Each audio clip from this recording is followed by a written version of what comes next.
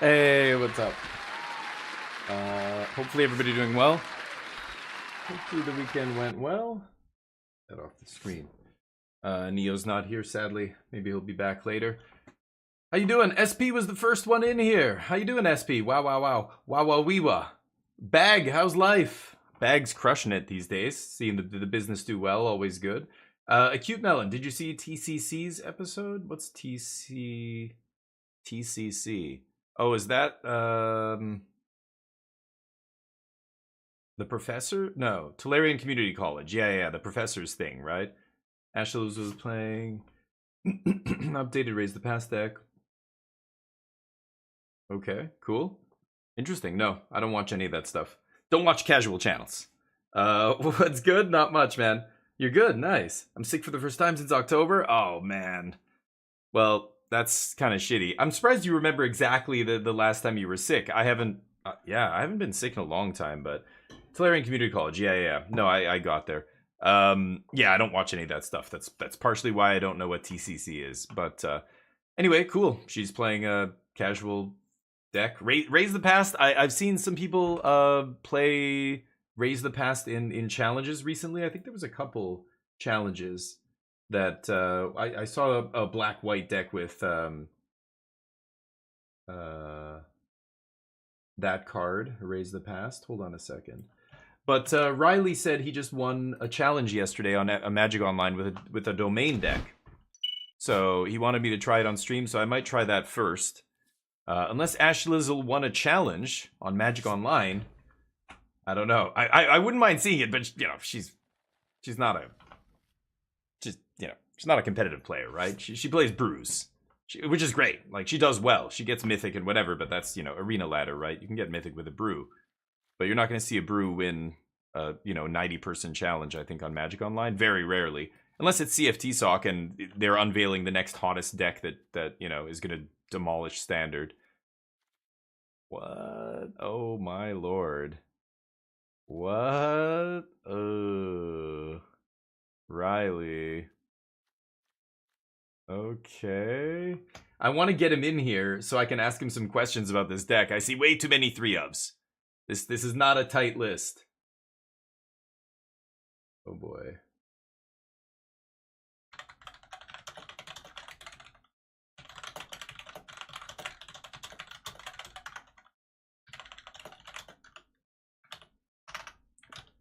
So many 2s and 3s. Crazy. I'm telling him, if you're, I'm looking at your deck now. That's a lot of 2s and 3s. Okay, let me see. That's the list. But wait, the cards even aren't even out yet, so I'm not sure how like she was playing with, oh, I guess Bloodghast is a reprint maybe, but I don't know. Zahir Glory's Past. Yeah, she was playing with new cards, right? So she was playing this in paper or something. I don't even know why. Why are we looking at this though? I can't build this. This isn't going to be playable for 2 weeks. They're playing in paper. Okay, that makes sense. So yeah, fuck. I don't know. Sure. Like I want to either look at the list online, play it, or yeah, it's a sack deck.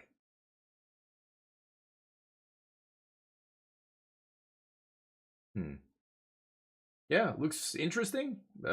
Is it good though? Who knows? Yeah, it's interesting though. Anyway. Right, but that doesn't mean anything. Yeah, playing one match of Magic against somebody is not like winning a 9-round tournament, right? 9 rounds of standard where, people are trying their best to win because there's money on the line, or prizes, big prizes. It's a different thing, I think. But anyway, we've spoken about this before. So this list looks sloppy as shit. I want to get Riley in here and be like, what? Where's Riley? Someone page Riley. Dugio, how you doing, buddy? COVID. Oh yeah, Bag. Yeah. See, that's like me. I don't get sick very often. These days, I don't even really go out, so I never have a chance to even interact with people who are potentially sick in public and stuff. But anyway, they just won a challenge. I think it was Riley and Apple Chips, one of his buddies. They often, one will play and the other will like watch him play, or they'll stream together and stuff. And they just won. I don't know who was piloting the deck, but Riley said him and Apple Chips won the challenge yesterday with this list. And it seems like, yeah, like why these weird one-ofs? It's like you're trying to be too smart, and I don't know. That's what it always seems like when people do this kind of shit. I feel like it's, you know, you should just play the best thing. I don't know what you think you're playing with, like, around here. Why are these two different? Because what? Someone strips your one of them from your deck or something? That's never gonna happen, right? I like the Analyze the Pollen. I would be playing 2 of those. But that's the kind of card you never want to have, like, 4 in a deck like this, but you want, like, yeah, 1 or 2. 1 Smite, 1 Frillback, 2 Templock, 2 Day of Judgment, no Sunfall.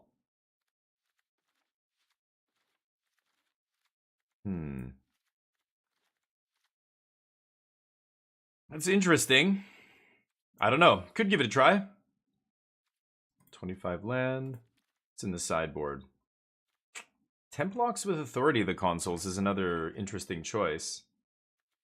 Oh, I don't have the second Nissa here. Definitely an interesting one, but yeah, I don't know. I'll wait till Riley's in here, and then maybe we'll chat. Yeah, most of the RCQ domain decks look like that. Oh, really? Yeah, interesting. Yeah, they all look sloppy as shit. That to me is like just loose, right? Loose deck building. I think you listen to any good deck builder talk about these kind of things. I've spoken about them many times on the channel. Jerry Thompson and, you know, other deck designers that other pros go to for lists will say that often. Like, you know, a nice list looks like 4-4-4-4-4. You know, obviously there's extenuating circumstances. Are you a toolbox deck? You know, that kind of stuff. But these, like, yeah, if you're referring to this pile of RCQs, like, I don't know how many times I have to repeat myself, but don't give a shit about 15 players. Don't look at... An RCQ is not an RCQ is not an RCQ. They're not all the same. There's 8-person RCQs, and then there's, you know, 150-person RCQs. And, like, the results aren't going to be the same, and I think it's obvious the reason for that. Just ignore everything less than 50 players. This is borderline. Borderline. Enough players. 46, that's acceptable. But, yeah, 1 Flood Pits, 4-4... 3 Zur, yeah, 2 Analyze the Pollen. That's what I think I'd be playing, and I would definitely be playing, yeah, Sunfall, Split Up, more Sweepers. Yeah, 4. Like, they had 3 bindings. That doesn't make any sense to me. It's one of the best cards in the deck. Why would you play 3 Leyline Binding? It's wild. Jub, what's up? So even this list looks better than the one I just looked at.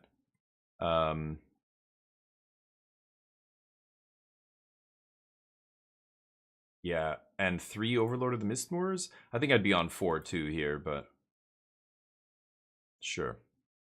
But yeah, a lot of these RCQs are going to be not worth your time even looking at, right? So there was one in Italy, 33 players, not interested. 21 players, not interested. 23 players, so none of these are of any use. 2-slot RCQ, 20 players, not interested. 61 players, the challenge that happened. Hey, a blue-white control deck? Spring-loaded saw blades, goodness. Yeah, spring-loaded gets copied by this, right? So you can instant speed. You can turn 3 steps ahead into a removal spell, I guess, but I don't know if that's great. You're never flipping this, right? I guess you could sack a clue to flip it. It's kind of interesting. I've never thought about that. But other than that, yeah, pretty standard blue-white control. The same list. Back to Archangel Elspeth? Dear God. Yeah, mono-white looks the same as usual. Where's the... Oh, League, I don't care. Where's the challenge that they won? Hey, Omniscience combo. This is only 42 players, but... DFAB, yeah, I really like DFAB in that deck. Interesting. Yeah, so none of these RCQs are worth your time. Maybe the Italian one had almost 50 players. You could maybe, you know, say that that's a decent look at the metagame there, but everything else is a joke. Anyway, Extra Humor, what's up? 46 is enough. Yeah, that's basically the line. Like I said, 50, give or take. You know, 50 players around there. That's enough rounds that, you know, the chaff gets weeded out usually, and, you know, but like 4 rounds, come on. Anybody can win a 4-round tournament. You can win a 4-round tournament with a ham sandwich. 8-round, 9-round tournament? No. Anyway, if you don't believe me or you think I am making this shit up, then by all means, go ask a pro. Go post at whoever online and say, you know, is a 20-person RCQ a good representation of the standard metagame? See what they tell you. All right, a bunch of stuff. I don't really love this style. There's Zur, but nah. Get our free pack here, and I don't know. I was gonna play this domain deck, but it does not look great to me. It doesn't like I don't know. I gotta ask Riley about this deck. It does not look great. The last time I took a pass at Dimir, don't even know where it is. Domain ramp? Or Dimir, I meant domain. Yeah, this is how long ago it was that I tried this deck. It must have been ages ago. So I had even a Jace in the main. Anyway, I could give their domain deck a try here. I have to craft 1 Nissa. How many rare wild cards? I have 1 mythic. So I'm gonna cut second Nissa here. I don't even know when I would bring it in. And there's a Sunfall in the board. 2 Tranquil Frillback. So you're just completely dead to the combo deck. This is why when I was playing that blue-white combo deck, I'm like, domain's a buy, you know? They might find a piece of graveyard hate. I've seen many of them play Rip. Oh, I guess you have a Rip here too. Okay, so there's 2. And then the main deck Frillback. Yeah, it just feels like that is so little graveyard hate. You're not stopping the combo deck, right, with that? Yeah, I'm very surprised to see Authority of the Consoles, considering he's playing Templocks in the deck. 3 Templocks. I don't know. I'm going to put in another Sunfall. Sure. Let's try that. Not much. Nice. So last Cyber expansion. Ending I didn't have yet? Oh, nice. Oh, really? Jesus, Job. That's crazy. Check out the second challenge on the list's top 8. Yeah, I think I went over all of them. Why was it absurd? Oh, Jund aggro? I didn't even bother looking at that, yeah. I don't know, what did it look like? I haven't seen a real Jund aggro deck in a long time. Okay, so let's go... It's probably just the combo version, right? Is it the combo? Is it Gruul with splashing black? That's it, right? It's just the Gruul deck, and it splashes black for the fling guy. I'm pretty sure that's the Jund aggro deck. It's just Gruul. It's Gruul aggro. Match? Oh, I guess the rank reset, right? New month. Yeah. 20% RCQ. No, I still think that's not relevant. I like, look at Worlds is a good example of that, right? Worlds used to be 32 players, and it was a bizarrely different metagame than what you would see in a 200-player Pro Tour or whatever. The Pro Tours and Worlds have a very different metagame, but exactly because of what you're describing, and because of what I said earlier. Just not enough players, so it becomes inbred. The pros all know each other. They know other teams. They know what other teams are likely to try playing, or they get info from each other, etc. And then the whole metagame becomes really inbred. That's usually what happens at Worlds. So I think, yeah, even though they're all pros and they're all really good, they're good enough to know that they're not just going to play stock decks because they know the other people are going to be playing stock decks, and so they have to level up, and they know the other people are going to level up to and they all play a bunch of weird rogue cards and things like that. Weird things in their sideboard and, all that. Remember when, I can think of many examples of this in decks that I've seen. No white mana here is kind of rough, but Overlord should find us some. Like Nassif and Channel Fireball playing like a Celestis in the main deck of their blue-white control deck and all this stuff, just for duress to try and get a leg up on because they knew control was going to be the best deck. They knew the other pro teams were going to play control. And so they played like some random, like they played duress in the main deck, or I can't remember what it was. They were splashing black for, that kind of stuff. It's, yeah. This isn't gonna make white. Anyway, it's interesting. Mina, how you doing? How was the weekend? Omnivorous Flytrap, dear God. Curated events are weird. The curated ones? What do you mean? With, like, a small number of players? They would do it at a smaller... Like, it's just the prize. It doesn't matter how many players. I think the smaller the group... like, okay, so if I'm a pro player, and let's say there's a $10,000 tournament, and the cap is 1,500 players... I'm not going to build a very specific deck. I'm not going to build an inbred deck. Mine was good. Mine was pretty good, Mina. I had a kind of a wild night on Saturday and drank way too much. I haven't been, like, properly drunk in a long time. But I saw some friends I haven't seen in a long time. And, I'm dead now? I'm just dead? I've got to kill this thing. I can't even play with Flood Pits here. Yeah, I saw a friend I haven't seen in ages from back in when I lived in South Korea, and we went out and we went... In Korea, we call it ilcha, icha, samcha. It means, like, first place, second place, third place. Like, you don't just go to one place and drink. You have a few drinks at this place, and then you go over there. And then you have a bunch of drinks at that place, and then you go over there. And then you have more drinks over there. And, like, each place is, like, a different style. So we kind of did that. It was great. And yeah, so Sunday I was out of commission, basically.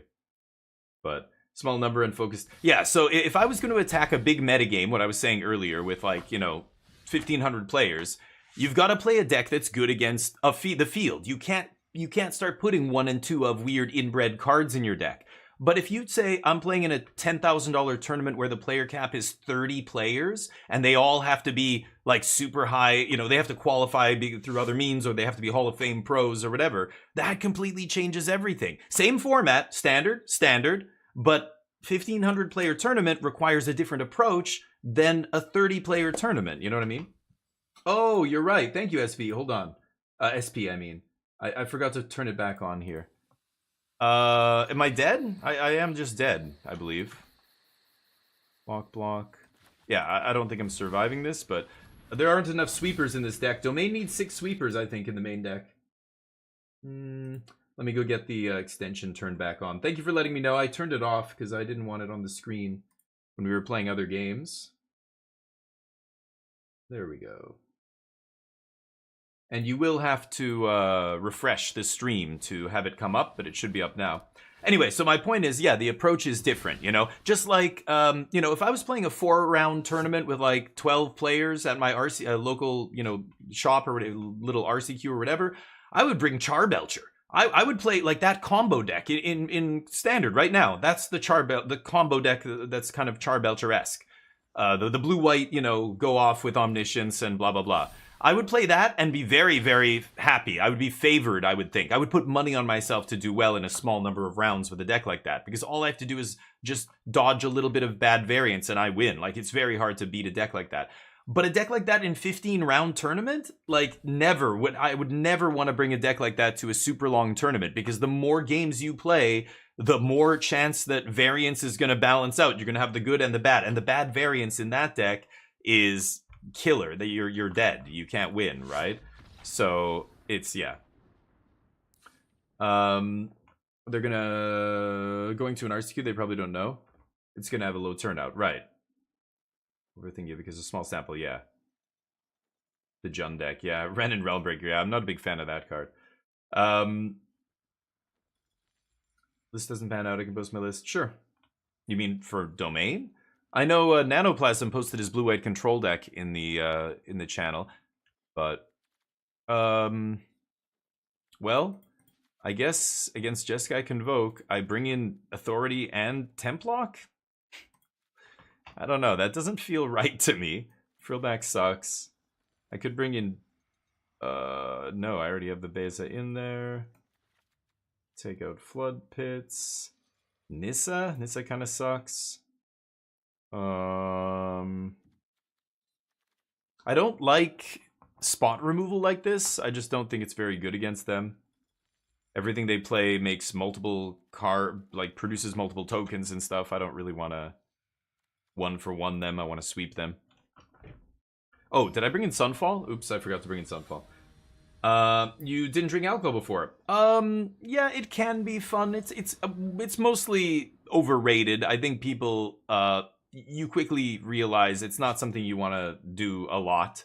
So every once in a while, you know, have a drink. I like having some types of alcohol, just like a glass of wine is nice. Or, you know, I still like beer. I've been trying not to drink so much beer these days, but yeah, it's nothing special. I think when you're young, like before I was legally able to drink, I don't know if you don't drink alcohol because of that or what your reason is, but before you become able to drink alcohol, you're always like, oh man, like I want to try it. Let's get beer, let's get whatever. And then you realize at some point, usually after a long time, years of drinking, for some people it never ends. For some people they never actually break that kind of thing, but you realize it's nothing special.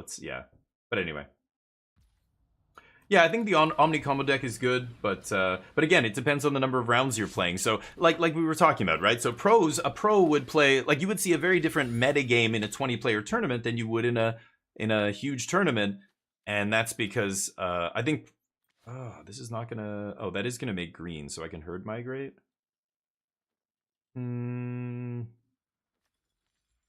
I want a temp lock here.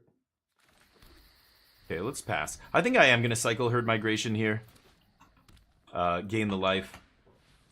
Those events are fun, the meaningless for data reasons. Yeah. In Egypt, not common? Oh, right. Oh, you're 25. Okay. So in Egypt, yeah, I imagine it's going to be really expensive probably there too, right? If you can even get it. I know one of my buddies, when I was living in Korea, I had a buddy from Saudi Arabia, and he said there's a U.S. Army base, or like a U.S. Army kind of area that's off limits to locals, but that's where people can get beer from. Like there are people who are gonna bring it from the base and sell it at a crazy high markup to people off base. And he said, if you knew the right people, you could get a beer there, but it was like $40 for one beer. It was $40 for like a Budweiser or something in Saudi Arabia. And I was like, oh my God, dude. He's like, yeah, because it's like essentially black market shit. I remember asking him, what do you do as a teen? Like, you're like 18, 19. What are you doing over there for fun? And he's like, we go to tea houses and smoke hookah and stuff. I know that's probably big in Egypt too, right? I enjoy hookah. I smoke a lot of hookah in my day, and I used to have two in our house, a bigger one, a smaller one. We had like bags of shisha and stuff in our fridge, and yeah, it was fun. But I can't imagine that's the only thing. And he's like, yeah, dude, go to movies, play video games. That's it. There's no bars, there's no clubs, there's nothing like that. So you just you do what you gotta, you just have fun in other ways. And I was like, wow, crazy. Starting to think of wasted on, also you starting to think of wasted on drink time.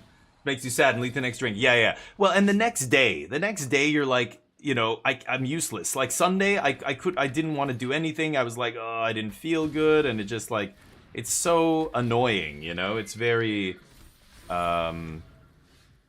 it's such a waste of your life. Like it costs too much.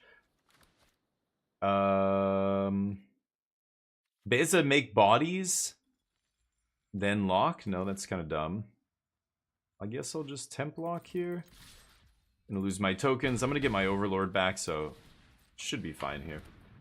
The wasted day, the wasted time, the money. Like, you know how much money I've spent in my life on alcoholic drinks at restaurants and bars? Not just like, stuff you buy at the supermarket and bring home, but when you drink out somewhere, it's ridiculous. It's like $9 for a beer here in Canada. That's not including tax or tip. The other thing, it's so annoying. Like, we're at the bar on Saturday. It's a busy bar. The guy's like, he said maybe 2 words to us. Hey, what'll it be? Well, no, okay. He goes, pours the beers. Hey, there you go. That was it.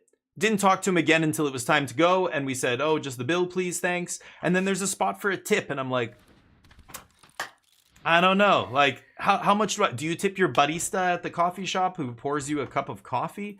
No. Right? Should I tip? All he did was fill up my beer glass once. That's his job.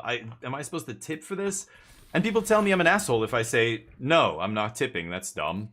But I think, it's these kind of situations. It's ridiculous now in Canada. Like the minimum tip is like 18%, and it's like for one beer, it feels like this is not what? No. Avatar: The Last Airbender. And I guess I'm gonna Day of Judgment here, so I'm gonna swing.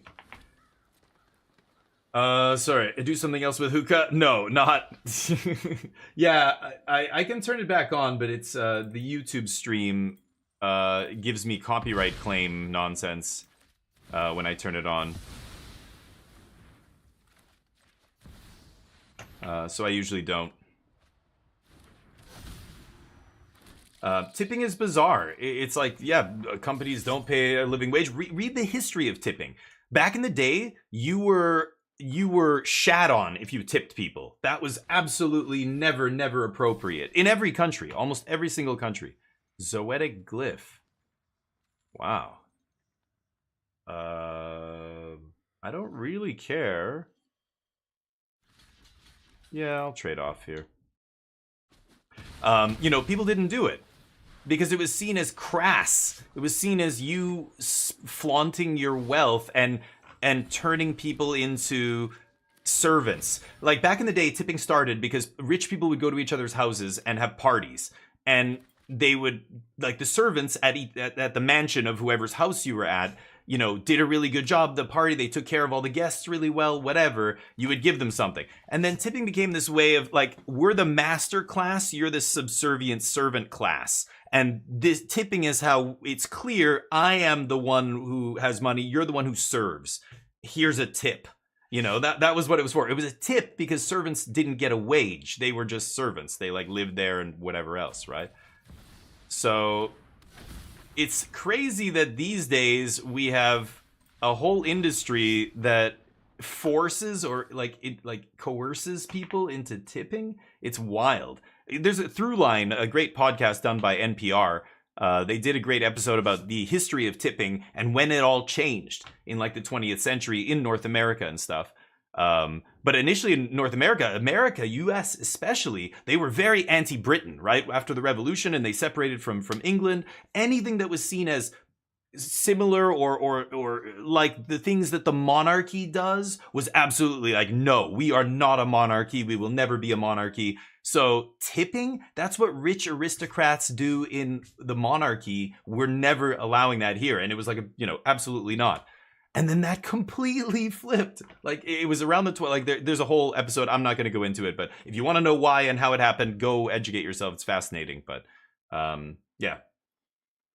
Japan, no tipping. Korea, I had people chase me out of the restaurant. Like, wait, you left money on the table. Here, be careful. Like this kind of thing. And I'm like, what? No, that's for you. They're like, what? You paid though. You already paid. They're like, why are you giving me more?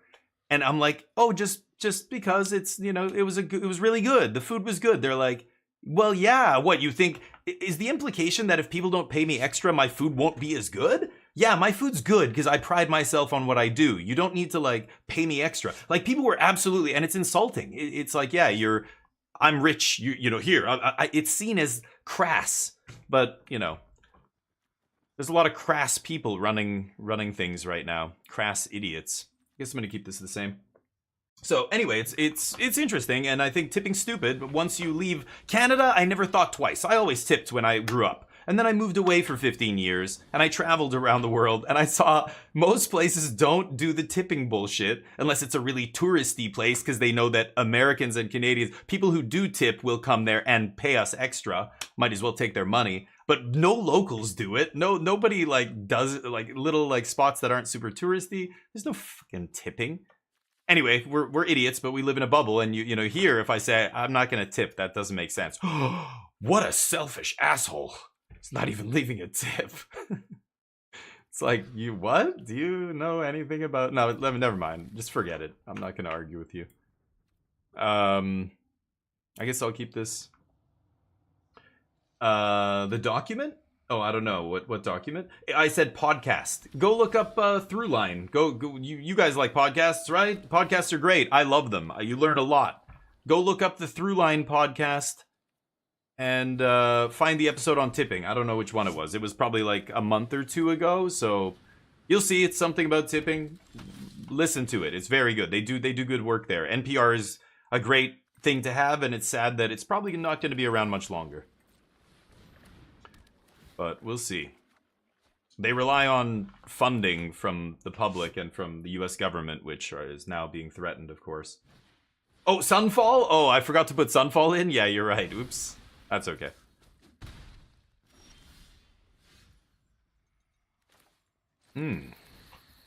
Respect my authority.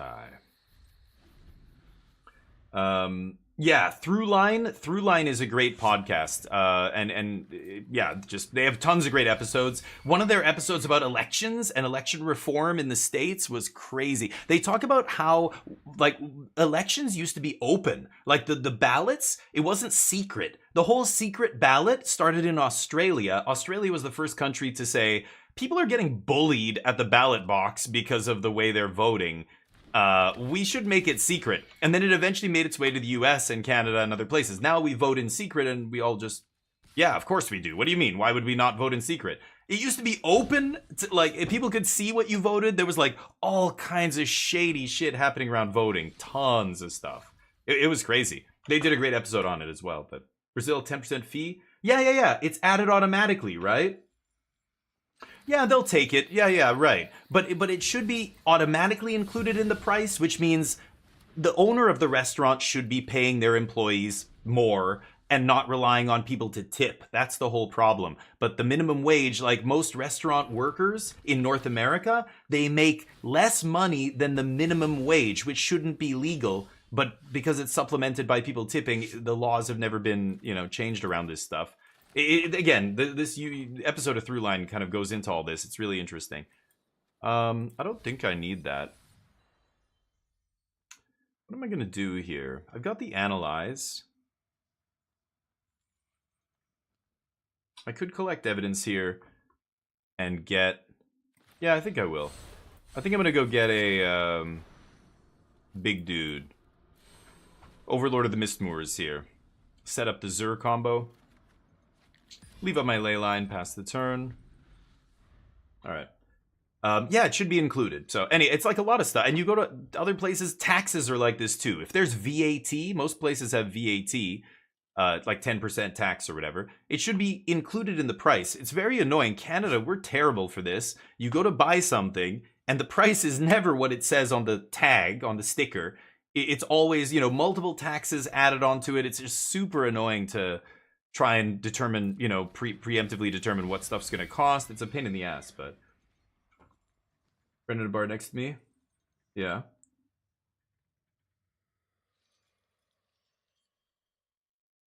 Yeah.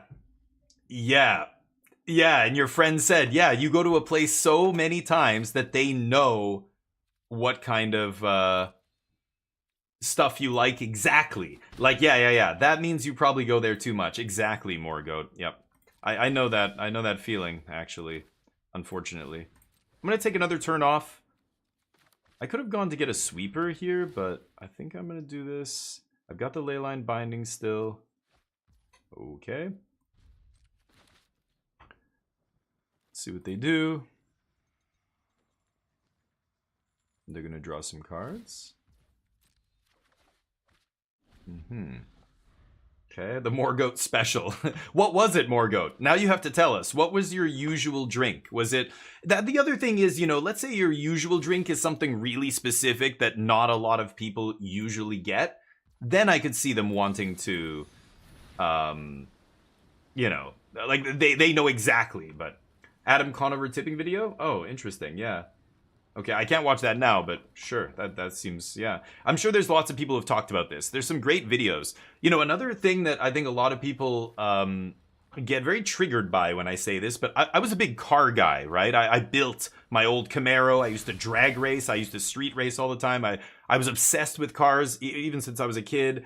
When I got old enough to work on cars, I was dating a girl who... her father was an insanely talented, like really good mechanic. And he taught me so much. And we spent a year and a half basically just building this car. And let's go avatar here. I guess I need black for Zur, right? I've got to go human or wizard. Let's go wizard. Okay, we'll jam the overlord.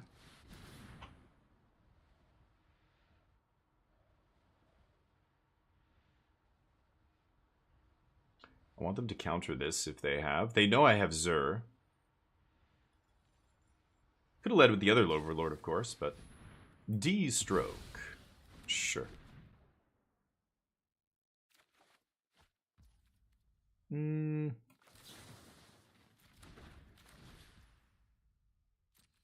Sure. Okay. Drinking beer. Order 0.5 Guinness with coffee liqueur shot. Oh, nice. Okay. So 500 milliliters of Guinness with, yeah, half a Guinness with, yeah. Interesting. Anyway, there's this, you know, I'm a big car guy, and I like, you know, performance vehicles. I like cars that perform really well, like, you know, a supercar, hypercar, like the, you know, anything that's, the engineering is on another level, and the body, the aesthetics and everything of the car are incredible. Trucks are not beautiful. Trucks are a workhorse. They are for farms and construction businesses and, you know, this kind of stuff. When trucks started to become like trendy to mod, and not just trendy, but like they started to be the best-selling vehicle in all of North America, and they held that title for many years, full-size trucks. The reason wasn't because they were good vehicles. The reason was because they were, the companies that make them were making more money on a truck because they didn't have to conform to emission standards that all the other cars have to conform to, because trucks were in a different category because they were for work. They didn't, you know, farmers can use these trucks and stuff like that. They shouldn't be subject to the same laws because they're not thousands of them driving in a city. Trucks were never meant for a city. The toll they take on the pavement of the roads, the parking, the accidents, how unsafe they are. They're the worst class of vehicle in every single category, trucks and SUVs. And they are so massive now, it's ridiculous. There's one in my underground parking that sticks so far out of his parking space, even he's all the way back, that it causes people to have to go around him, and it you know, if two cars are coming, one person basically has to wait. It's batshit.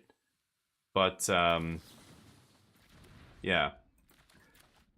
There's a great video on YouTube talking about the damage that just having that many trucks on the road does. They should absolutely ban full-size trucks in cities, like complete ban. And the only people who are allowed to use them are people who need them for work. So if you have a business license and your business requires a truck for whatever reason, you're a contractor, you're whatever, then you go to the city, you get a permit, and bam, you can have a truck. That's it. No regular person should be able to buy a truck. Ever. But it's like a full-size truck, like massive truck, there's absolutely no need. They're terrible, terrible vehicles. But so many people like them. I think there's a lot of insecure men who want a big truck. There's that whole segment of the market. But women and other people who want to like be higher up, you know, on the road, like it makes them feel safer or whatever.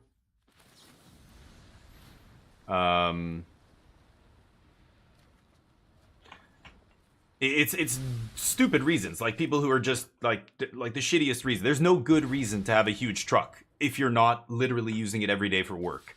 So farmers, those kind of people should be able to have. But when I talk about this, people lose their minds. Lots of my friends like trucks. Lots of my friends have trucks. They think they need them, you know, and they talk about, oh, but what about driving in the snow or whatever? It's like Vancouver, we got 1 day of snow this entire winter. Yesterday, that was the first day of snow.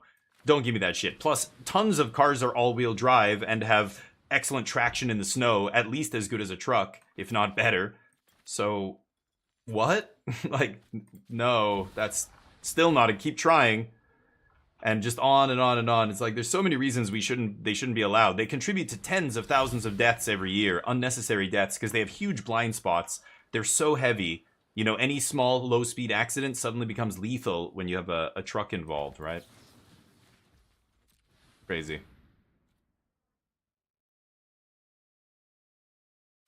But, yeah, I don't think we'll ever get rid of them because big car companies have lobbied very hard to keep trucks from being treated like other vehicles.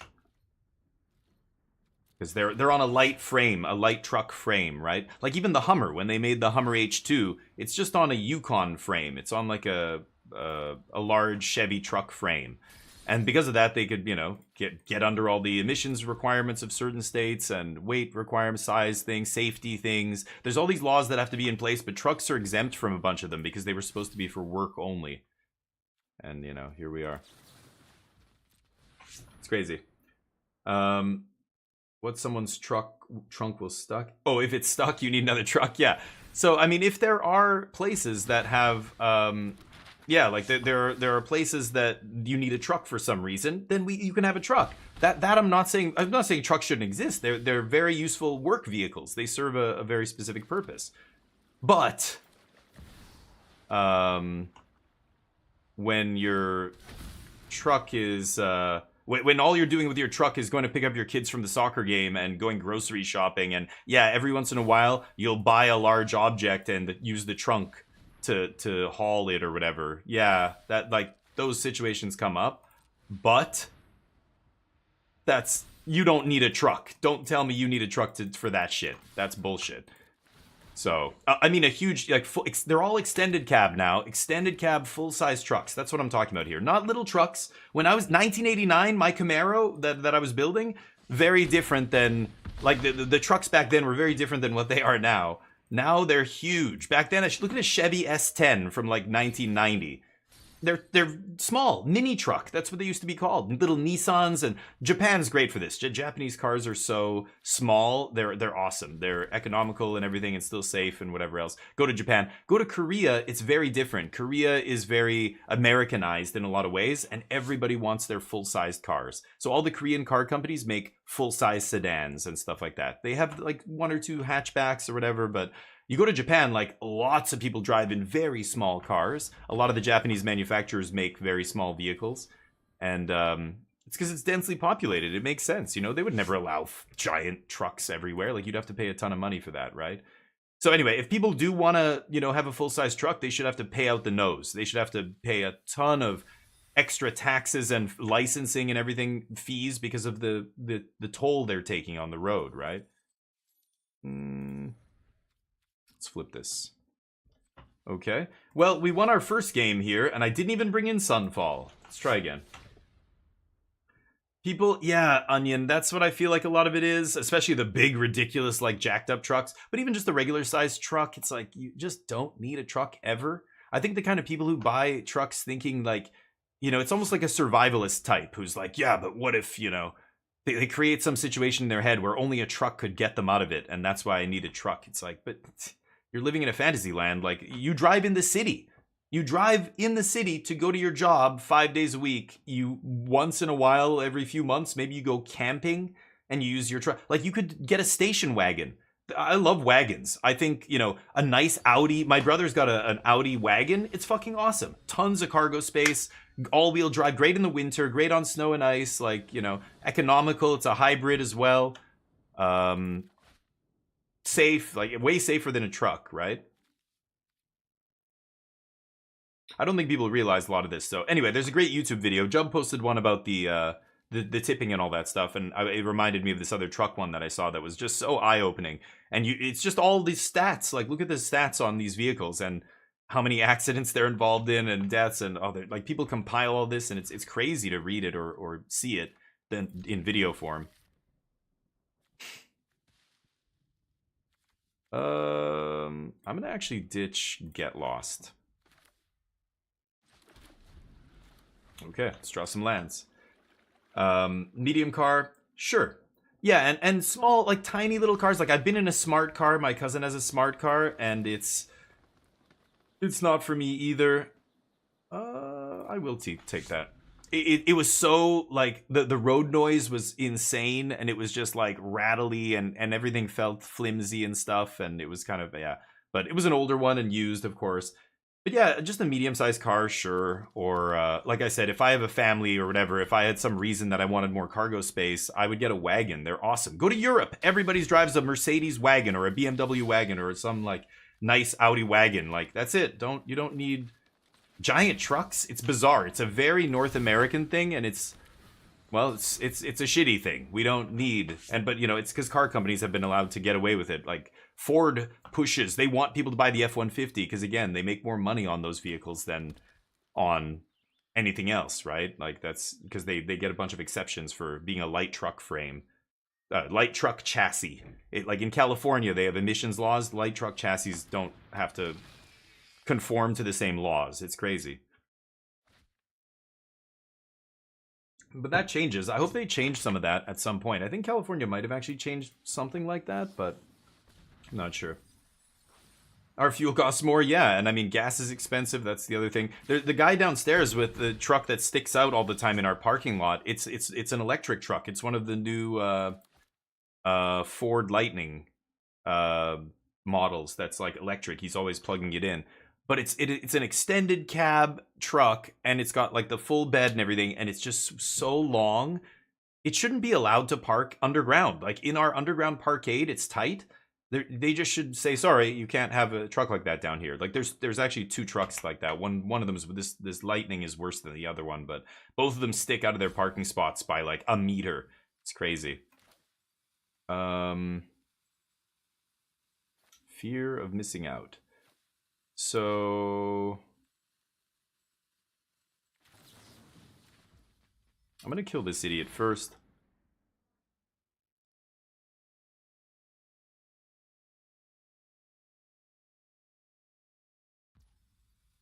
Yep.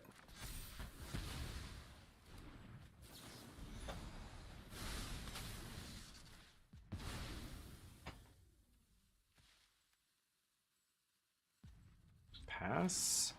I could analyze here. I probably should for a land, but let's see what they do. Yeah. Anyway, lots of things we need to change, but nothing changes if the people who are benefiting from it not changing are the ones holding all the power, right? Who are these people? What is this sleeve? Did these people win a contest or something and they got turned into a sleeve? What is that from? Some artist's, like, you know, custom collection that came out on Arena at one point? I've never seen that one before. Omnivorous Flytrap. This is the deck that, oh, is this the deck that that won the challenge? This is the one that Acute Melon was talking about, I think. Omnivorous Flytrap, huh? Spicy. Sit down. I think it is time to go get a land here. Now I can analyze the pollen. So let's get Lando. Well, I could just get a... Hold on, you know what? Let's go for this first. I wonder if they have Snakeskin Veil here. Maybe. No. Okay.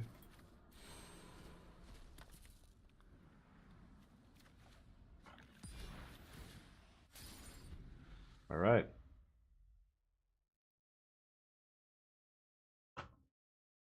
All the removal spells.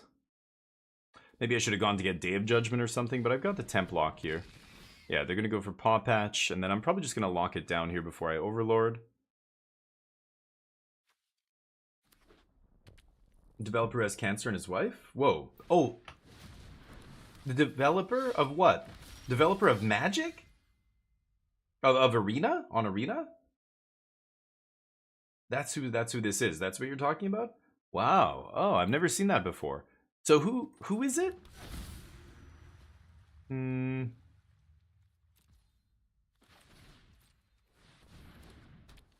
It's an Arena developer, like a Magic Arena. That's interesting. I had no clue this came out. I don't know. I don't really pay attention to the cosmetics too much, but that's pretty cool. So they put him in a sleeve. Yeah, that is awesome. That's an awesome way to honor you know, somebody who's working on the team. He's still alive, but yeah. Wow, crazy. That's cool. Maybe they raise money for, you know, maybe the sales from this went toward his cancer treatment or whatever. If he's American, it's probably not going to be cheap, right? Swing.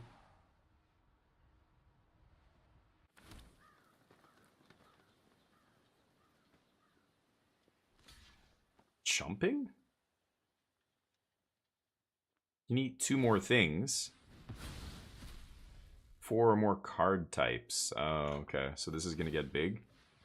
Cool. Oops. What do you know? Oh, and it gets trampled too. Nice. Free sleeve? They give it to everyone. Oh, wow. Cool. One of Wizards of the Coast devs. Oh, wow. Passed away? Yeah.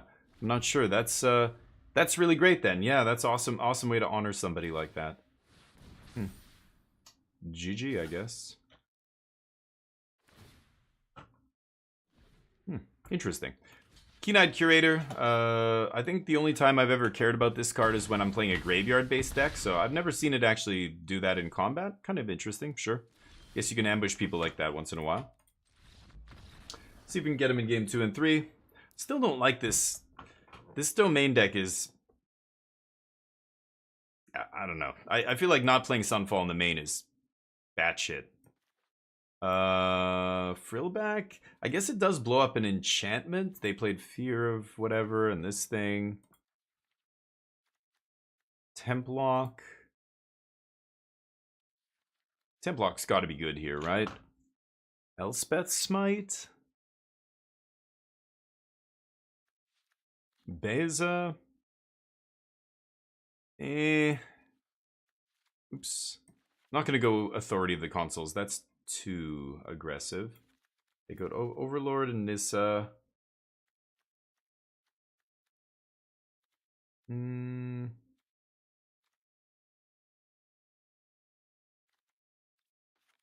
1 Overlord? Yeah, I really wish I had 4 Leyline Binding in the deck too, but... Oh, the sleeve is popular? Really? Interesting. Yeah, I've never seen it before. Did it just come out or something? I don't know how long it's been around, but I don't think I've seen it before. Maybe not. Or maybe I have and I didn't notice. I don't know. The Curator. Oh. Oh, the green creature? You've seen a lot. Oh, I see. Yeah. Yeah, if I see a bunch of that guy, then I'm not interested in playing the blue-white combo deck anymore, that's for sure. Scavenging Oozes in people's main decks. Anyway, I'm going to be going away this week. My birthday's next week. And my parents are currently staying in Mexico. They rented a house there for a month. They're retired. They like traveling. They have friends down there, so they go down there. This is the second time they've gone for like a good long time, like a whole month almost. And they asked us, hey, come down, meet us, and we've got an extra room in our place, so you won't have to, pay for an Airbnb or whatever. So my wife and I said, you know what? Sure. So we're doing it. And I'm going there for my birthday, to Manzanillo. So I'm going to be gone from the 7th to the 16th. I'm not going to see a lot of you guys. And when we get back, I'll be gaming on my new PC, which is going to be great. I'm going to hopefully have this room changed, and I'm going to have to get a different desk or something in here, but... thank you. Yours only a few in February or in March? Mine's on the 14th. I'm a Valentine's baby. But I'm going to be going away from the 7th to the 16th, and then yeah, when I get back, I just found out I got, I'm getting Xbox Game Pass for free for a month, which is great. They gave me a key. I'm an official Xbox content creator, or Xbox Game Pass for PC content creator.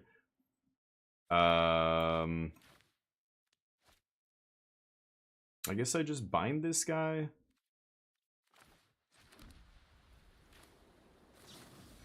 Sure. I could wait here until their turn. I don't know. It's either play around Snakeskin Veil or play around a enchantment removal spell. 24th, yeah, 10 days after me. Sweet. So I'll get to say happy birthday to you when it is your birthday. Anyway, so what I'm getting to here, before I go, I'm leaving on Friday. So Wednesday is early access. Early access is happening for Aetherdrift, the new set, just before I leave. So I'm gonna kick it off with, our traditional 24-hour stream, and hopefully that'll be a way of saying, all right, I'm gonna do this big stream as well, to kind of make up for the fact that I'm leaving for so long. I guess it's just time to Day of Judgment here. Let them blow up the ley line if they want. They're adding achievements and titles to Arena on the 11th? Oh, nice. Cool. Yeah, I won't be here for that, but when I get back, we'll probably talk about it and see everything that's going on. Sure. And we'll see what happens with the new PC. Hopefully it's issue free. Sure. All lands. Not a land?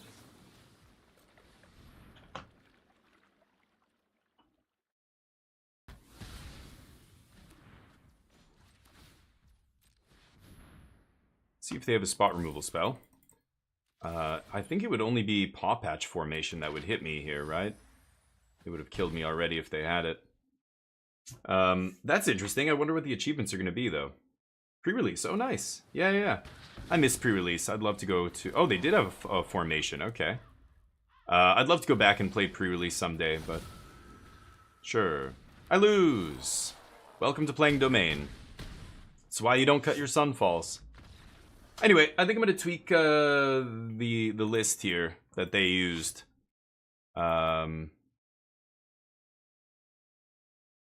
yeah, this feels like there's a lot of loose choices.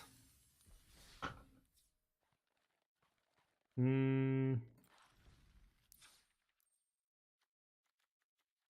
like, I have no... You have to play Sunfall in your main deck. You can't play a bunch of this other crap. I get that this stuff draws you a card, or draws you, you know, up the beanstalk, but that's not good enough. Let's see here. I should just copy and paste the list from one of the challenges here. Challenge 32.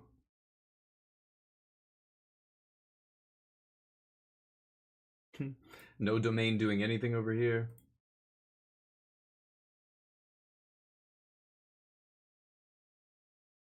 Wow, 2 Omniscience combo decks in the top 8 of this tournament is wild. Huh. Yeah, pre-release is great. I miss going to pre-release, like back when I had people I actually enjoyed going and hanging out with.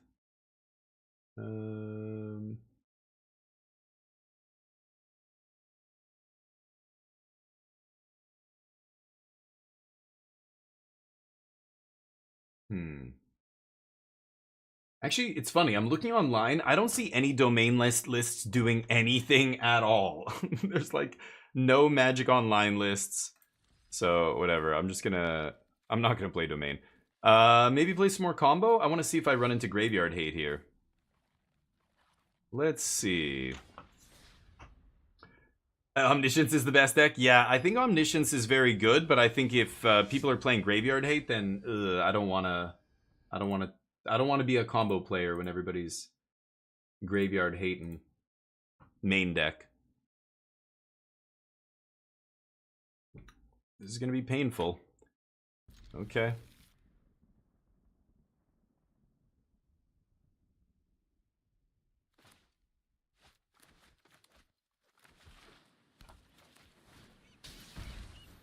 Deal.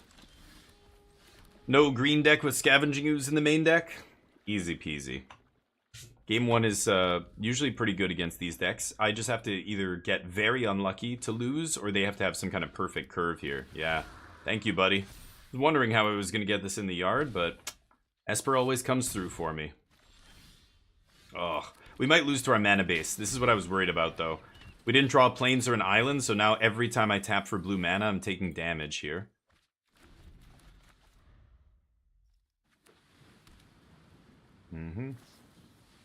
Got me.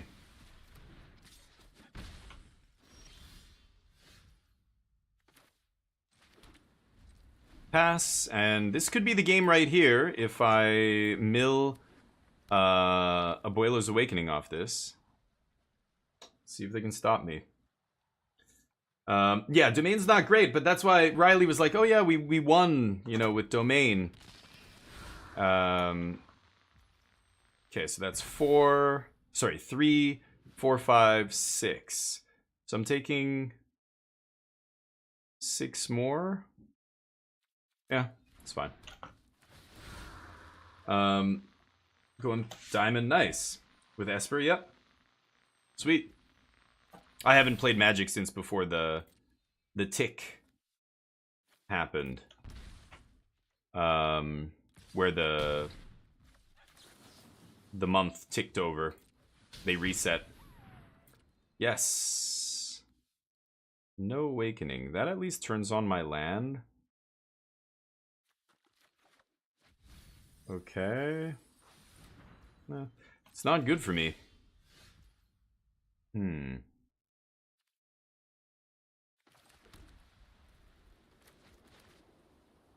So I bounce one of these things, like the Optimistic Scavenger. Okay, let's see what happens. And then I Confounding Riddle. Like I said, I just need to get Abuelos into my hand and we win. They got lucky. Didn't hit it in the last batch. Hopefully get it in the next one here. They've got to find another Hopeless Nightmare or something to kill me. Some way to do damage. I could have Blast Zoned and then popped both of these, but that will probably kill me here. I think I have to do this.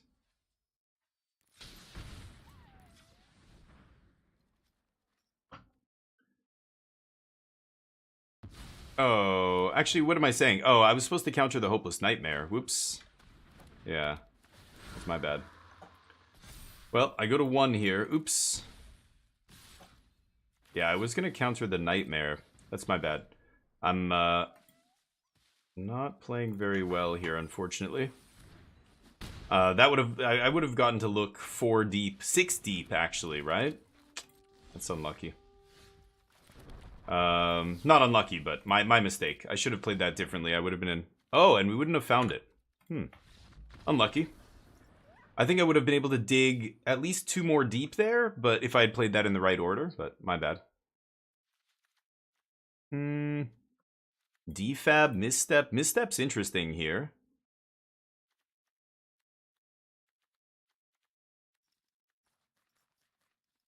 And what am I taking out?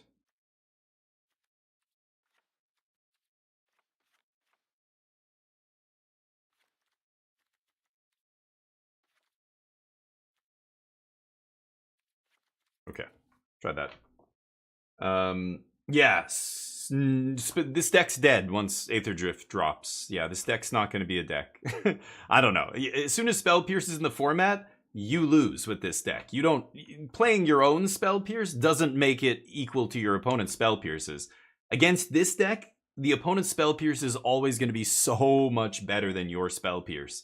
You can put your own Spell Pierces, but if you're putting Spell Pierce to fight Spell Pierce, you're going to have a bad time. Spell Pierce is there to crush decks like this. So, I'm not surprised it's back, but this deck is never going to be tier 1 if Spell Pierce is in the format. Yeah, so anyway, enjoy this deck while it lasts. I think once Aetherdrift comes out, you're not going to see much of this deck anymore. Or, I mean, if you do choose to play it, you're probably not going to do much winning. If the deck does get popular, people will... Like, Spell Pierce is just a perfect addition for all the Dimir and Esper decks, all the low-to-the-ground blue decks. And that means, you know, they're just going to pick it up no matter what, even if it's not... Because it's good in the mirror and stuff, right? So even if it's not something that they're putting in specifically for you, it's still going to be good against you, you know? Yeah, it's over once Aetherdrift drops. No. Could have probably defabricated that. But...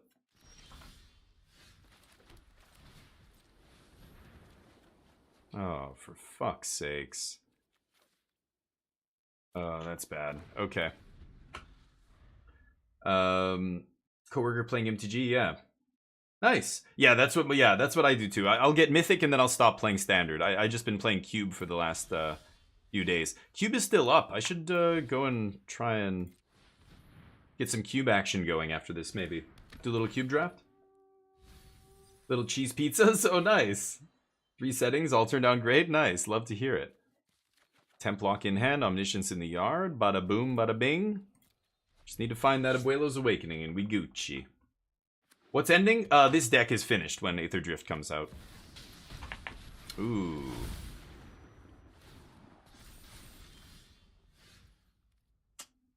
Okay.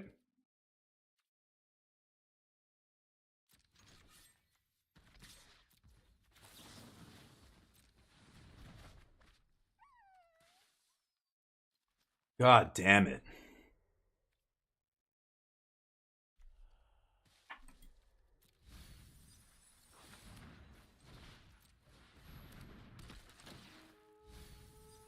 finally. I need a land, please. Lando.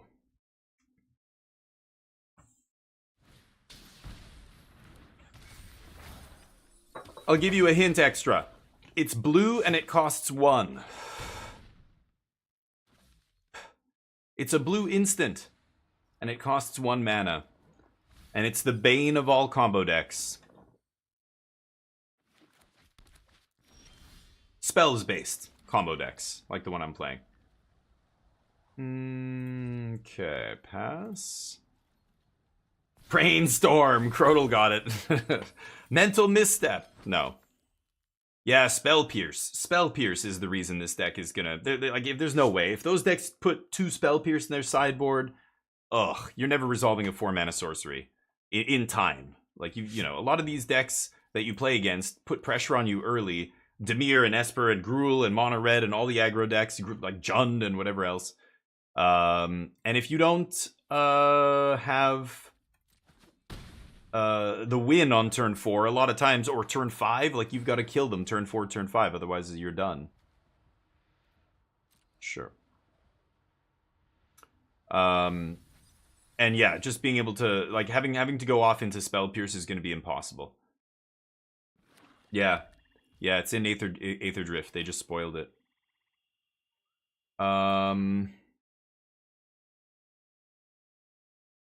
Yeah, so they're sitting on counter magic now. They're just going to kill me with Kaito.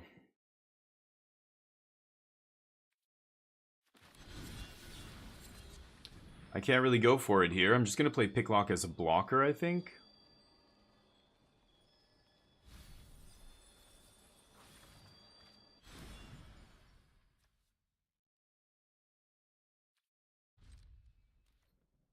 They have no creature lands. The life doesn't matter. Go ahead, sack your food. Yeah. No, I was joking. It's not Brainstorm. Brainstorm's not a good card against combo decks. I said the bane of all combo decks, not the card that the combo decks play. The card that that beats the combo decks, the spell-based combo. That card is Spell Pierce. Yeah, they're just sitting on a No More Lies, so I lose.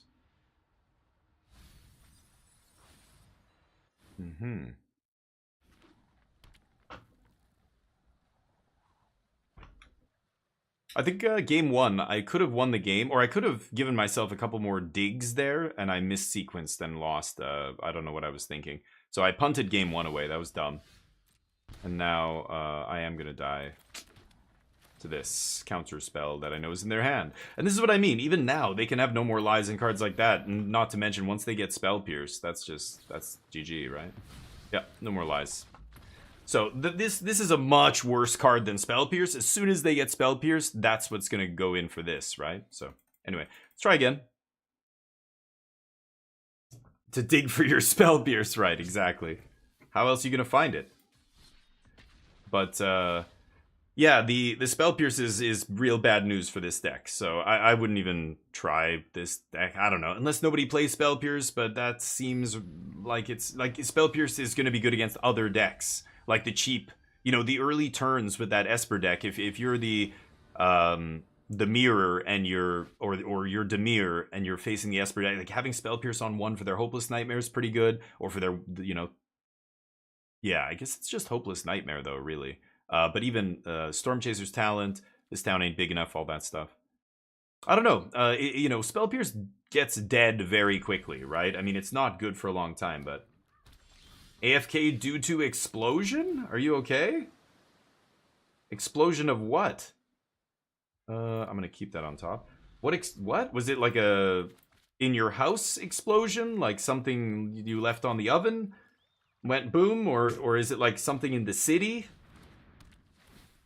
I think I would have heard of it, yeah, like in the news and stuff, right? Or this... a car, whoa. Let's draw cards.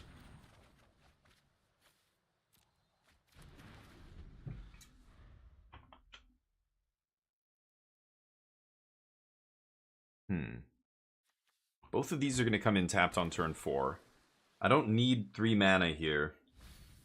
So I think I'm going to dig. Yeah, Turkey's great, yeah. No, well, acute is Turkish, I believe, right? But yeah, so I don't think they're insulting Turkey or anything, but yeah, I mean the country's. Oh, I'm gonna mill. Why am I keeping that on top? I'm just gonna mill it. Oops. Right. I was like, oh, I want an untapped land next turn. Nope. Okay, Abuelo's Awakening for the win. Oh, you're an Australian expat. Oh, I didn't know that. Okay, all I know is you said you're in Turkey or you live in Turkey or something. So when people tell me, I just assume that's where they're from. Could leave up the riddle here and then moment. I think that's better than playing another archaeologist. They know we have the riddle, so this forces them to play awkwardly. Yeah, like I'm not gonna let that resolve, right? I don't know, maybe I need to save my counter magic. I don't think this deck plays much counter magic, but this is a weird version, right? They might be playing Spell Stutter ×2. I don't know. Well, there's the Abuelos. Let's go Archaeologist. So I've got Omniscience in the yard. I could put... Okay, I'll just get another Abuelos then. Pass. But yeah. Oh yeah, that's okay. The new list? No worries. Is this the domain?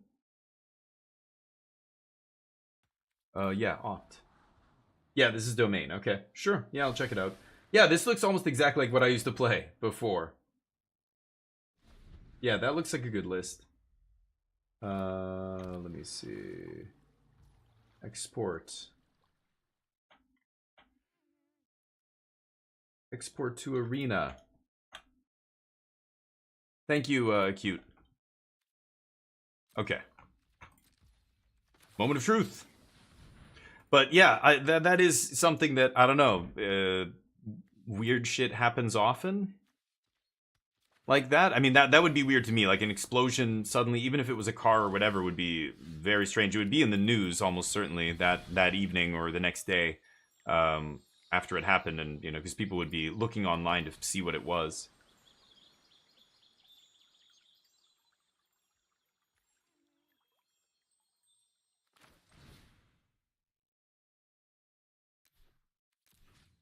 Okay, let's go for this. They can counter if they like. That's totally fine. They know we have one. Okay, and if the next one I play is another one, then how do they beat that?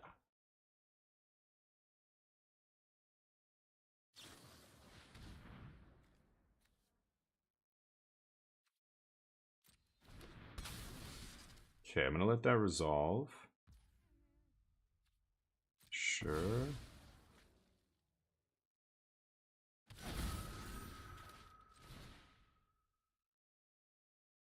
They go for their next removal spell. I counter it. They lose. GG. Good, they didn't make me go through with it. Nice. Yeah. I know, scroll shift is sketchy. I don't mind playing 1 or 2. It depends on, I think, what the metagame looks like, too. Like, it depends on what the other decks are playing. Scroll shift can be really ugly. Again, if people are playing spot removal that breaks it up is really bad. Like, if you go for scroll shift and they instant speed, you know, destroy evil and get lost and those kind of cards are everywhere, then I really don't like scroll shift. But, yeah, it changes. It changes based on what people are playing. What am I going to play here? Temporary lockdown? Does give them a lot of value. I think I'm going to bring in Misstep, Croft's Tiny Bones, probably Defab as well, and maybe Grand Abolisher?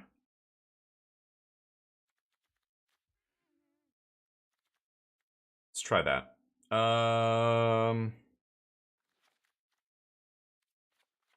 Let's try this. Okay.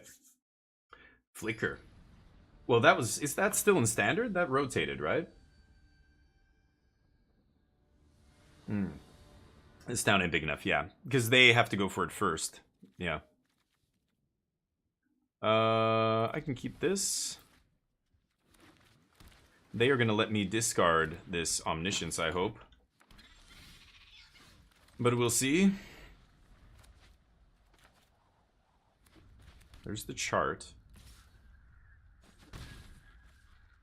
I might just Prankster first. Because what I want to do is set up a... like a way for... Oh, okay, never mind. If they have a Graveyard Hate card, I want to set up a way for me to... stop the Graveyard Hate before I put the Omniscience into my graveyard.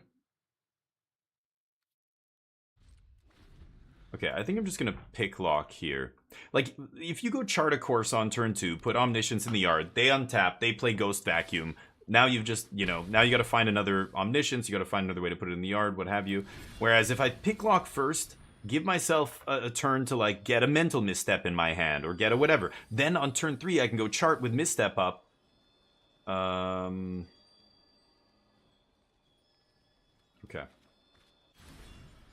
And I'm able to protect my cards, right?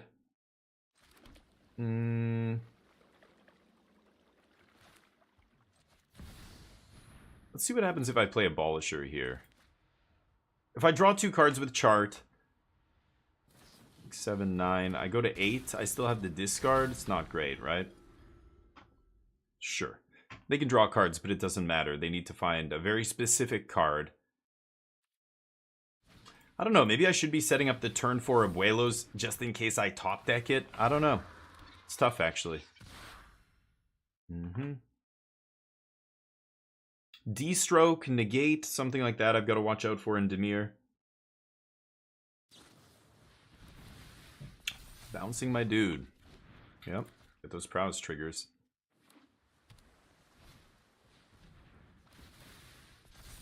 Am I taking 6, 8? Templock would be a good draw here. Not a Templock, huh?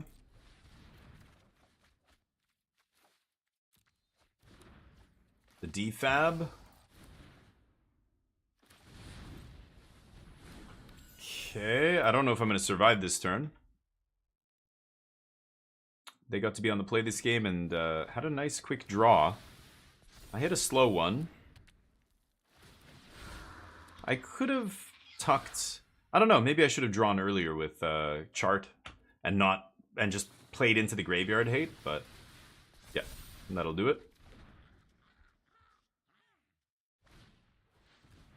They like triggers. Treats? Sure, I'll go get him some treats here in a sec. Okay. Just gonna submit my sideboarding. So I could keep the bounce spells in, but I don't love the bounce spell. Like, as far as dispersal, bouncing a token is meh. Obviously, bouncing fear or something is not something you want to do. Oh. Did I forget to bring these in? Oh, I thought I did bring them in. Oops, maybe that's why. Maybe that's why things aren't going our way. I'll cut 1 riddle. Okay, there we go. I'll get a treat for Dio.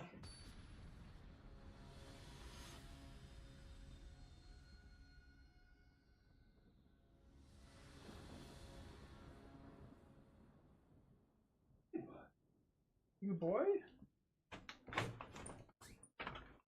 Alright. How you doing, bud? Oh, you want a treat? Oh, you want a treat?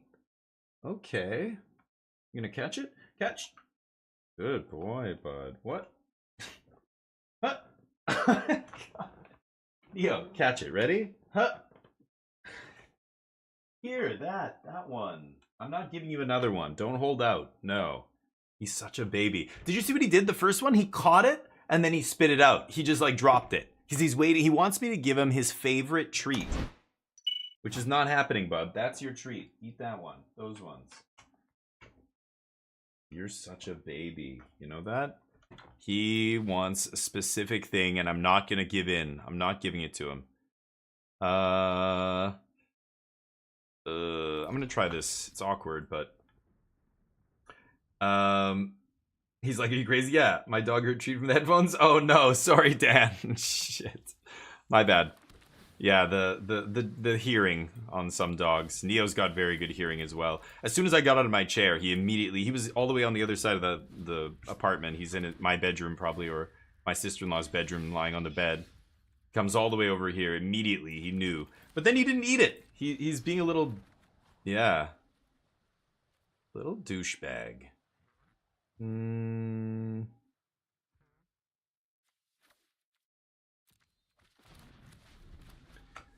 Okay. Probably shouldn't have charted so early. I need to find Omniscience. I was hoping to draw one by now.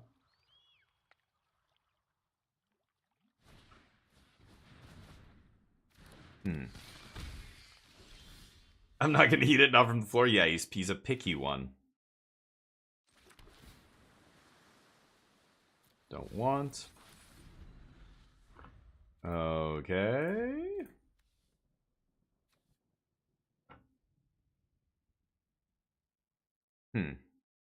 But anyway, he left it here.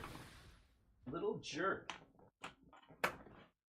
He's sick because I didn't give him a good one after our walk this morning. I gave him one of these, so now I'm giving him another one of these, and he's just like, nope, not happening, dude.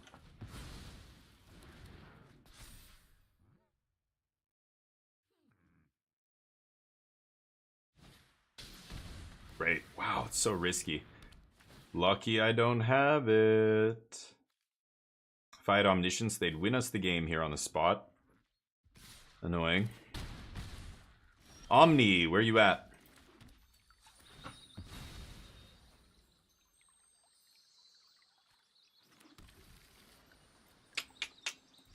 Go. Okay. See if they can kill us. They're missing land drops here, but I can't seem to find an Omniscience, so they haven't died yet.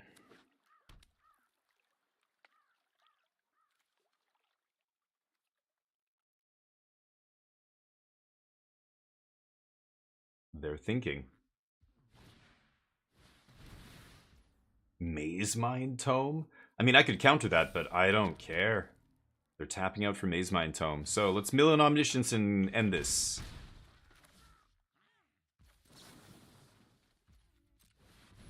Omnis? Any Omnis? Nope. I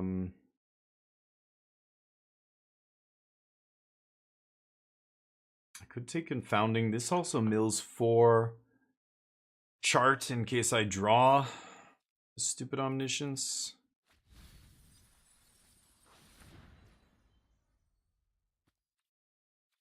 What are the odds of me drawing it? Yeah, milling or not milling doesn't matter, right? Okay. In our deck again.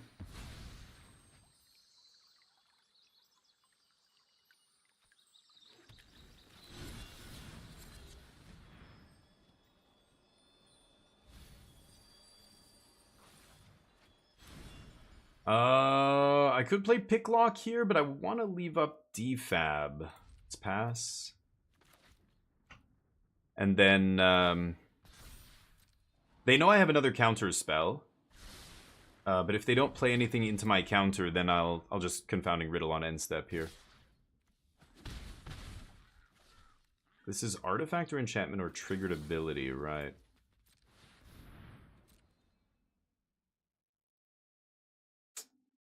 Boy, oh boy.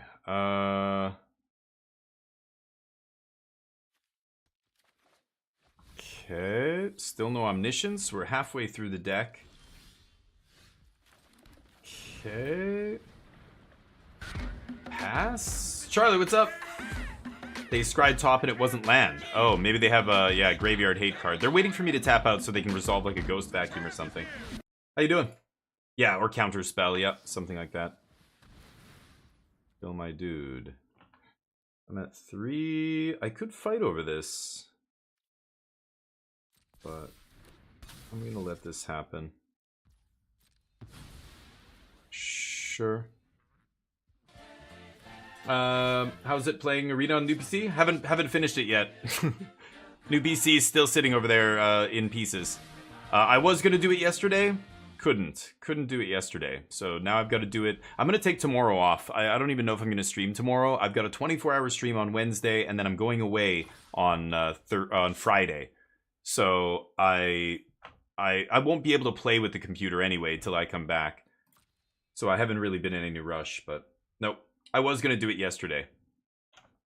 Tomorrow, Tuesday, yes. Today is Monday, and tomorrow's Tuesday. I'm going to take Tuesday off, because I was going to stream a little bit in the morning and just stream some Kingdom Come Deliverance or something. I'm not going to stream Magic. But then I thought, why am I streaming at all? I should just record a bunch of content for YouTube while I'm gone. I'm away from the 7th to the 16th, Torf. That's why my, the whole computer thing, it's not super important. Because I won't be able to use it till I get back. Fucking hell, you gotta be kidding me. Okay, well, I don't have a counter now, so I'm screwed, I guess. That is brutal.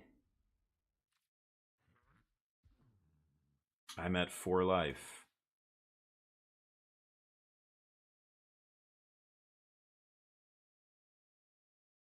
I could play 2 pixies here, but if I tap out, they can kill me. Any removal spell kills me.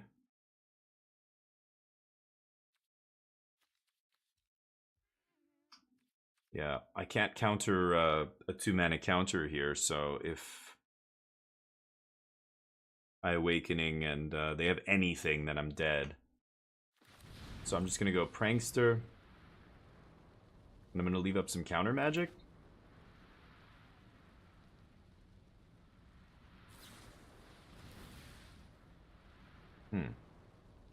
Good fight over this. Oh, artifact or enchantment spell? No, what am I saying?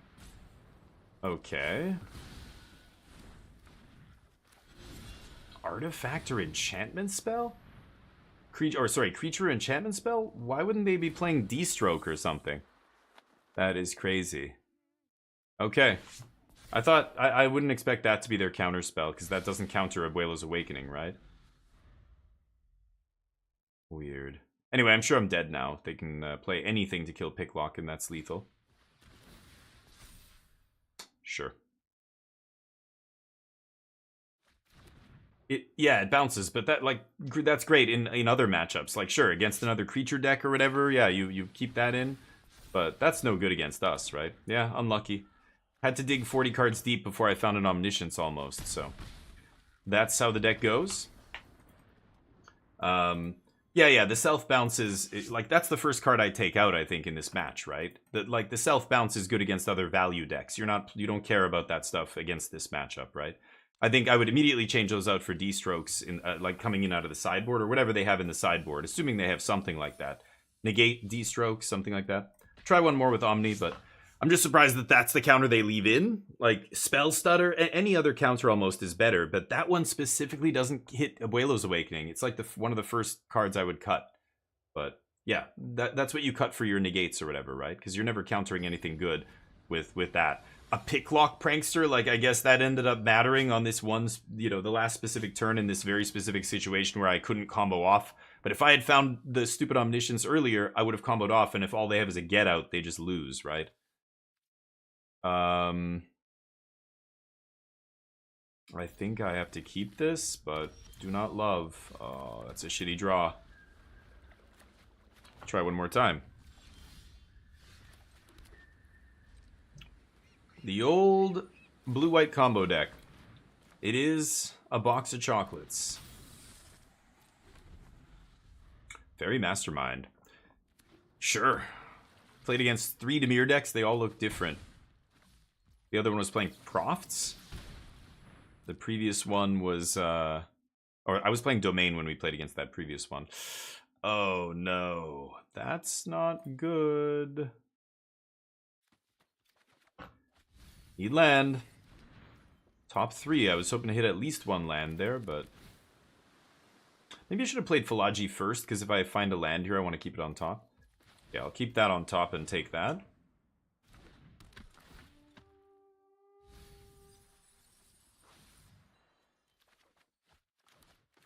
All the Omnisciences. Well, I was going to chart an Omniscience into the yard, but now I don't have to, so... I will... Yeah, let's go for the combo here.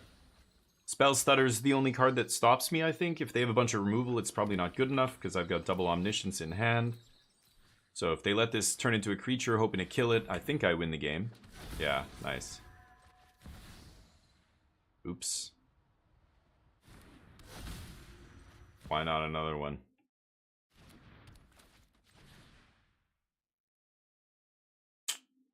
GG. Nope, they're gonna fight. They're gonna fight the good fight. I have the second invasion in hand, so I can just go get this town. I could also get negate.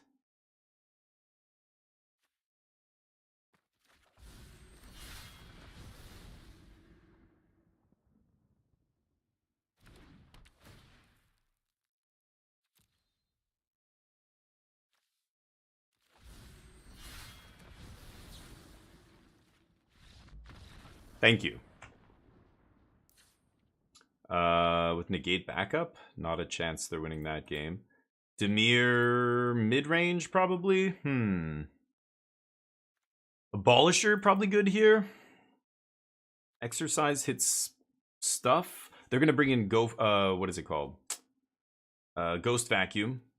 So I'll bring in maybe Defab. Defab also counters the Enduring Curiosity, which helps. Dispersal is not amazing. I'll cut a couple moments. Try that. They were going for the greed, yeah. Pixie discard deck anymore? You can't see it?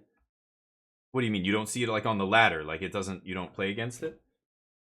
Bouncing. Oh yeah. No, I know what you mean. I'm talking specifically in this post board match. That it doesn't make sense for that card to be in their deck. Well, I know why the card's in their deck to begin with. Yeah, I bounces. Yeah, I remember playing with it myself.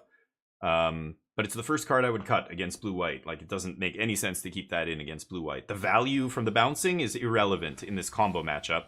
And the actual front side doesn't counter the card you need to counter, right? So that's more what I meant, was that I can't believe... I'm not saying that I couldn't believe that was in their deck. I'm saying I can't believe they still play that after the in the post-board games, after we sideboard in this matchup. Mulligan. Keep. Ugh. If I put Omniscience on the bottom, am I going to find another copy? Let's see.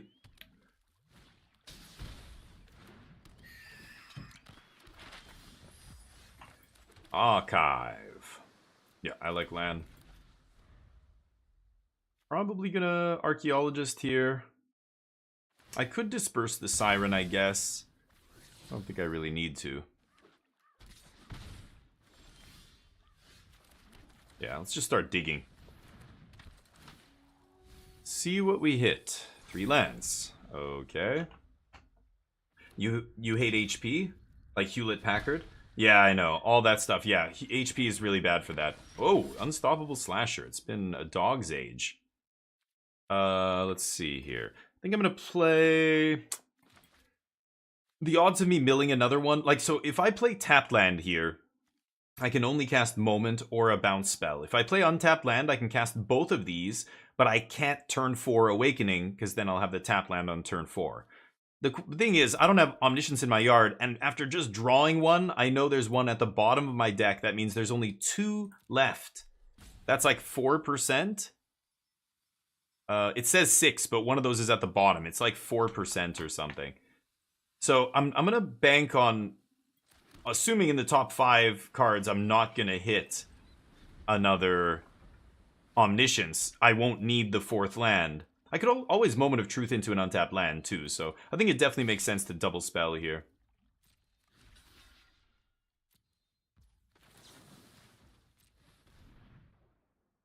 Boing. Yeah, there's the untapped land, but I just need to find Omniscience here.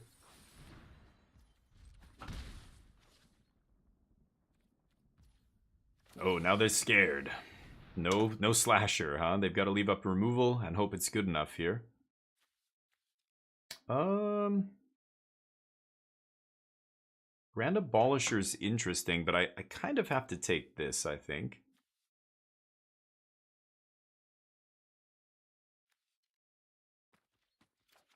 Okay.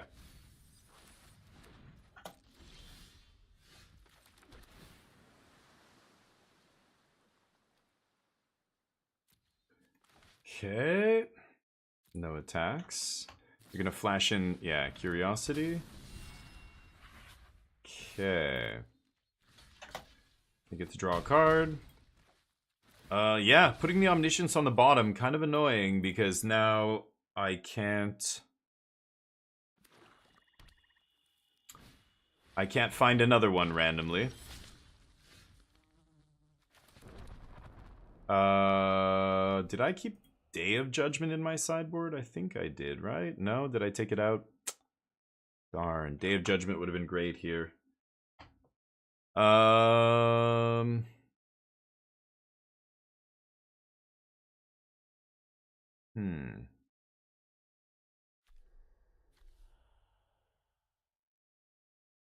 dead.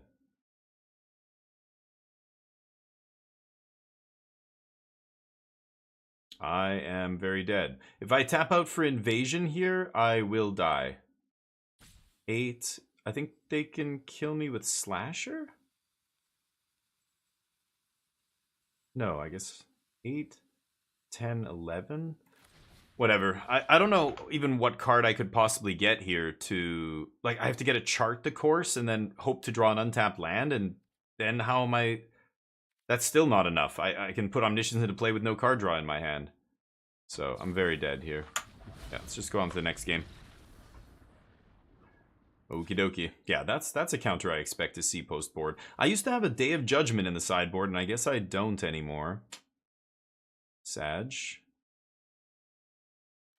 Unstoppable Slasher. They must think I'm bringing in the temporary lockdowns, but I'm not. Have the extra nowhere to runs is relevant? Extra... Oh, by bouncing your stuff? No, but there's no counter. What are you countering? Like, the only creature I would play in the early game is Falagi Archaeologist. So, yeah, you can counter that. I don't know how much good that's doing, but the bouncing nowhere to run thing, I don't think that's good enough either. That's way too you're bending over backwards. Like, if your first volley of no more or whatever, the nowhere to run is not good enough, you're not winning the game. I don't know, you don't have enough time in one turn to play a nowhere to run, bounce it, play it again, to try and kill them, because this isn't happening over the course of multiple turns. It's all just happening at once. Well, we'll try this. I do not love this, but I'm not going to play Abolisher yet. Okay. You gotta be kidding me. See what I mean about this fucking deck? God. You surveil, put it in the graveyard. Draw the card you're trying to surveil. Surveil again, not the card you want. Like, you know, like, what are the odds? We have 2 surveil lands, and between both of them, that's when we drew the Omniscience. Right. Right. Go. Need to find a chart the course. Oh, I should have bounced. What am I doing? I'm giving them the fucking triggers here? Oops, misclicks. Now we're all tilting. We're all tilting over here. Wow. That is risky. I guess they know they can't cast it on my turn, so yeah, I might as well. Oops. I'm playing this very badly right now, but maybe I'm still hungover. Where does he go for Omni? They know where to run, right. But they can't stop me, right? That's exactly how we beat them. They tried to do that. They even had 2 nowhere to run, and it wasn't good enough. But yeah, I get it. They have to pray that it's good enough, and then they get another chance to reset it. Maybe. I think I'd rather just take a card that stops them. Like, doesn't that make more sense, though, right? Think about what you're saying. All those hoops you're jumping through to like, make it work. Why not just play a 2-mana counter that stops them? Like, you don't need nowhere to run. You don't need to bounce it back if you just counter their Abuela's Awakening. GG. That's so much easier. I pass. Do you know what I mean? So, well, I don't know. I don't know how you're leaving in Get Out when you're... Like, if you're bringing in Negate or you're bringing in D-Stroke or whatever it is, how are you... You're leaving Get Out as well as those? Never. You're cutting your Get Out for this better counter spell. That's my point. That's what I'm trying to say. It doesn't make sense post board to have Get Out if you're bringing in sideboard cards like Negate and D-Stroke. What other spells are you cutting for Negate and D-Stroke? It's crazy. Like, Get Out is bad. That's what I keep trying to say. Get Out is not good. You're creating like a really corner case situation where, yeah, nowhere to run somehow stops them, and then they go for it again a few turns later, and then you Get Out and bounce. Like, how often is that happening? Come on. Never. Once in 20 games, maybe? I think you're much more often they go for it, you have the answer, or they win. The answer sometimes isn't good enough if they have another counter spell. You just have to hope your answer is good. And I think counter magic is a much better answer than a removal spell. Because again, if I go Omniscience into play as a 1/1 and I just play another Omniscience out of my hand, that's lights out, right? Yeah, I guess I lose this game. Yeah, I think I made a couple mistakes already with this deck, like misclicking, giving them a free card off, Preacher and that kind of stuff. But we're also getting a little unlucky with the Omnisciences here, like surveilling and whiffing and then drawing it and having another surveil land in hand. Like, what are the odds? Now it's too late though. Okay. I think it's time to switch it up to some cube draft. I am kind of bored of standard. Nothing's changed, so I don't know. I want Aetherdrift to come out. Maybe some things will shift a little bit, and it'll be fresh, a breeze of fresh air coming into standard. But let's try some drafty poo. When is this? When do they keep this cube is up for another like week or something? It's kind of weird. I wonder. But change the stream title here. Cube.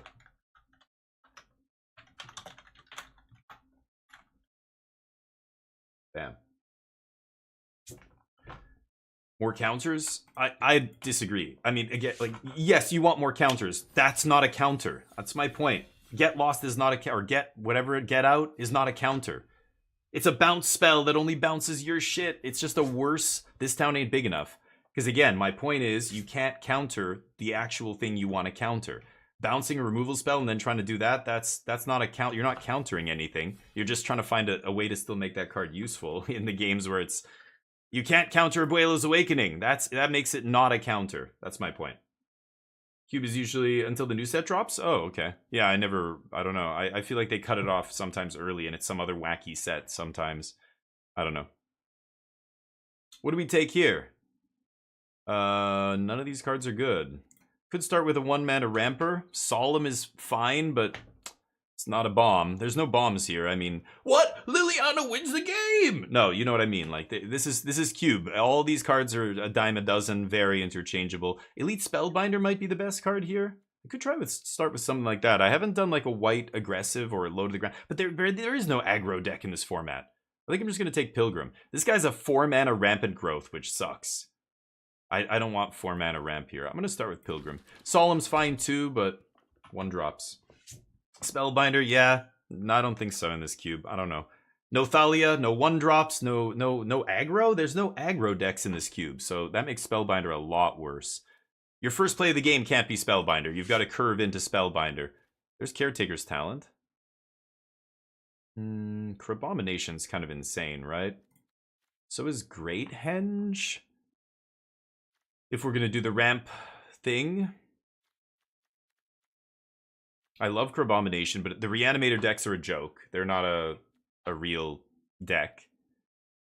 And random white cards. Caretaker's Talent wants me to be like white-green, which, Abyssins is fine in, but I want to do bigger things than just make little rabbit tokens or whatever, right? Maybe I take Great Henge. See where we go.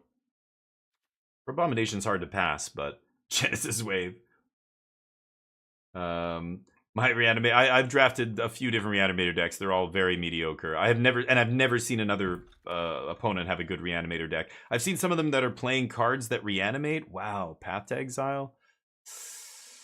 Binding, Goldvein. Path is pretty awesome. Goldvein's incredible. I've been so impressed with this card every single time I cast it. It's your opponent is in the worst position unless they specifically have exile removal. I'm gonna take Path here. Yeah, Path is great. Big stuff to ramp into. Celestis is good. Zagoth Triome is a good tri-land here. Because I might end up branching into a bunch of colors, right? Doppelgang and Robbery are both fine. I think Robbery's probably better, because in Limited it just wins the game. Celestis is okay too. 3 mana ramp. Ugh. 3 mana ramp? I guess I'll take the ramp here. The white one? Yeah, the Angel spell wins the game by itself. It's very good. A bunch of fireballs. Cavalier of Thorns trapped in the screen. Could take the World Tree here. This kind of helps me splash. This is 3 mana basic. You know, ramp and get a basic. Not amazing. It's just too slow, right? I want 1 and 2 mana ramp. 3 mana ramp is slow. The reason to play green is it's got 1 mana ramp. Nobody else does. Maze Mine, Price of Fame, Dune Blast.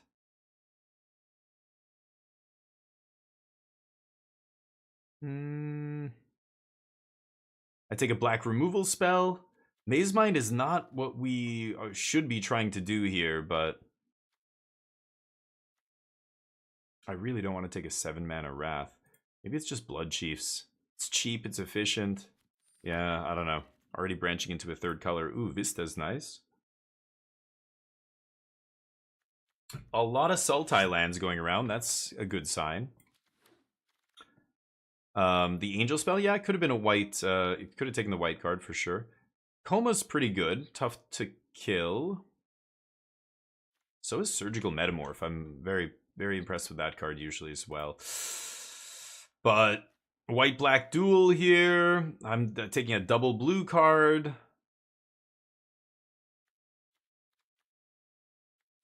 I'm going to try this.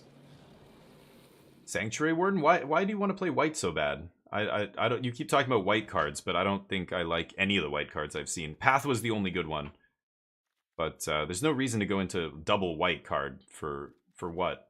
Path I'm gonna play probably off a splash, but that's it. Ugh, terrible tri-land to wheel here. Red-white duel. This guy is not good, right? So fragile. I guess he might get you 2 lands. Dragon's Horde. I really don't want another 3 mana rock. Talent Wheels, Zombify Wheels. I have Blood Chief's Thirst. I'm not really making tokens. This is not what a ramp deck wants to do, and a black-red duel is not what I want either here. I don't know where we're going. I don't know what we're going to be like when we get there, but we'll see. None of these cards are good. Tameo, yeah, if it was there's a great Tameo in Vintage Cube. That Tameo sucks. I've never been impressed with that card either. It doesn't do anything. The only good Tameo is, well, the 1 mana Tameo is good, but also the Tameo Planeswalker is the green-blue one that like brings any card from your graveyard back in your hand, or it like pluses, you name a card, it mills however many, and if you hit the named card, it goes in your hand. That one is great. But that new one is balls. I don't like it. The only ones I like, the only Tameos I think are good are the 1 mana creature from Modern Horizons and the Planeswalker that costs 4. I think it was 4. Green, blue 2. That one's really good because it's just regrowth repeatable regrowth is crazy. But the new one, I think I even had it in one of my decks. I think Tameo, or no, maybe my opponents played it against me. I don't think I've lost that card. I think every opponent I played with who's cast Tameo has lost the game. Every time somebody plays it against me, I'm like, oh great. I thought if they played something like scary here, I'd be dead. I'd be in trouble. But they just played Tameo. It's fine. These cards are terrible. Yikes. Well, our deck's a pile right now. We didn't really see any green ramp. I think green is kind of cut here, to be honest, but black is open. Black's not a great color in this cube, I feel like. Like, again, the reanimate decks are weak. The aristocrats deck is non-existent. They completely neutered it, demolished it. That makes it feel a lot worse. Bloom Tenders, whatever. I'm not going to have a bunch of different colored permanents early, so this is just a 2 mana dork. I think I'm going to take Cultivate here. Okay, so we're going to be all the colors. Vraska, Lishnorn, Golos. I guess if I'm all the colors, Golos is pretty good. Take Golos here. Wheel some other powerful card, I'm sure, from that pack. The Gaunt Father. Muldrifter, what is this? 3 mana, Rampant Growth.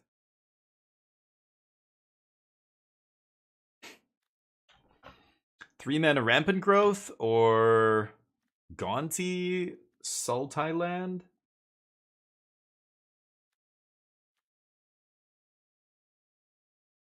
I don't have to be blue, but we'll see. This thing? Well, this doesn't get Surveil lands, but I guess if you play a Surveil land, bounce it, yeah, I get some value. But it doesn't find the Surveil land, kind of sucks. I don't mind Gaunty. I know I'm going to be heavy black. I'm going to take the land here, though.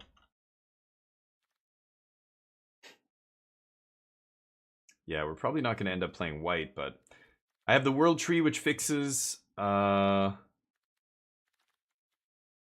I probably don't need white. Magma Opus. This is good if you're, you know, a spells-based deck, which we're not. Both these cards are really the combo. Hostage Taker is good. I don't think I'm that heavy blue that I want this other stuff. So I'll take Hostage Taker. Play some Sultai mid. Ketria Triome. This is an interesting one. I think this card is powerful. Is it going to be good in our deck, though? Snap is not great. Ugh. Yeah, Hostage Taker is great. There was a black-blue flip land and a green-blue, I think, in that pack. Invasion of Tolvada. Even Seed Shark, like, I love this card in the Grixis Spells deck or Blue-Red Spells, but in this deck, no. It's Invasion of Tolvada. I'm going to take this. White-black duel. Bunch of red cards. I guess I'll take the map.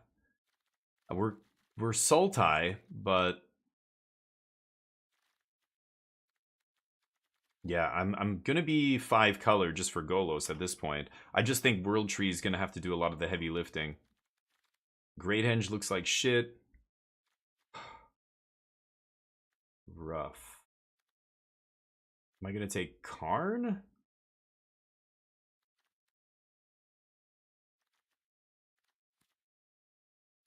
Atris. Just a bunch of garbo. Just a pile of random cards. No synergy at all. That's what I feel like every draft is of this set, though. Guess I'll take a white-green duel. There's Pelucranos I don't care about. Scrawling, a double-edged sword. Yeah, it's great if you have draw 7s, right? So if you can get Commit to Memory or... what is another way to draw 7 in this cube? I guess there's Oracle of the Alpha putting Time Twister in your deck. Isn't there one? Oh, Midnight Clock. Midnight Clock. Oh, no, Midnight Clock only draws you 7, though. Yeah, never mind. If you can get your opponent to draw 7 and just kill them out of nowhere, that's kind of sweet. This thing is terrible. I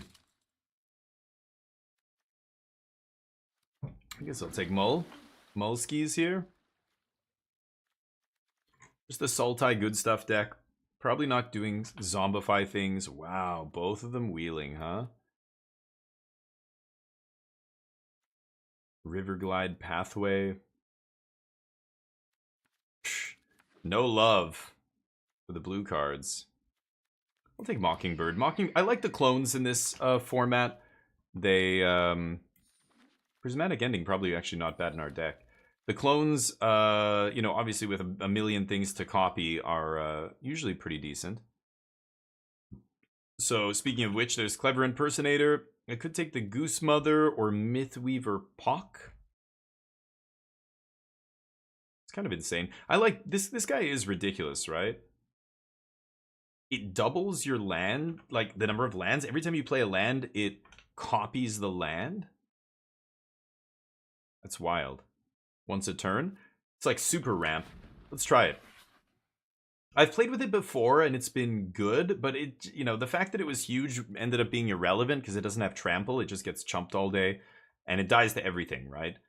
So I don't have a ton to ramp into here, but yeah, that shouldn't be, if I really want to fill up on big stuff to ramp into, it shouldn't be a problem. Usually pretty easy to do.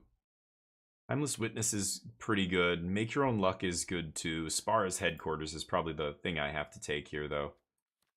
I'm going to take that. Probably not going to play the Savai Triome here. White-Black Duel. Kona, Green Shell, Fabled Passage, Ugin. What does this do? Right. We're not cheating anything big in here. Overlord's interesting. Ugin, just a random dork.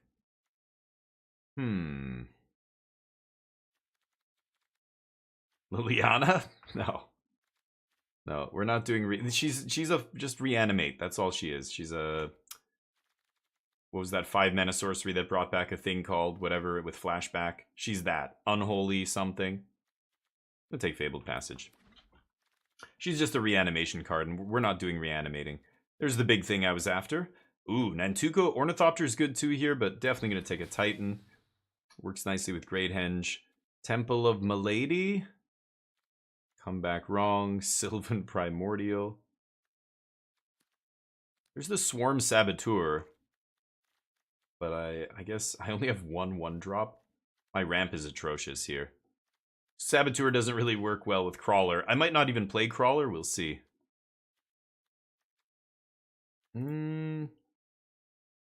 This guy is pretty good, but God, I'm not red at all. Try the Hydra here. Fabled's pretty good. Oh, Fabled Passage, you mean? Yeah. Fabled and Pock. But it only triggers once a turn, right? But I guess you do it on their turn. Thief of Sanity. There's also Dragonlord Atarka. I still don't want to play green. Oh, Fear of Ridicule is pretty gross. Shouldered Thief. I'll take Fear, I think. This card ends up freaking people out, no pun intended, and they go out of their way to kill it. Like it's, you know, it's very dangerous. It's not wrong. It is very dangerous. Typhoon's not going to be great. Scholar, none of these blue cards are going to be good in our deck. Take the land. Goose Mother Wield? Guess I'll take that. So I've got some good top end here now. This thing is mediocre. Hitotsugu Kairi I don't really need. Sure, I'll take this. I've got lots of land here. How many? 10? So this is 15. This is 25 playables. I do have to cut a few. I probably am not playing white here. There's just no point. Scrawling Crawler. I'm not sure about this card. It's nice in a ramp deck because you are the one dumping your hand faster than your opponent. So the draw is better for you than it is for them. But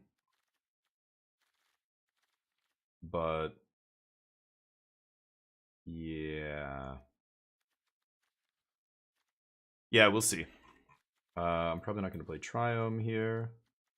The mana looks quite good. I do have a red source here as well. Ugin, Kona.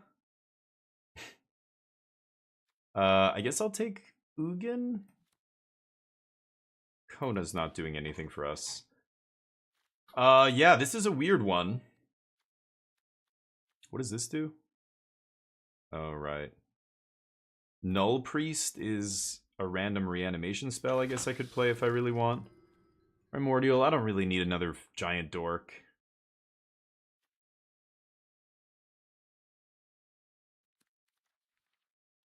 I've never played this card. I don't think it's very good. But I'm curious. I want to try it. Oh, Cruel Claw's Heist is not bad. I think that's too many playables, but we'll see. 2-mana Ninja into Fear. Oh, sure. Yeah. But we're not going to have that very often, I think. We don't have enough creatures to make ninjas good here. 2 cuts.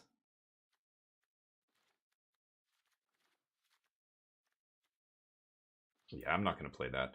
I'm tempted to play Cruel Claw's Heist. I think that card is good. Mockingbird's like a 3 or a 4. I'm going to cut Zombify. I don't need Zombify here. Okay. And that's 9 green, 9 black, 7 blue. We don't need any white, but we have them attached to our other duels. I guess I'll keep Riverglide just for Golos, just in case.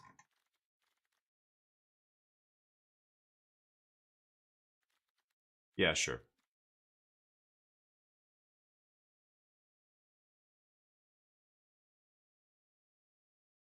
That's actually not bad.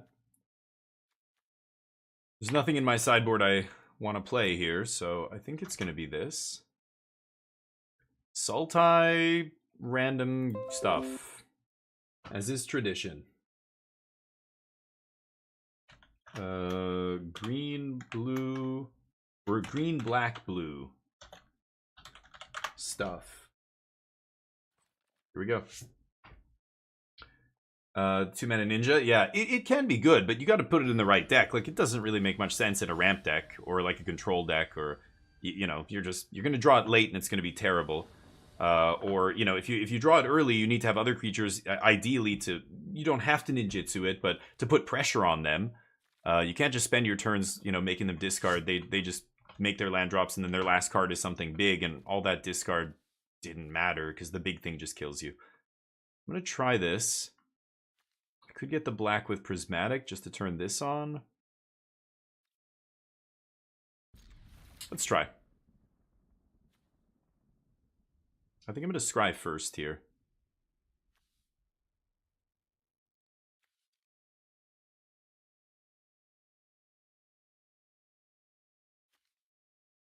Yeah. We'll see. I can go Temple into Sun Petal into Prismatic. I don't think I want that. Let's see.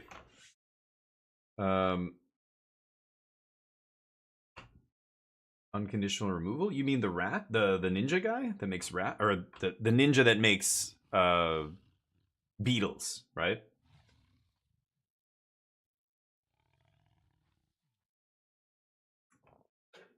Yeah. It makes sense if that's what your deck is trying to do. That's my point. A lot of decks aren't trying to do that thing. Because it costs your mana, right? It doesn't put beetles into play. It puts a 2-mana 1/1 in your hand. And are you going to spend your mana on the first 3 turns, 2 turns, 3 turns, 4 turns on 2-mana 1/1s? Like, if that's what your deck is trying to do, like you said, then okay. But I think most decks aren't interested in that. It's small ball, right? That again, this is why you don't see that card going first pick very often. It almost always wheels. I think most people rightly put it in the category of, you know, yeah, if you're a low to the ground aggressive black deck, then this card's good. If you're not, then this card's bad and you shouldn't play it. But oh, you're talking about the removal spell. Okay. Right. You don't get that. Yeah, you need the ETBs. Yeah, you have to be, exactly. You have to be getting big value, and there are a lot of ETBs in this cube, but the fact that it doesn't give the token haste means all you're getting is the ETB. That is not amazing. But, yeah. What are you scared of? Are you scared I'm gonna make fun of you?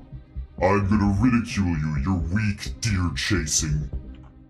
Yeah, they're gonna have to kill this guy, right? Green-blue should have a tough time with this. Ooh, there's a red mana. They could burn it out. Burn me out? I just need to draw a land here. I haven't drawn a single land yet this game. Land into Karn is good. Destroy artifact or enchantment. Yep. Okay. I'm gonna gift them a card here. Sire, Star. Ooh, yoink. Take that Oracle. Hello. Yeah, mine. Mine now. Okay, they have a bunch of big expensive shit. Primal Might sucks, but those other cards aren't bad. 7 Deaths is going to be a problem. Doppelgang's the best one. That'll win them the game. But yeah, Primal Might and Star of Extinction aren't that good, so that feels good. Yeah, the ninja alone is a clock. Yeah, he's just really slow. It's a really slow clock, right? Yeah, I don't know. Ooh. Get an island? Actually, hold on, let me think. So I have double black. I don't have a white. I have white, but I don't have a red source I can fetch. Green, green, green. I guess I will get another black here.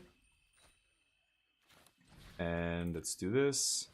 I could have probably just played off the top. Oops. But, yeah. Maybe I should have played Oracle first. They're just going to try and beat me up.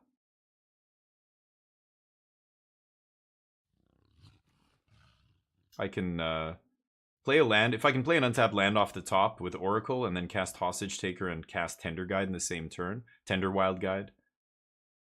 That'll be great. Sure.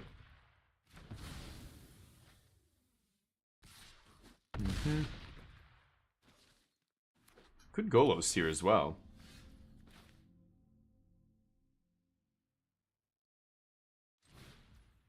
Could Growth Spiral into it as well?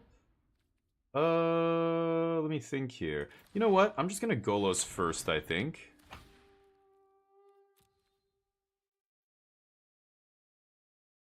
Let's get the World Tree. There we go. And now Golos can activate next turn if I draw an untapped land. They've got to respect that here. They've got 7 mana. Is it time to Star of Extinction? If they play the Sire, I can Hostage Take it, but... yeah, that's awkward. So I have to pay 7 life? I don't know how I'm surviving to do that.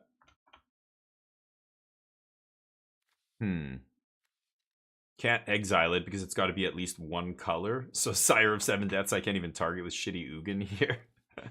I think I'll have to basically activate Golos and pray at this point, but... Jub, what's up? Yep, I already posted about it on Discord. You gotta get on Discord, Jub. That's where all the discussion happens. Yeah, I posted this morning. Yeah, it's getting good reviews. I was a little bit nervous because some of the reviewers pre-launch were saying that they had crashes and there was some bugs and stuff. But despite a lot of the critics saying that also, yeah, there was 1 or 2, issues with the game, overall it was really good. It was actually really more polished than most games these days come out as on release day. So that's a good sign, yeah. I think the biggest complaint for a lot of people with KCD2 is the same as what for KCD1, which was the save system sucks. The save system is atrocious. They don't let you even have multiple save slots, which is crazy. Yeah. But, oh, it doesn't have haste, right?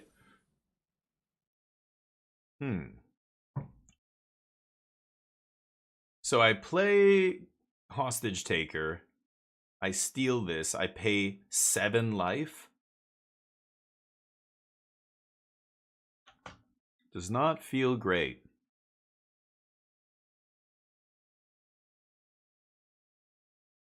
They can just cast Star of Extinction, kill everything, get their guy back.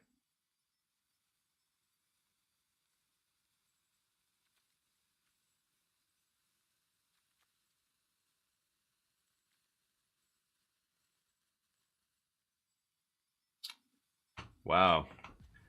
Ugin plus? Yeah, or Karn minus, same thing. Just put a body on the field. This thing has trample, doesn't it? It's not really doing much.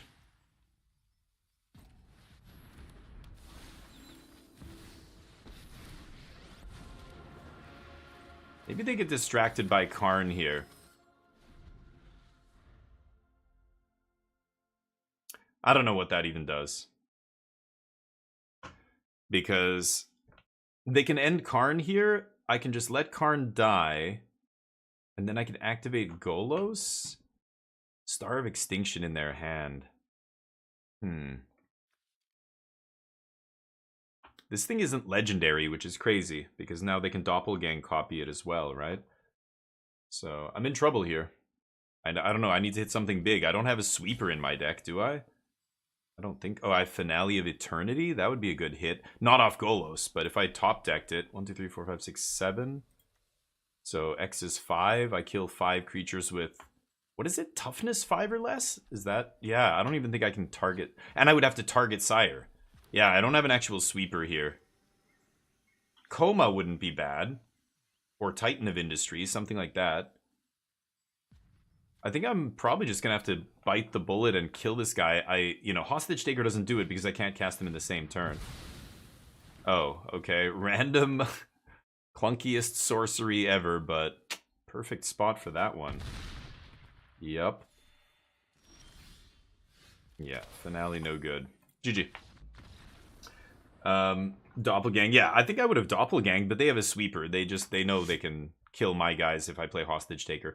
But then they had the random Casualties of War. That's a weird one. That's another card that I see usually go around like 14th pick because it's so narrow, but we had a creature, artifact, Planeswalker. They got one of our lands.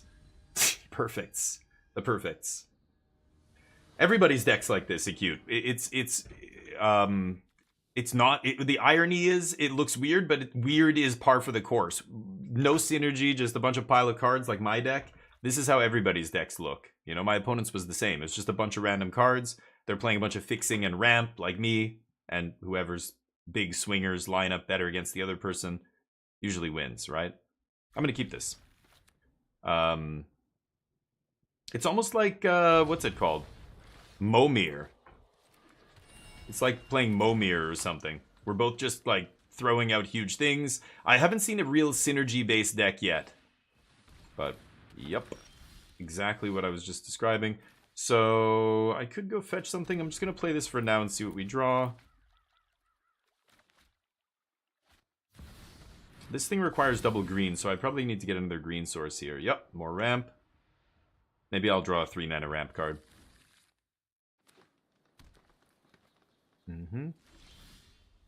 Nope. I guess I'm gonna go get a green pass. So I could fight Nissa next turn if I want. But that would require them tapping out, basically.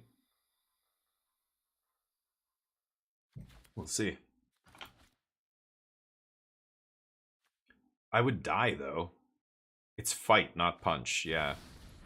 I could just make it a 4-4 for 4, I guess. Goldvein's pretty good.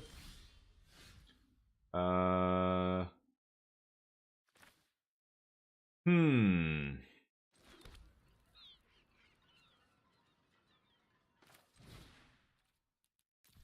guess I'm gonna double it? Or I fight Nissa. Oh, it's a 2-3. Oh, right. Let's just kill Nissa here. Okay, I'll take more damage. Maybe I'll block. Then I have Golos next turn. I think I'm going to take 4 here. Jam Golos. I want to get to Ugin and exile this guy because... oh, this is Destroy? Oh, he's not even exile? Yeah, never mind. They're going to get an infinite treasure off Goldvein and I'm going to die. No blocks. Goldvein's a good one. I was saying that during the draft. We had to pass it and I really wanted to take it. Uh-huh. Go-Go? Well, he might be able to do it for us here. Getting the World Tree. Untap with Golos, activate. Let's get lucky. Coma in our hand sucks, but if I can hit like Titan would be insane. Great Henge, Muldrifter, Karn would be fine. Hostage Taker would be fine. We've got hits. Can I activate? No. Okay. Yes, I block. Is Coma good enough here? I don't think so, right?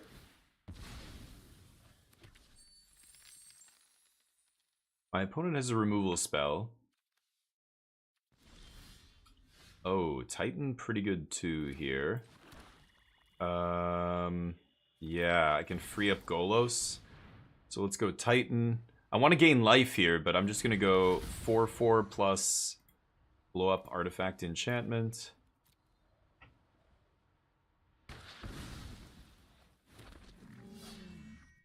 That's the turn.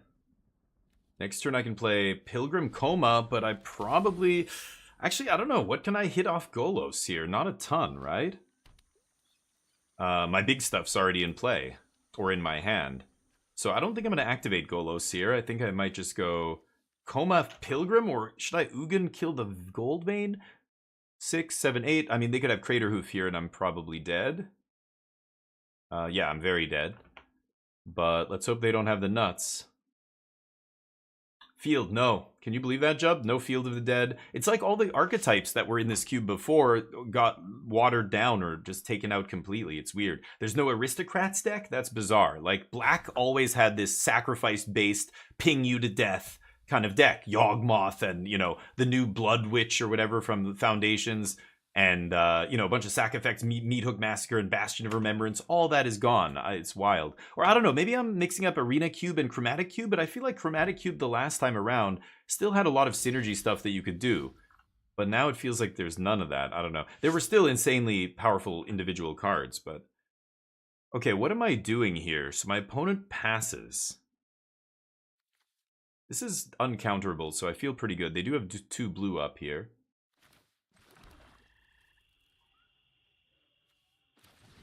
I think I'm just going to jam Coma here.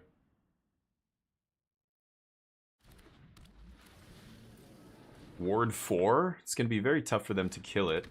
I don't know if... Yeah, no attacks. I don't want to give them all the treasure in the world here. I'm at 24 cards. Let's just see if we can beat them on the board. This could be me overextending into a sweeper, which will make me feel bad, but... Green, yeah, I guess, like, I don't know. They have double white. There are double black sweepers as well. Let's see what they have. But Coma threatens to take over the game. As soon as I start attacking with Coma, this game is going to be over very quickly.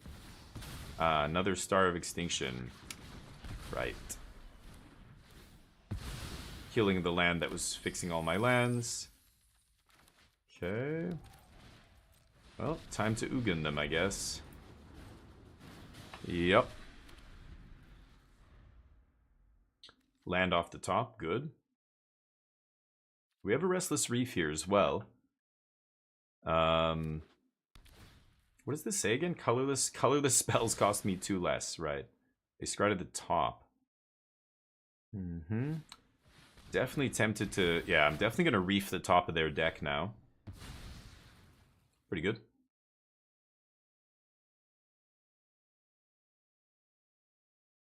They have tons of mana still.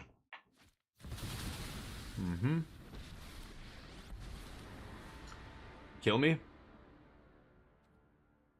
Basically, right? Put me to 1. They have a creature? They don't have a creature land.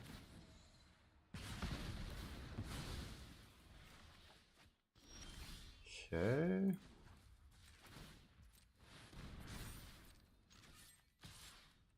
Milling the top of their deck. Ooh, Nib Mizzet. Spicy.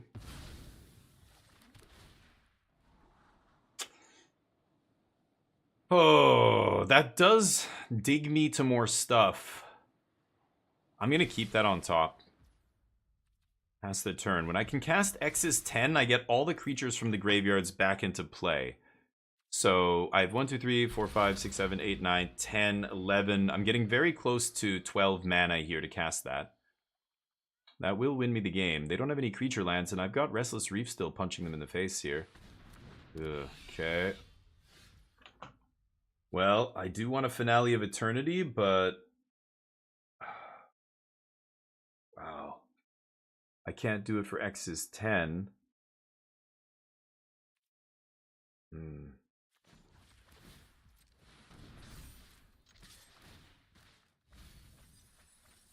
Shit. Milled 3 lands. That's not amazing.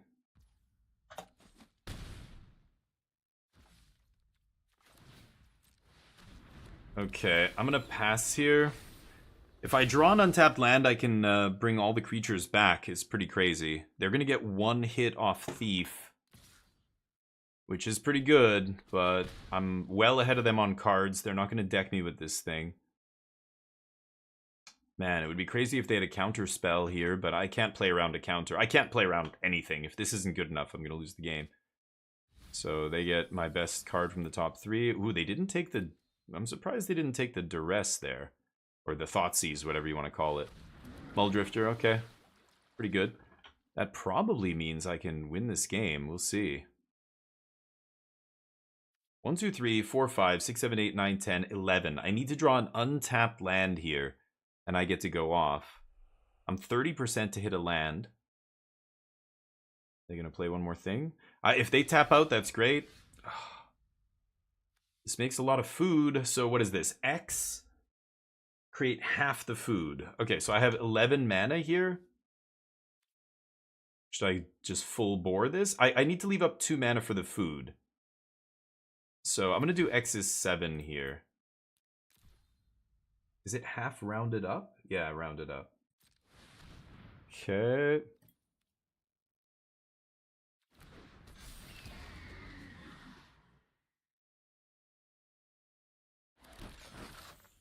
Okay. I draw a card whenever I crack a food as well. They're going to kill Goose Mother here. No. Wow. Okay. Close game. Yeah, no field, nothing. Right, if you face all that? Really? I never see any of that. I mean, I face an Esper deck that has Teferi in it. I don't call it Esper Planeswalkers, you know what I mean? There's not enough Planeswalkers to be Esper Planeswalkers and have it be good. All of them cost the same, like, 5 mana. You can't have Ob Nixilis and Ashiok, 5 mana Ashiok, and, you know, 4 mana Teferi. They're so clunky. Too many of them in the deck, so I don't know. I don't think there are decks like that, but I never see them. I just see Esper with, like, some sweepers and some, you know, removal, some card draw, and some random, you know, ways to beat you, like maybe it's Chromos Seed Shark or something like that. And then they'll have the odd Planeswalker or 2 in their deck, but I don't know. That's not an archetype to me. I still maintain that this bizarre cube has no archetypes. There's just ramp and everything else. Ramp to me isn't even an archetype though, right? It's like all the decks are ramping. I asked DeFore rated us, and I was like, yeah, what are you drafting in the cube? And blah, blah, blah. And he's like, ramp, just like generic ramp, all like whatever random colors happen to be open, you know, could be Grixis ramp, could be green based ramp, could be, you know, Sultai, I don't know, some weird combination. Okay. Interesting.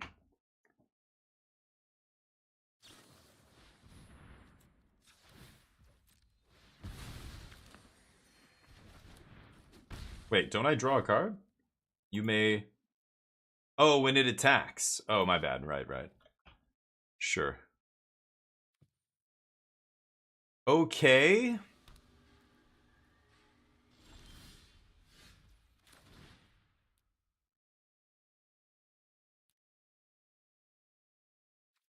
Hold on. I have 12. I have 11 mana. 4, 5, 6. That leaves up 5.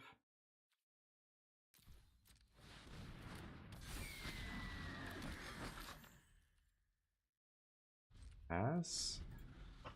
They're at 7 cards in library. Maybe I should swing with Reef. I should have probably swung with Reef there, but I feel like I need to leave up a bunch of food activations. So this is 3 food activations I'm leaving up. Okay. I just need to draw an untapped land here. Sure.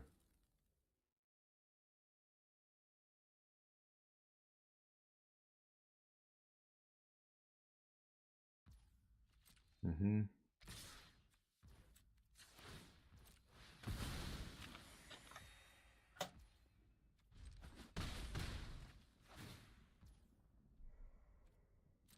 Yikes. I just need a land. I can go off here.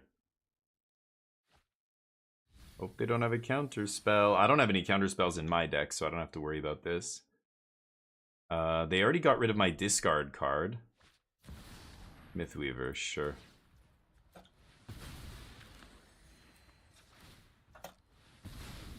Okay, back to 10 life. We've got Finale here. Oh, come on. I'm gonna die now? You gotta be kidding me. Fuck, I couldn't draw a land. 1, 2, 3, 4, 8, 9, 10, 11. Unbelievable.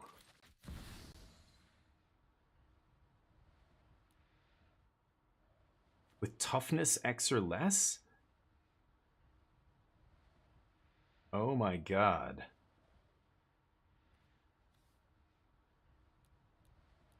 So I need to leave up my Restless Reef here? You gotta be kidding me. I'm 1 mana short. Hold on, let me think. I gain 6 life. No, I don't have to do this, right?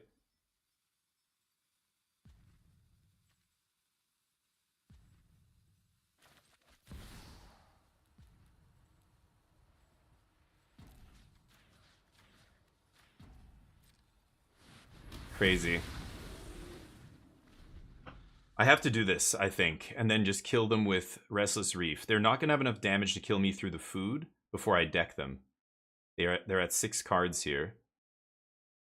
Fuck, 1 mana. If I had drawn an untapped land at any point in the last few turns, we actually probably... I mean, after I put everything on the battlefield, I'm assuming we win the game.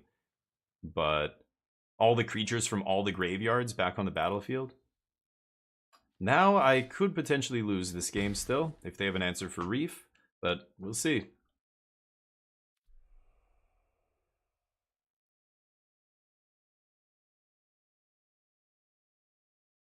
Oh, it's crazy. Cube is just, well, not other cubes. Other cubes had very specifically defined, well, they only have 6 cards in their deck, so... Nicol Bolas?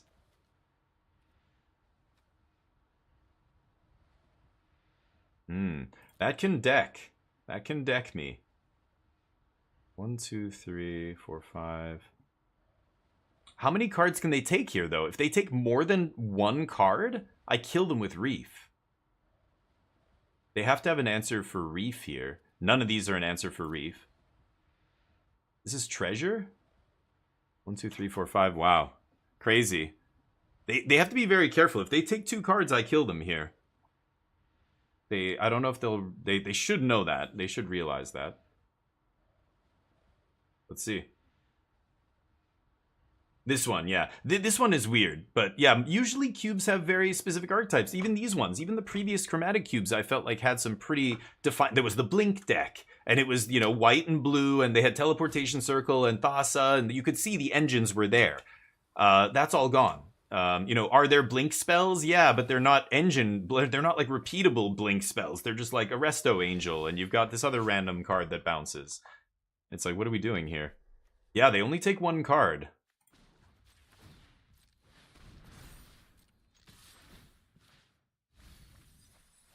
Yes, there's Nicol Bolas. I needed to hit Nicol Bolas there.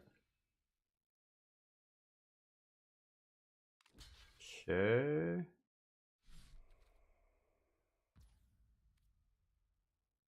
Okay. And now Celestis is gonna flip. Let's pass.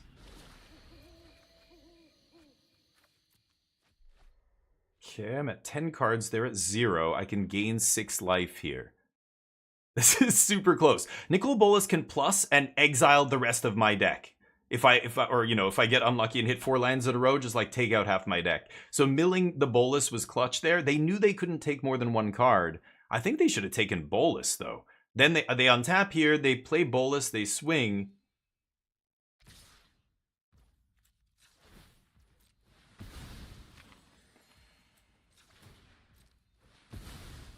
Okay. I take it. Oh man, this is a crazy game. They have 0 cards in their library. I'm at 6 life. They need to either put a card... So if they have like... Futuristic or Futurist Spell Thief, or... No, is that what he's called? One of the guys. Cyba Siphoner? Cyba Siphoner goes back to the top of your library. If they can play Siphoner, kill it with Casualties of War, and then... Okay. Oh, I was gonna say, I pass. We got him. Ooh. Endurance? Yeah. No. Thank God. Keep those free elementals out of my Magic game, please. That's why I don't really play Modern, thankfully. Cards are stupid. Alright, we're 1-1. What a crazy game. Dear God. Let's get back to another one here. Should we get the bets up for this one? Get the bets up for this? This next cube match. Will we win this match of cube? I'll bet yes. That was a close one, though. Yikes. But yeah, usually cubes have some archetypes. So anyway, it is weird to see no defined archetypes in this, and it's just kind of everybody's deck's just a soup of different colored, you know, good stuff. I think I will keep this. I fetch black. I've got map to scry. I mean, no green does suck here. Maybe I have to fetch green? Ugh. Or I could mulligan. I'm on the draw. I'm gonna be greedy here. This is really greedy. Oh my god. Okay. I think I have to get green.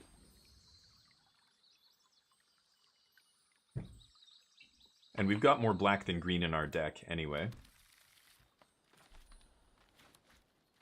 Okay, Pock. Let's see if we can get you online. Last game, my opponent had him. Not us.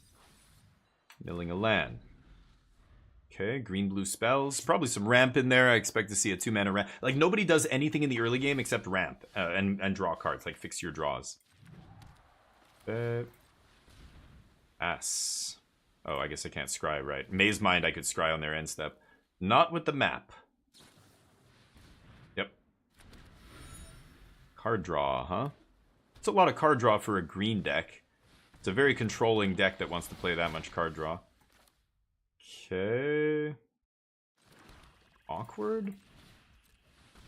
But I'll go for this. I want to make a land drop for sure next turn. Nice. So I guess I don't play this until turn 5 to get the full value here. I'm not even sure. But I don't have a double black to kill Seed Shark here. Could play Hydra, but the fight no good. I usually like fighting with this guy, right? Yeah, the fact that I can't trigger this immediately, I'm loath to play it here. Sure. Maybe I'll draw and tap black for that Seed Shark. No. I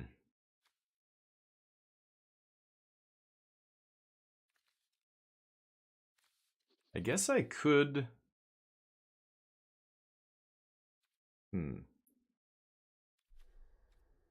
Can almost Necropsy... I could Necropsy kill Seed Shark and Clue? That's pretty good, actually. And then next turn, Pock.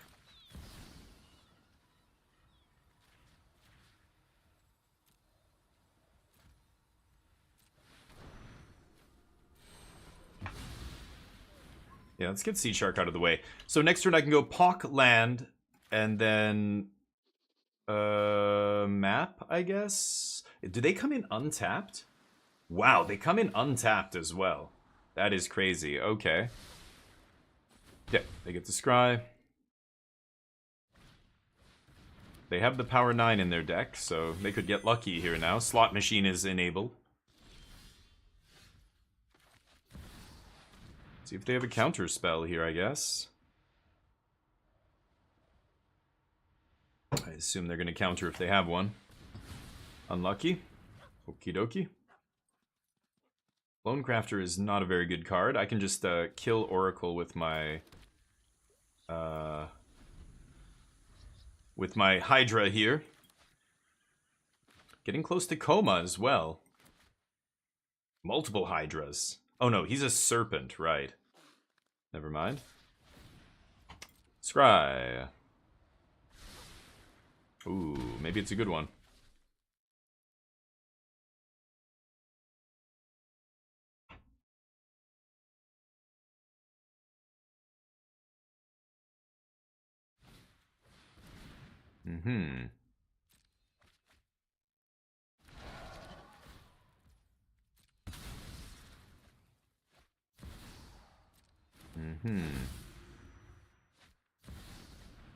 That's the scry, I assume.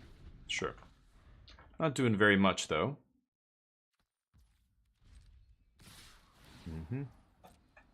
Getting another scry. Top again. It's lucky. I don't have double black.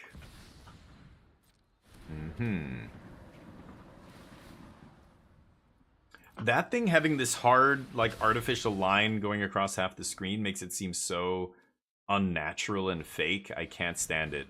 Like, the clouds should just be, like, cloud-shaped. There shouldn't be, like, a hard line, right? It's bizarre. But... Karn's not the worst. I don't think I need him right now, though. I'm gonna put Karn on the bottom. Bounce my map. Bounce that, sure. People really don't know how that card works, do they? They get one time walk and they think that it's likely that you're gonna get time walk? It's not.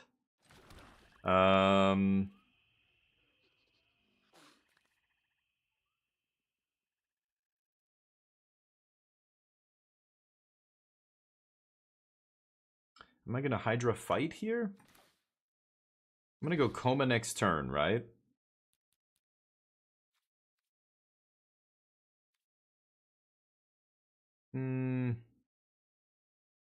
Could just double the number of counters on this guy.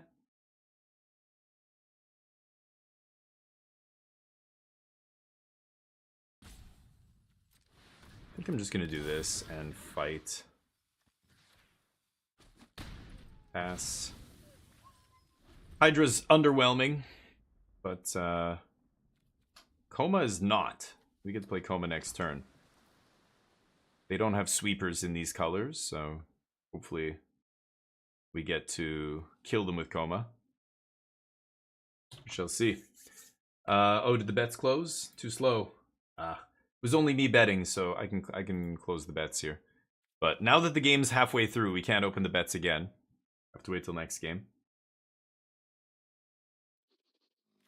Please play Oracle again. Dilute your deck. I would rather you do that than... Like, they get to put one more Time Walk in their deck at the cost of, you know, 8 other cards. Like, Ancestral is good too, but, you know, the vast majority of those cards you're putting in your deck are not cards you want to draw at this stage of the game. Are you kidding? They want double Oracle of the Alpha here. Wow. That's pretty good. I can just blow that up if I want. I think that's what they're setting up here. They want to go double trigger Oracle of the Alpha, put 18 cards in my deck. That's kind of insane. I should let them do it, right? I don't want to interfere with this. Like, I could Ugin here and blow that enchantment up. I kind of want to do it because they spent so much mana on it. But I think I should probably just Coma and pass here. I don't know. Let's see what happens. Give me your double oracles. That's hilarious. Anyway, math. Math still troubles a lot of even people who play a game like this where there's a lot of math. But the number of people who think, yeah, the more oracles you trigger, the better, the chance of you winning the game goes up is wild. Do it. You didn't play that 7-mana enchantment to not do it, right? Come on. Well, now they know they have to do something about Coma. They put all the Moxes in their deck, but they drew the 2 that are on color. It's kind of crazy, too, here. It's funny. Took my Titan, huh? Sure. This guy gets a random creature card? Ooh, you're lucky you got a 7-drop and not my Avacyn's Pilgrim. That's why cards like that are... Another, like, these are the alchemy cards that introduce a ton of variants, like more variants into this game, are not great. Okay, this is nice. I can Finale of Eternity, kill some stuff. They blow up my treasure map. Sure. Oh, this is Destroy? Darn. So let's see here. Ugin doesn't exile. So I could go Finale of Eternity here, kill all the small stuff, then swing with Coma. That seems pretty good.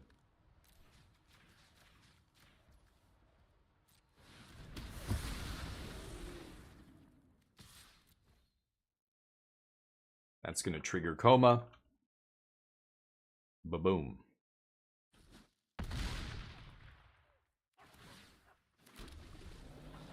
Okay.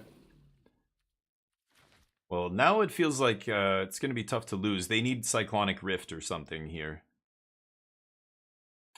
Cyclonic Rift's a good spell. None of these other ones are very good. They've spent 7 mana just to get 1 extra trigger out of this guy. That's not very efficient, right? I don't know. They can clone with the mirror room here and make another copy of Titan, but I'm pressuring them with a lot of dudes here. Uro. Sure. Gain some life. So I could Ugin here and blow up the Fractured Realm if they keep getting value off it. But, yeah, they're gonna do it. Okay, nice. Pretty lucky they stole my Titan, yeah? Not bad. Okay. Not sure what I want to do with Ugin here now. I could kill Fractured Realm still, but I don't really care. They got their value off it. I don't know. I think I should probably just kill some of these small dudes. Finale's gone, so I don't have another sweeper here. Mockingbird? Uh-huh. This is ridiculous. Both of us have so much shit on the board. So I go Bloodchief's Thirst, Ugin.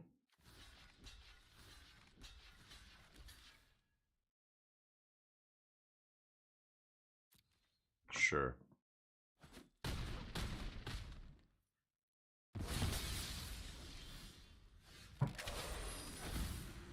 Okay.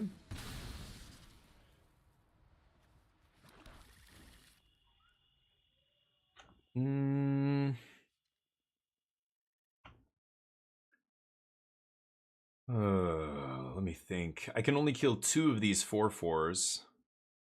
So that leaves them with 14 power still.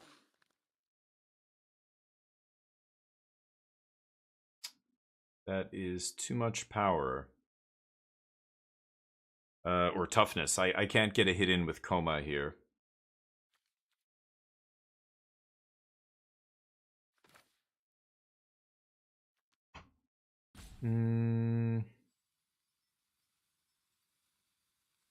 Yeah, sitting back and waiting is not going to do it. Like, if I go Ugin plus...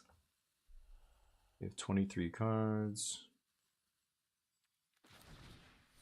I think I need to Ugin minus here, but I've actually got to kill some stuff.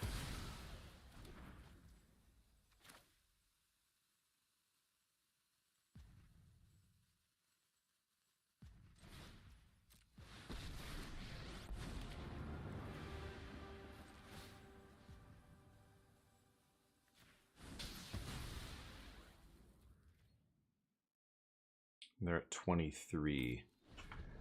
Yeah, I've got to line up a good attack here, but I don't think I can anymore. It's too late. Copying Titan was the nail in the coffin there. Final nail in the coffin. That was too much. It's unlucky. They got our Titan out of all the creatures in our deck. Like I said, if they had gotten Pilgrim, that Fractured Realm wouldn't be doing anything here. They would have gotten a couple Uro triggers, but it's legendary. It doesn't... they can't copy it the way they can with Titan, right? With the other half of... with Mirror Room there.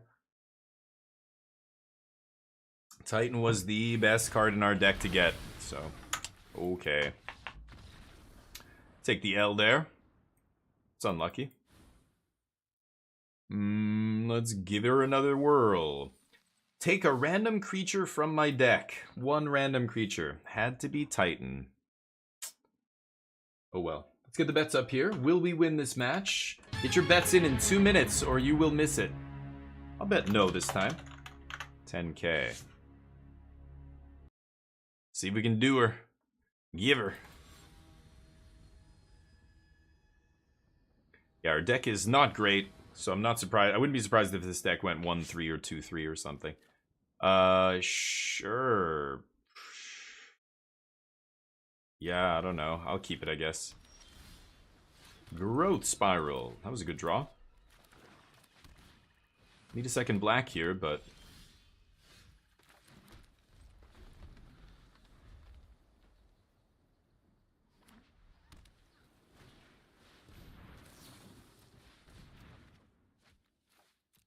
Ooh, I could take that Power Stone? That's kind of nice. Yeah.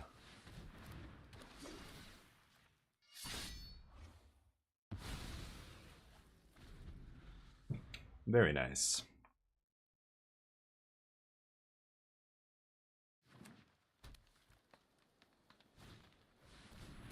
Deal.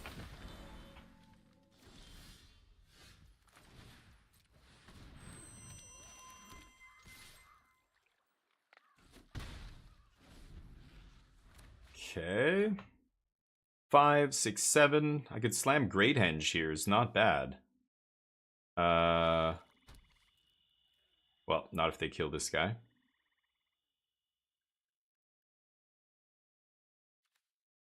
Or I could jam Hydra, kill the Elder.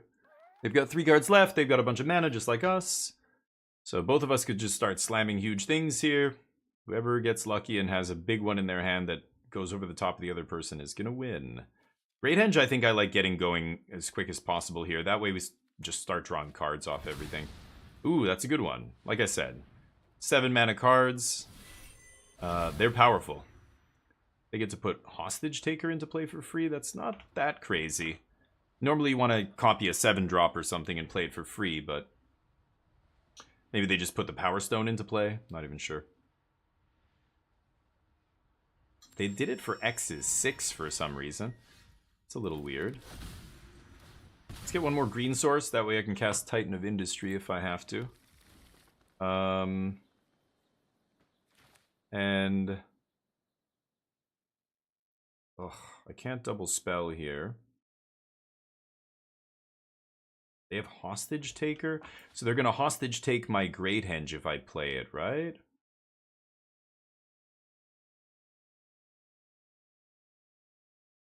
And then I play Hydra, kill their Hostage Taker?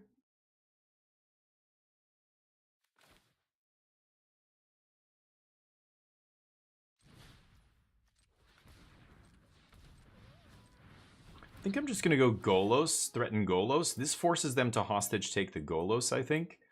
And then we can... yeah. We can get in there with some of our other creatures. Golos, like, even though now we have a Fear of Ridicule and a Golos, I think Golos is way scarier than Fear.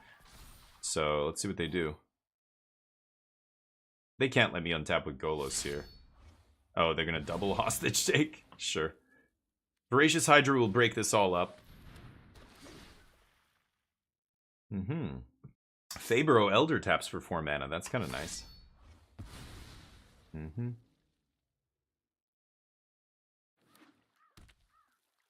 Deal. Ugin? So let's see here. I get Golos back. I can either use Ugin to do it. 1, 2, 3, 4, 5, 6, 7, 8, 9 mana. Or I could Voracious Hydra. This is cheaper, and I can still Karn? Hold on. So if I Voracious Hydra, X is 3. That's 5 mana, leaving me with 4. This guy comes in as a 3/4. And then this is 5 still, right? Yeah, I guess I can play Karn post-combat. It's definitely Hydra. Hydra kills Hostage Taker. Golos comes back. Oh, now Great Henge is less because Golos. Yeah. Right. Scry. I'll keep Blood Chiefs. So now I can jam Karn. And I'm actually going to minus Karn here. I can't swing with Fear. They'll double block, so we pass. Okay. Threatening to untap with Golos again here.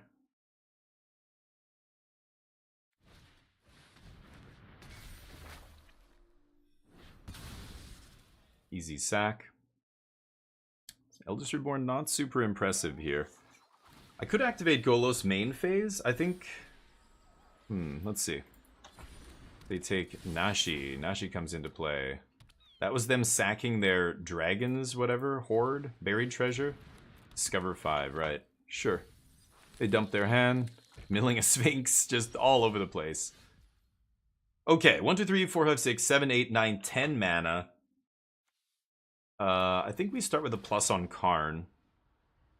I can activate Golos for 7 here. Treasure map land, okay. So I can go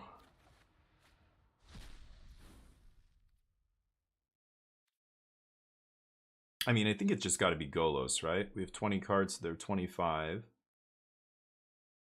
Could kill some stuff here. 6 mana, 1, 2, 3, 4, 5, 6. That leaves us with 4, 5, 6. I'm not quite there. Like I can't activate Golos. Yeah, I'm just gonna activate Golos here.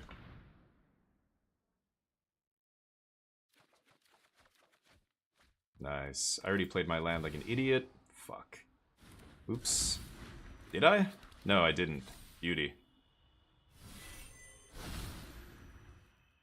1, 2, 3. Yeah, let's get Great Henge into play. Cultivate? This makes a ton of mana, right? Holy shit. Oh, Pock only triggers once a turn. Never mind. Nashi says mill that many cards. Should I kill Nashi here?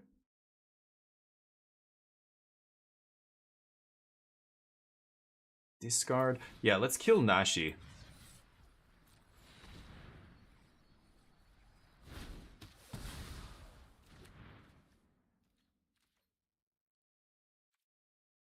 No attacks. Okay. I have 15 cards. I don't know how many more times I can exile Golos or activate Golos here, but it's not that many. My opponent's not doing much over there. They don't have another big powerful thing to do. They had the Snowborn Simulacra. That was good, but they need more than that. Yeah, Mythweaver is massive. It's going to start abyssing them. But old Rutstein over there making tokens to chump block means, yeah, Mythweaver's never getting through. This is what I was saying, a little bit unimpressive with that guy. I can't believe they didn't give me the land, they gave me the treasure map off Karn. It was weird. Yeah, Golos did his job. I think we'll be fine with that. Oh, they're going to try and deck me. Fascinating. Okay. So be it. I don't know if I can... I don't think I need Mythweaver Pock here, right? I could just throw it away. Oh, you luck sack. My Titan's one of the cards I needed to hit there.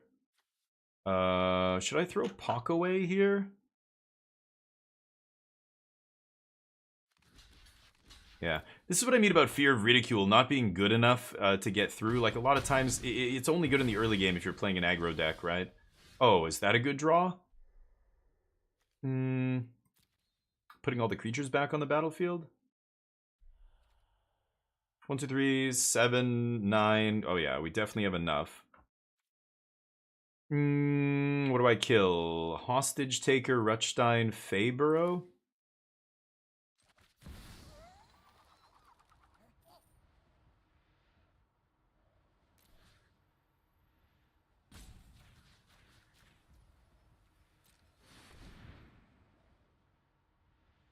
Finale of Eternity. Boom. All the creatures come back. I guess Mockingbird becomes a copy of that. Triggers. Oh shit, I'm drawing a bunch of cards. Oops. Wait a minute. Okay. Uh-oh, that's too many cards. Uh-oh, I have 10 cards in my deck. Uh-oh.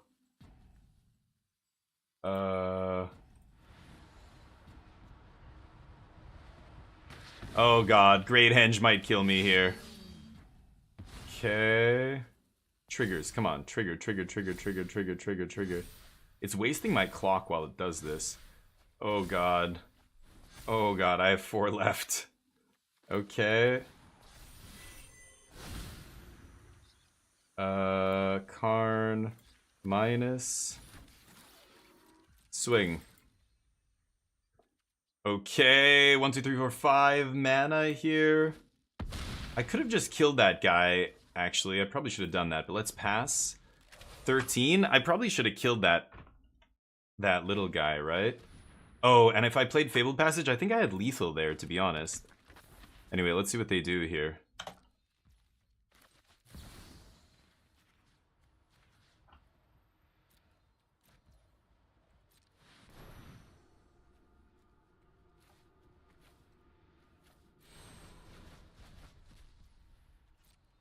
Okay. Got him. Finale of Eternity. Hey, Onirian, how you doing, buddy? I have it now, Jeff. Yeah, ooh, Finale was a great draw. That card is nasty. Finale can just win the game out of nowhere if you're ramping into X's 10. 12 mana, though. That is a lot. It better win the game for that much. The drawing, though. Yeah, I had no choice. I mean, I had to do it, and it was 10 cards in library. We went down to 4. Eek. All right, 2 and 2. We got him. Nobody bet on yes. You guys don't know what's going on here with the bets.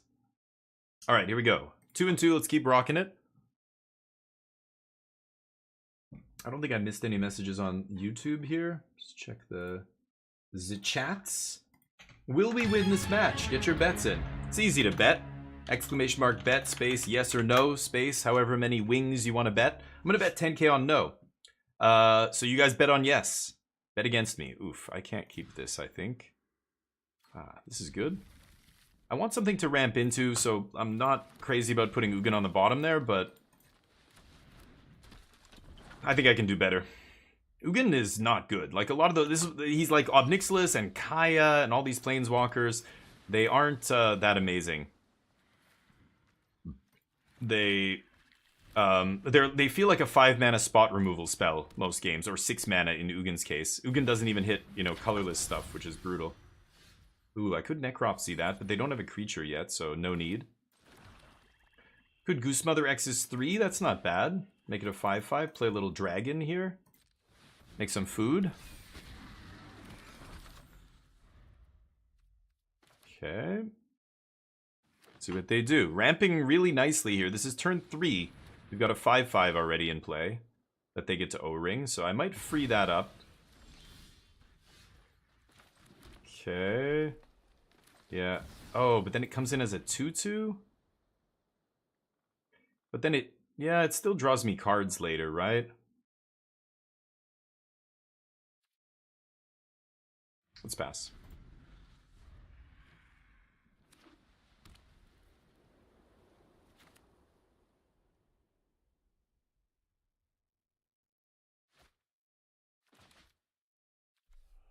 I only have enough mana to kill one thing with this crap. Okay, but I can price that thing. Oh, this is only creature. Never mind.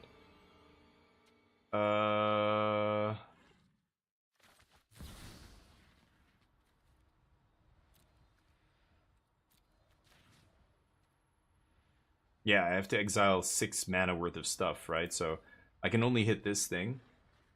Total mana value, yeah. Alright.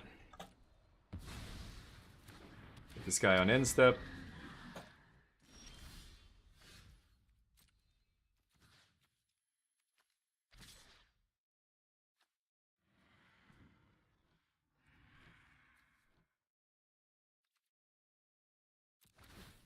Yeah.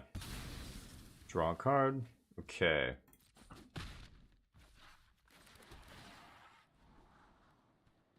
I don't want that right now. I think I'm just going to make a big Hydra here. So I have X is 4. And we can double the counters. Okay. Goose Mother draws me another card next turn. I can kill Kiora if I want. And I'm already at so much mana here that I'm getting close to just a big finale to wipe whatever they play here. Dollhouse has done 0 this game because they haven't had a creature in play. Ooh, Koma's a pretty good one too. Can't make double blue yet, but soon. And I'm drawing here. Might draw a land. Let's see if we can kill her.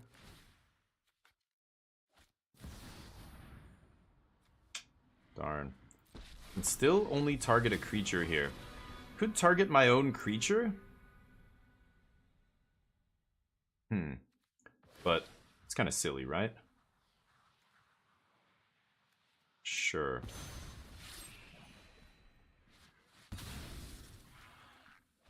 Treasure map, not bad. Okay, they take 2. Pass. Could start scrying here. Probably going to scry on upkeep as well, so I'll set the stop, but should want to kill Kiora. Yeah. She ramps, but it's getting later and later. The ramp not so good, but I guess it will, eventually draw them a card here. Saint Alenda. Got me. Play the thing, and then what is it if you gain life at the beginning of your end step? Yeah, let's just kill this. Yeah, I'll keep Celestis on top. Okay, I don't need to scry. I'm gonna scry with map anyway. Okay, now I can just auto pass. Do your thing. You get to play a 1/3 that gains 3 life or whatever.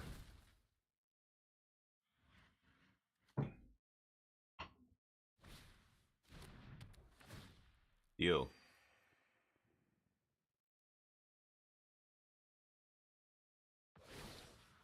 Okay. Oh yeah, no, what am I saying? I was gonna say, no.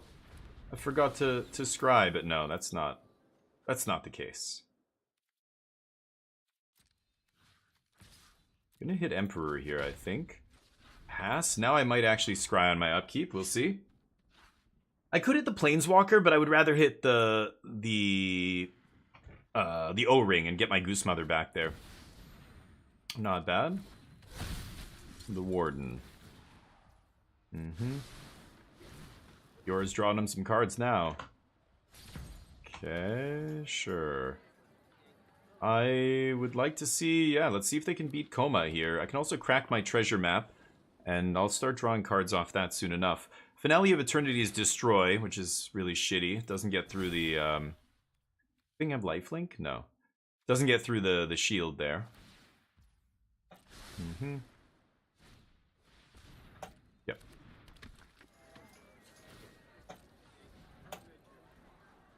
Do not want. 1, 2, 3, 4, 5, 6, 7. I can slam Coma here, so I'm actually not going to play anything. I'm not going to scry, I should say. Oh, treasure map. Yeah, what am I saying? Or Avacyn's Pilgrim I can scry with. Yeah, I forgot about that. Okay, let's pass. Coma's pretty good. Coma's going to be tough for them to beat, especially with a finale. I can basically take out all of their blockers except Sanctuary Warden and force the Warden to... Well, it's either going to give up its shield counter and absorb 5 damage. Either way, Coma gets to hit them and I get to make a bunch of dudes. Wandering Emperor is a problem here. I do need to kill the Emperor or that will kill Coma. 1, 2, 3, 4, 5, 6, 7. Selvala, sure. Okay. More stuff to kill. 1, 2, 3, 4, 5, 6, 7, 8. So I get to go... Yeah, if I untap, it's only 9 mana. I still get to kill their whole board except the Warden, I guess. But... yeah, I gotta kill Emperor here, unfortunately. Sure. This makes a mercenary. Okay. Yeah.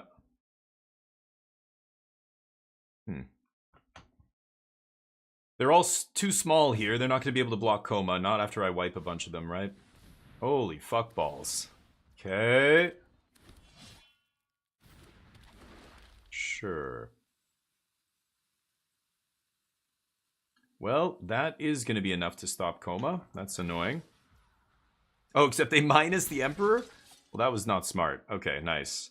I think they needed to keep the Emperor in range of killing Coma here. Yep.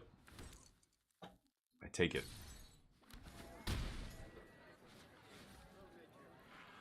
Instead, make some treasure. I think I can bring back all the creatures if I want, so if I lose Coma, it's not even the end of the world here. Make some treasure. Okay, and there's Teabag. So many options here. So, if I finale, I bring back everything that I kill.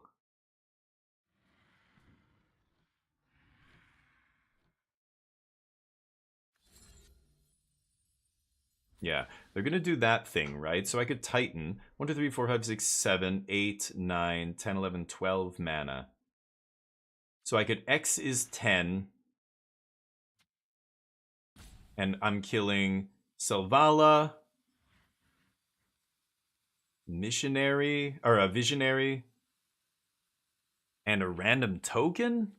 And then I'm getting back Elenda, and that's it.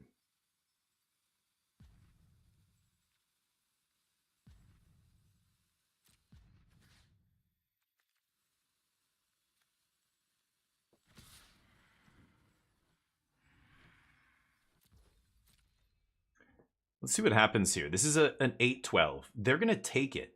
Really? Wow. They think they're just going to beat me with Porcelain Gallery? You're nuts, dude. Okay, well, now I think I might just Titan and save the finale. I don't want to tap Treasure. Yeah, there we go. I don't want to tap Treasure Cove here. Let's blow up and make a shield.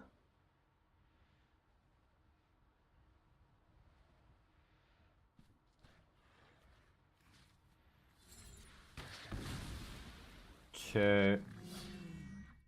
And I can pass 1, 2, 3, 4, 5, 6, 7, 8, 9, 10, 11, 12. So actually I can't sack a treasure to draw a card here if I want to finale X is 10. But this should hold them off to the point where, yeah, now they can't pump their team to be massive. Titan blocks Warden. I have more than enough blockers on the ground to block all their biggest stuff here. Emperor, can't exile. And then if I just want to set up a turn where I can finale and get them here. So I'm putting off the finale. If they kill one of my guys, like if Titan dies here, then that's actually fine because I get to bring him back. They would need Crater Hoof. If they have Crater Hoof Behemoth, I can't win. Nothing I can do about that. I don't have a sweeper anyway. Killing 3 creatures, I'm still dead to Crater Hoof. But I think they were counting on Porcelain Gallery to pump their team and kill me.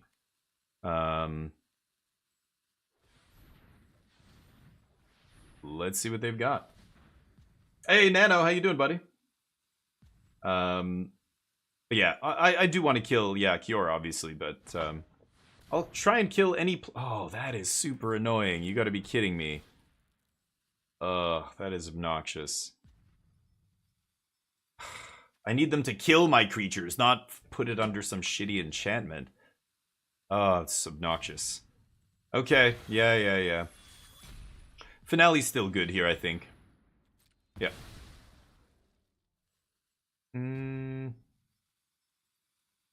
They've still got a lot of mana.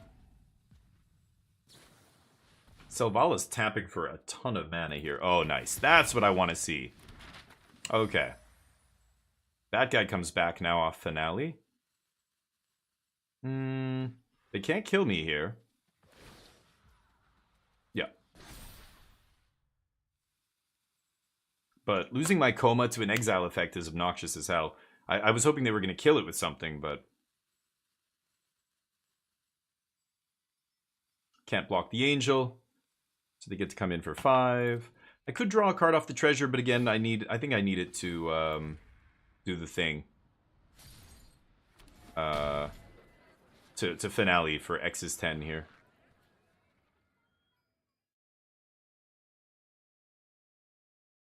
Okay, what else you got? Ugh. 15 cards in their library. So I'm getting Saint Elenda is a pretty good one to get back, and Titan, that's already good enough. Plus I'm going to get the Visionary, Selvala, and Menagerie Curator here. Yeah, so let's go X is 10. 1, 2, 3.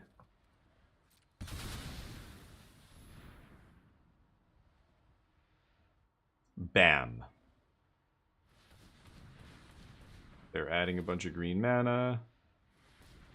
Interesting. Titan comes in. Put a shield counter on something.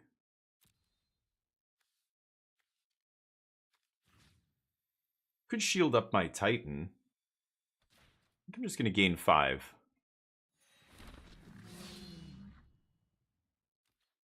Now I could swing with the team. It's kind of nice. I have 2 blockers back.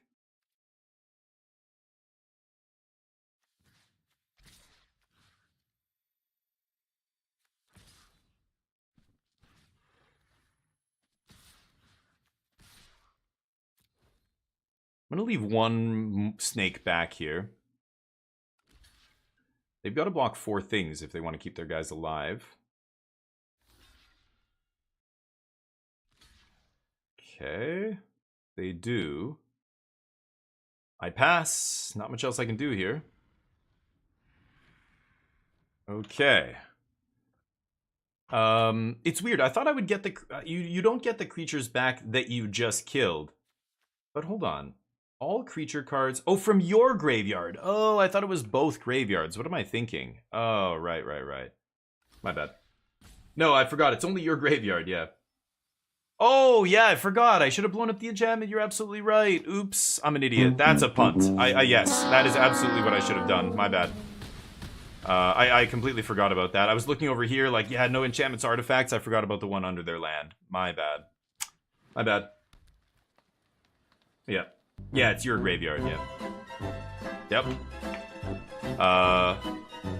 Not thinking. I think this is still fine, though. They're at 14 cards. I have the one with the big board here. Their planeswalkers are going to be dead next turn, basically, unless they can put together some go-wide stuff here. Yeah, I'm an idiot. Oops, forgot about that.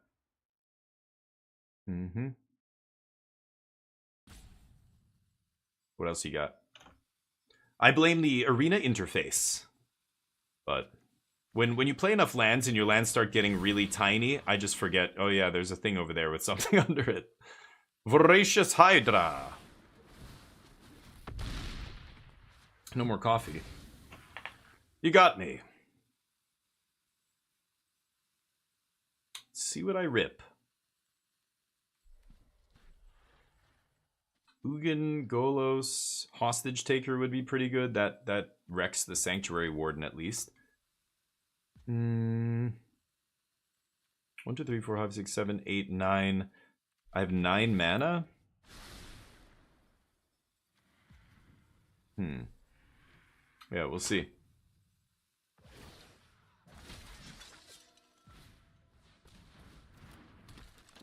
Random dorks. Trust the heart of the cards. Yeah, I'm not an idiot. No, I know it's magic. I think people who think that I make more mistakes than any other player are, you know, just very inexperienced at Magic. Magic's not only a hard game, but when you do it and you're streaming and you're distracted by literally a bunch of people in here talking to me and we're talking about different things and I'm trying to explain, even when I'm not talking to you guys, just explaining what my thought processes are and what I should do and blah, blah, blah. It takes energy, mental energy that I could be devoting to the game. Magic is the kind of game you really have to focus on, I think. If you don't, you're not going to have a good time. You're going to win a lot less. So I never sweat it too much if I make a mistake on stream. It's not a big deal. I'll make a play a red here just in case I draw the Golos. And then I could Karn.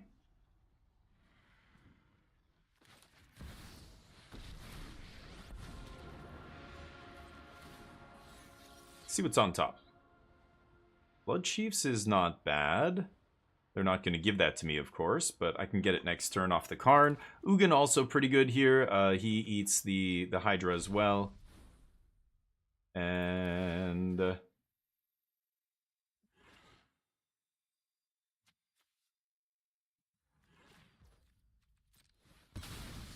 let's pump with this. Pick up World Tree. Okay, no attacks. Ugh, an awkward board. Muldrifter gets in front of Warden at least, but the 8-9 trample I'm going to have to put a bunch of bodies in front of. They can use their mercenaries to pump. The Wandering Emperor can pump. We'll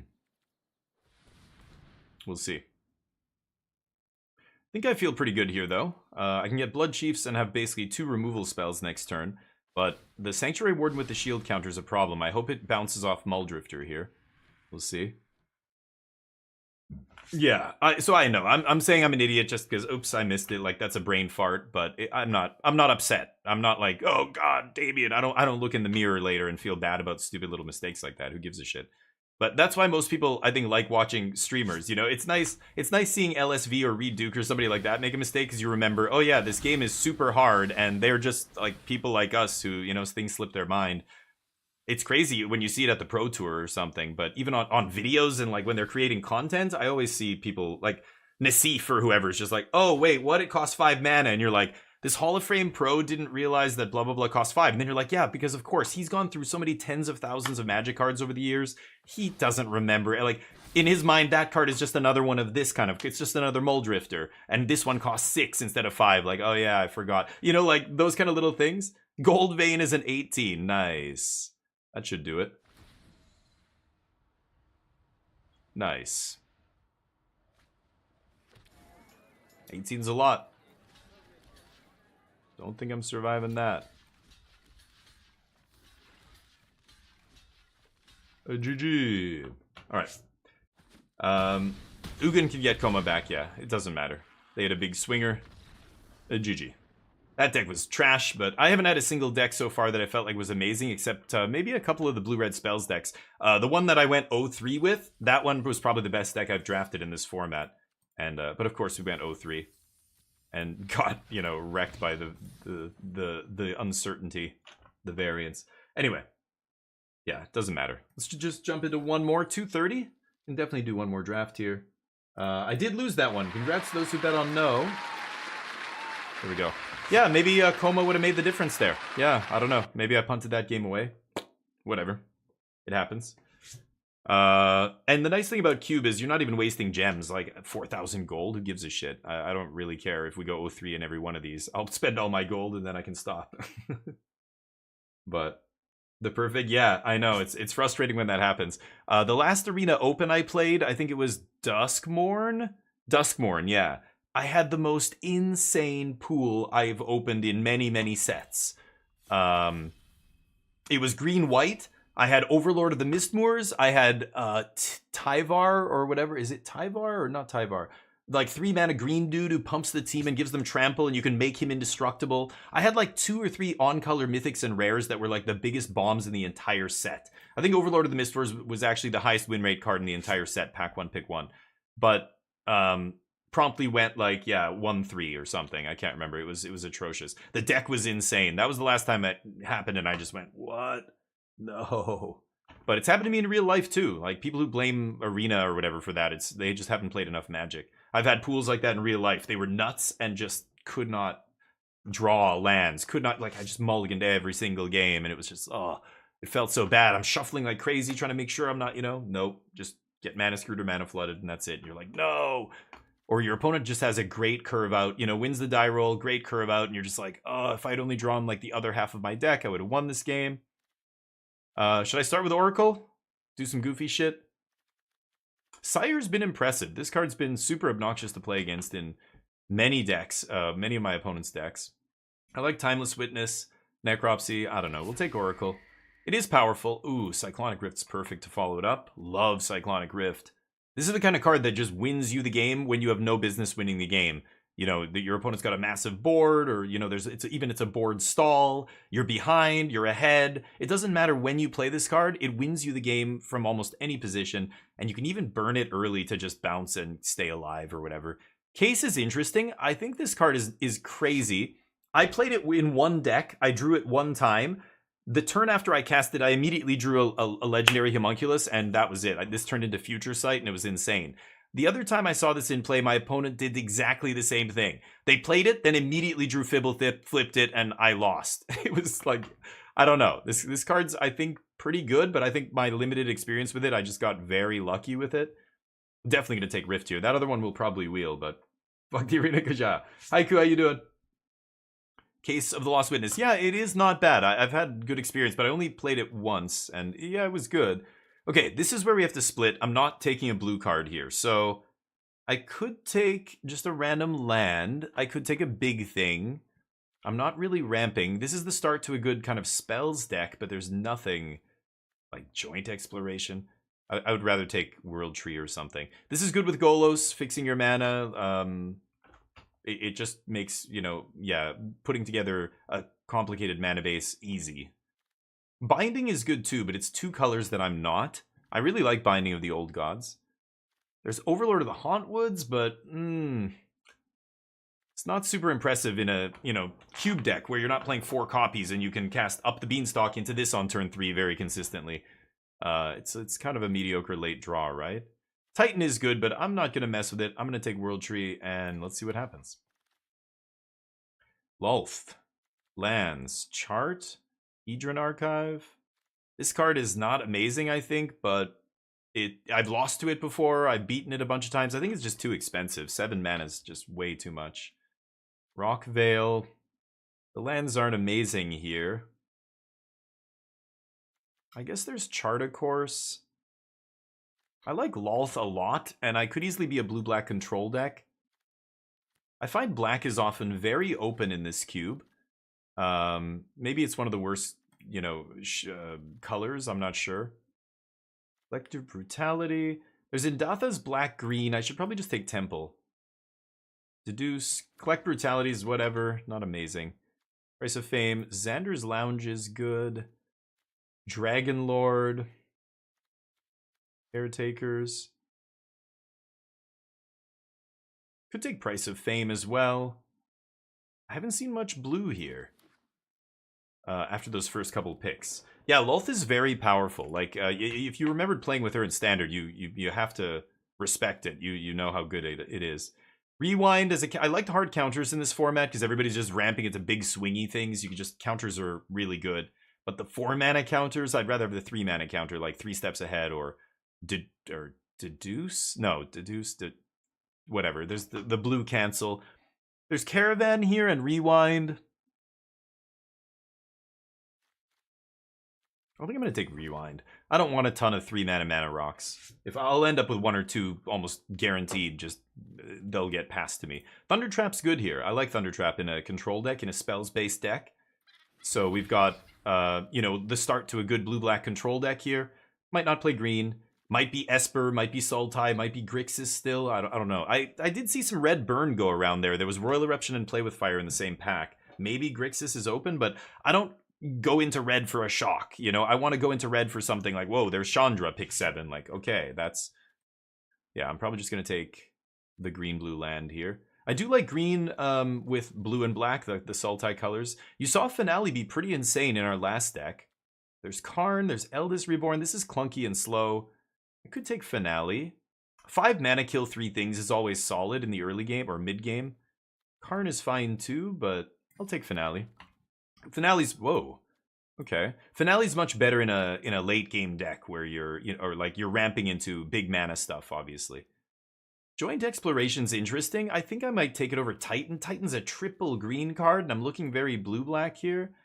But this is another one that, like, if green is my splash, I'm probably not going to play this, right? I don't know. Maybe it's Titan, but... Grixis spells, potentially, if I still end up going that way. I don't know what would pull me in. It would have to be... Yeah, some kind of, like, I see Crackle with power, into Chandra, into Ral, into, like, Time Walk. Okay, Deduce comes around. Good. Let's be blue if we can. Ojutai might actually still, who knows, end up Esper. I have 2 green lands, but that doesn't make me want to take green cards. I still have to evaluate the cards based on, yeah, Caravan comes back. Based on, what they're actually doing. Refute, that was the cancel I couldn't think of. There's Caryatid. And Emrakul is very powerful, obviously. We're not doing any kind of filling of our graveyard here. It's just going to be spells in our graveyard. I'm not crazy about Emrakul. I do like Caryatid. So if I am, a blue-green base and then I'm ramping into black stuff, 2 double black cards is ugly if I'm green-blue base. Might Wheel Casualties. I really want to take Refute, but I think I should take Caryatid here. And we'll just be blue-green base. And then we'll touch, like, this is a weird thing to say, touching black for 2 double black cards, but that's, in a deck that can fix its mana really easily and well, that's fine. I can ramp into these later, and I'll have double black by turn 5, turn 7, something like that. Finale has been good to me, yeah, we'll see. I think it's powerful, but it is a little clunky. I mean, the best you can do is, yeah, like, turn 4, you get kill 2 things, 2 small things. Turn 5, you can kill 3, small things. That's pretty great. Ooh, Jacob Hauken is very powerful. Eladamri, Iora, Rune Carved Obelisk. I think I'm going to take Hauken here. He's pretty crazy. And Ketria Triumph's pretty good, but I'm not touching red yet for any reason. And yeah, we'll see what happens.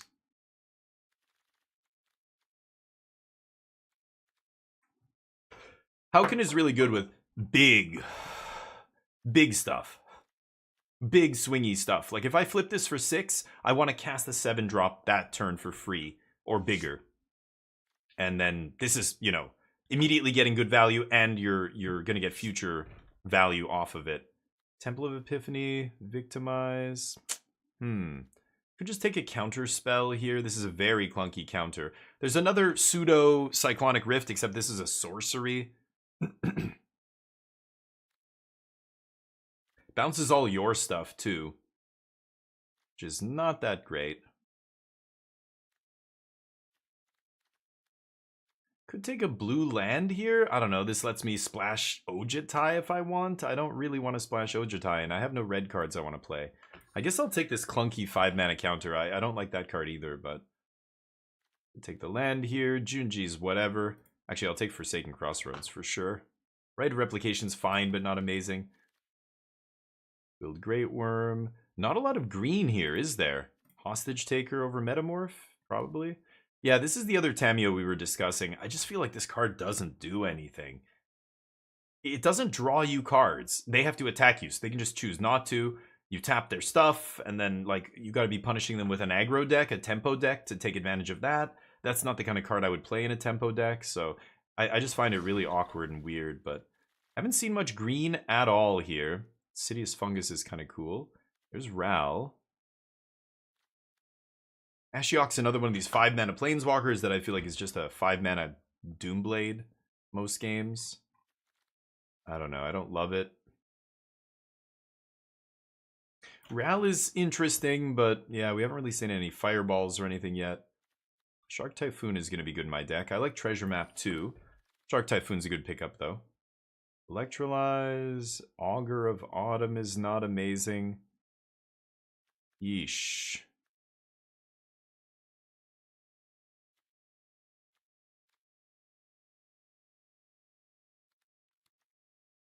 I don't know if I'm ever going to cast this card. I don't know if I'm going to play it. Refute Wheels. That is awesome. Yes.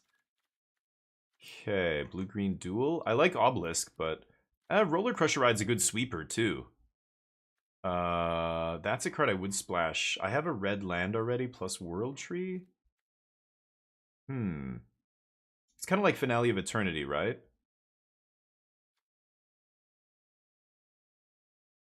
I'm going to take Roller Crusher Ride. I think I might end up splashing red here. I want sweepers in a control deck like this, and if I have to splash for them, I guess I will. I'd rather have the black ones, though.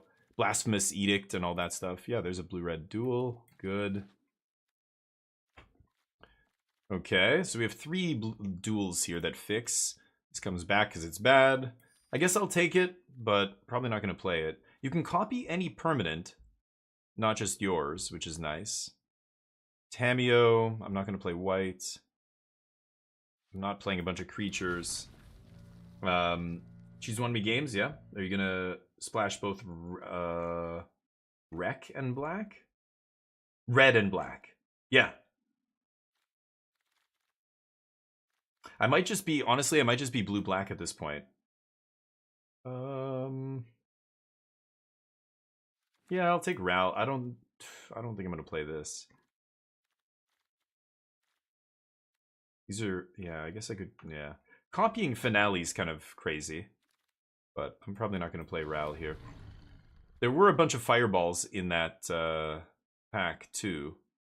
In that pack, the second pack there. So yeah, what am I going to do here? The green. We took Caryatid, and then just green is hard cut here, so I don't think I'm actually going to play the green. And that means we're Grixis here. Which means I can splash red easily. I could go Overlord. Unstoppable Slasher.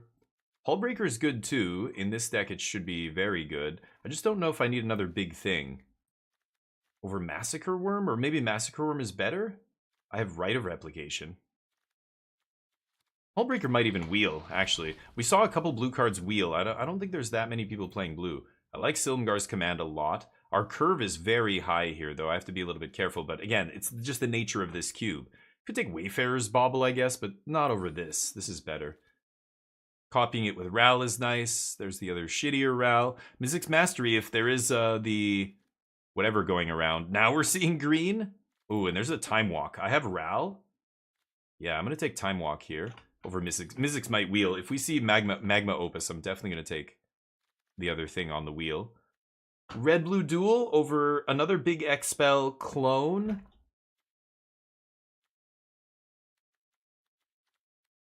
Snowborn Simulacra is GG against a lot of decks. I think I'm going to take the clone instead for curve purposes. Oh, Cruelty of Gix. Golos. This is not a fireball that goes to the face. Ugh, Cruelty again. Another Chonker. It's too many fives. Way too many fives. This is why I was saying Ashiok sucks, and cards like this, they're so interchangeable. Lolth is better than Ashiok, but Obnixilis and Kaya, and there's a bunch of 5-mana planeswalkers that just, you know, Ugin, come down, kill one thing, and then that's it, and then they die. Lolth putting 2 reach blockers into play makes her a lot harder to kill, which is nice, but Horned Lock Whale, black-green duel, there's blue-red duel here. Guess I'll take Lock Whale. It does kind of fit the bill for early interaction, right? For 2 mana. I don't love it, but 1, 2, 3, 4. So this is 23 here. Mockingbird's not bad. Search for Escanta probably good in my deck as well. I'm gonna try Mockingbird here.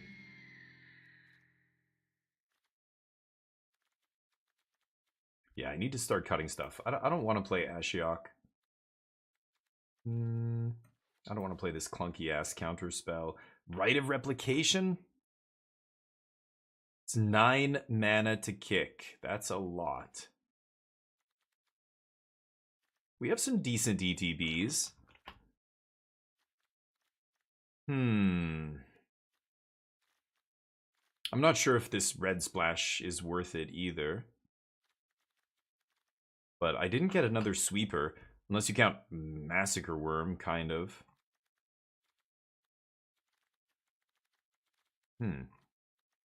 Grixis Control, my old friend. Shark Typhoon can be cycled on 4. Yeah, I'm going to probably cut Rite of Replication here. I think it's just too clunky. Spell Thief just gets a random card from their deck. I think I'd rather have a blue-red duel here. Make sure the mana works. Arcanus is too slow. Yeah, let's see. This isn't the worst. We don't have much in the way of ramp, unfortunately. But I think our deck actually looks good. We have some good ways to win the game, good interaction. And yeah, the curve is not the worst. What does this guy even do? Sack another creature, something, something. Ugh. I'm not even a fan of Quicken here. It's just like playing 39 cards in the deck. Quicken Time Walk.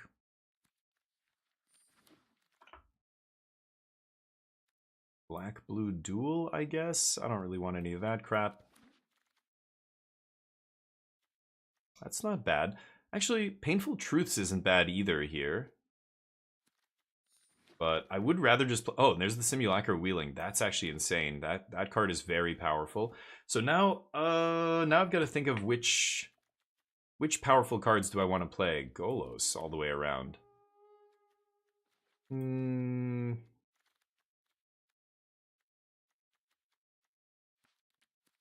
These cards are terrible. Galta last pick. Terrible card. I've lost to it, of course. But it's bad. Maybe Ral is silly here. What's the best that I'm copying with Ral? I mean, a Finale's insane. A Simulacra's insane. I can't copy the Sweeper. Copying Silumgar's command is pretty ridiculous. Copying Time Walk is insane. Any of these cards are good? Huh. Is it worth playing a Ral here?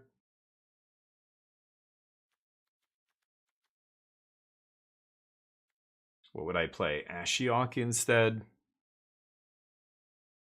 I think I'm still splashing for Roller Crusher. I want a Sweeper here, I think. I have almost no removal. Cyclonic Rift much later gets rid of things. Otherwise, it's just counter spells, have to pray. Finale maybe on 5.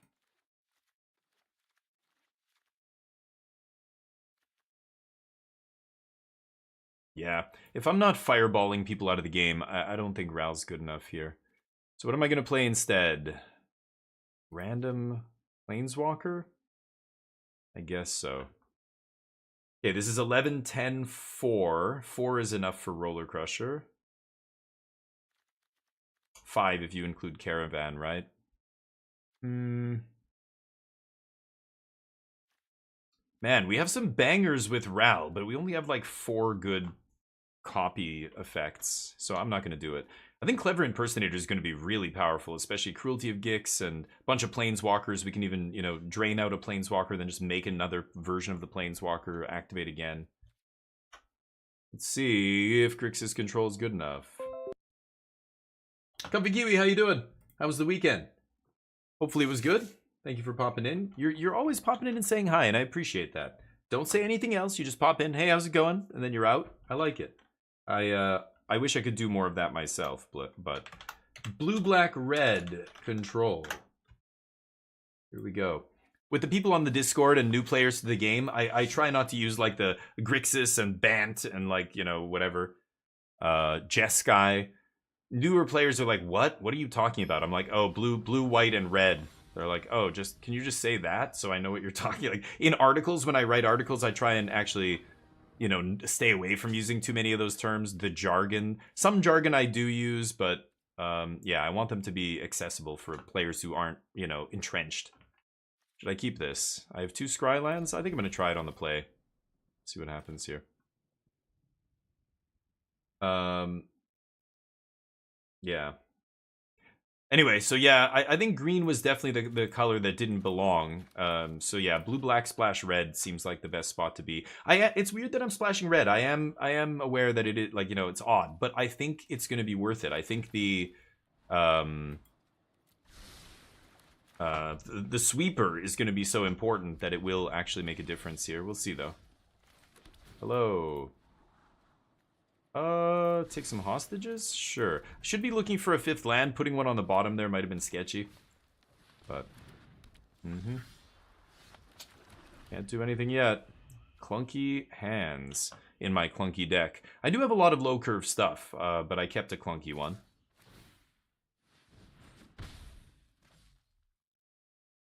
Hopefully they try and play around a counter spell by not jamming their biggest thing here. We'll see. But red-green, I don't know how they play around counterspells. They probably just have to jam whatever they have. Get to take some hostages next turn. Oh.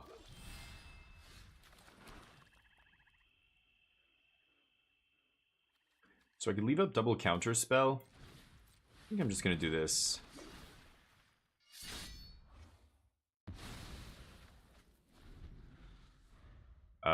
And see if they can kill my hostage taker. It's not a tall order. It's a short order, so hopefully they're just unlucky here, but there's a lot of stuff that kills this guy. So we'll see. Yeah, they're pointing something at it. What's it gonna be? Or are they just reading it? No, surely you have something. If I get to untap with this guy, that's pretty good. Actually, the Enduring Courage, when it dies, it's going to go back to its owner's control, turned into an enchantment. So, maybe not the best card to even get with Hostage Taker here. Maybe they just ignore this? I don't know. No. Ooh. I'll take a little 2-for-1. They say oops. Yeah, first strike doesn't matter on a fight spell. Sorry. Missing the 5th land, but next turn we can. I've got red. I guess I'm gonna go blue here. And I don't even want that. I don't want it. I don't need it. Okay, so they've got a 3/3 with haste, but you know, other stuff getting haste won't matter if other stuff never touches the battlefield. That's my plan here. No. Countering literally anything they play here. Take it. Ooh.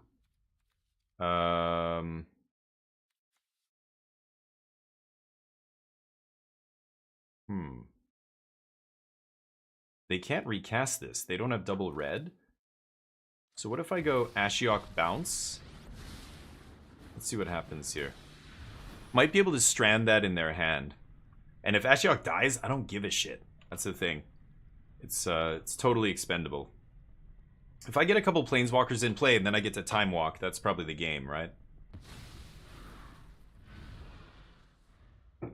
Hydra down. Do you top deck a red source? No. They get a couple relics here, or yeah, relics? Is that what they were? No, not relic. Oh, what were they called? The signets. Signets. So they're gonna have red next turn. I have the refute here. Ashiok survives. There's the 6th land for the Time Walk. So maybe I just go... Yeah, maybe I just go Spider Queen here. Set up for the Time Walk. That's probably the best. Make some blockers. Okay, part the Water Veil. Busted. When you have Planeswalkers, it's pretty busted. So, they top deck the red source. Yes, you have lots of mana now. Signet? Roxanne. Gonna kill Lolth, I guess. Sure. Ooh, the Rift. Huh.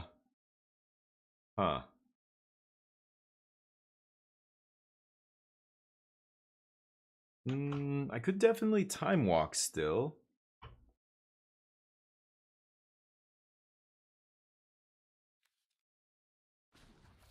Yeah, I think I will.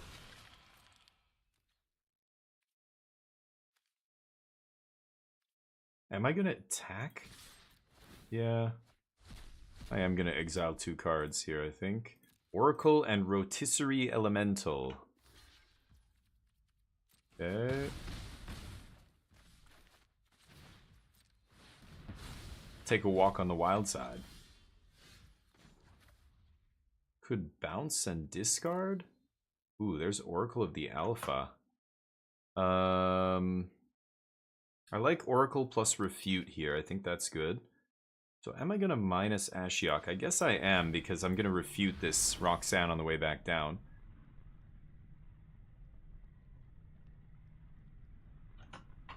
They've got 2 cards in hand. One of them is Enduring, so yeah, losing Enduring is fine by me. We swing, exile a couple more cards, and then I'll go Oracle into Refute, and that should be the game, I'd like to think.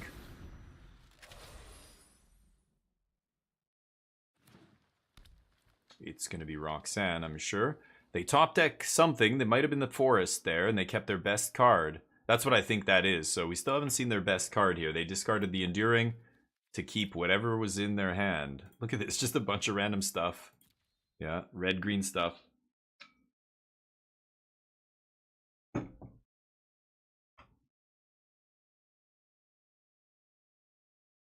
So, gonna refute and see what that last card is. Now, if they play Roxanne, I refute it, but I hope they play something bigger. I know their last card is the best card in their hand. Or it's at least as good as Roxanne if they discarded the Enduring.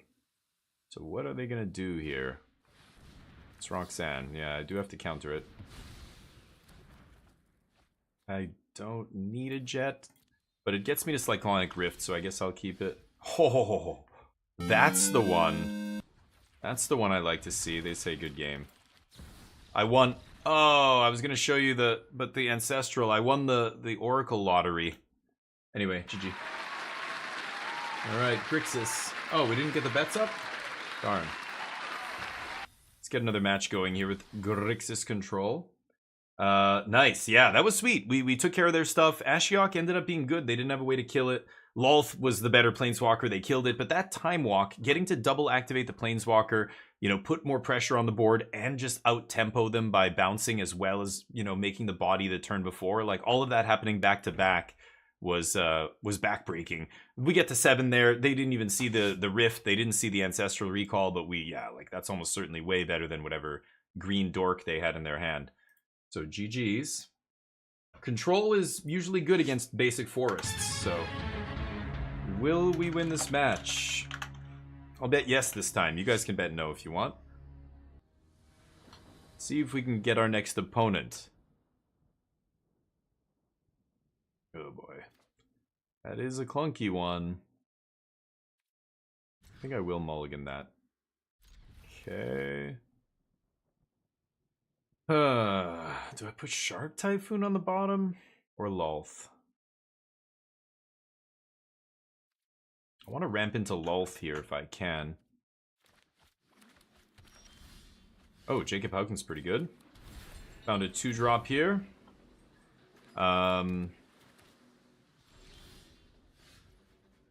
Awkward. I think I'm actually going to not play Hauken here. Put that on top. And I'm going to leave up Refute. Yeah, I was going to say, this could be a control mirror. Ooh, if they cycle that early, they're looking for lands. So let's see if they found one. They might have kept a land light hand here. They have one. Okay. Okay, pass. So now I've got counter up plus deduce, which is very nice. And then I'm going to wait until I can leave up counter with the Caravan here. Like, play the Caravan when I have, you know, Caravan in play and 3 mana up. Okay, so I can go to 4 mana here. But I don't need to do that. Control mirror, huh?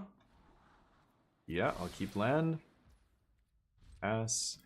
Again, not playing Caravan until I can go Caravan, leave up Refute. And they're just wasting their mana over here. Meanwhile, I'm getting to draw cards and make my land drops. They're going to have to get lucky to keep finding lands with no card draw. They do. Okay. Ooh, that's pretty good. I'm not going to refute that. Let's see if they're splashing. No, blue-white control, huh?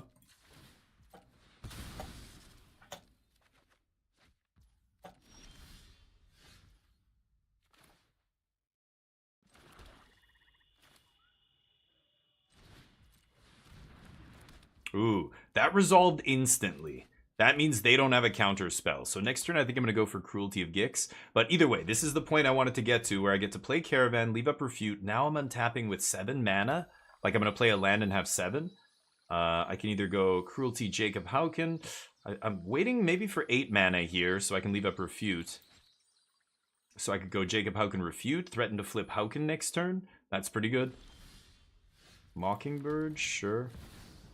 Let's jam Hauken here off the Caravan.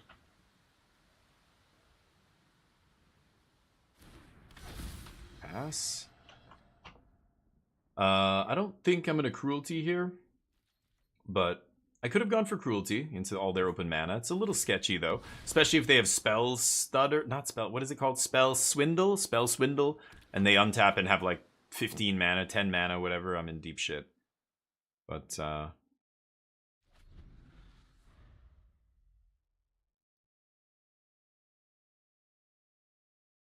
they're going to have to do something here. Jacob Hauken now means there's inevitability. I played him and they didn't, like, it didn't even pause on their turn. Or are they just going to bounce Hauken? That's not very good. Okay, for them. Sure.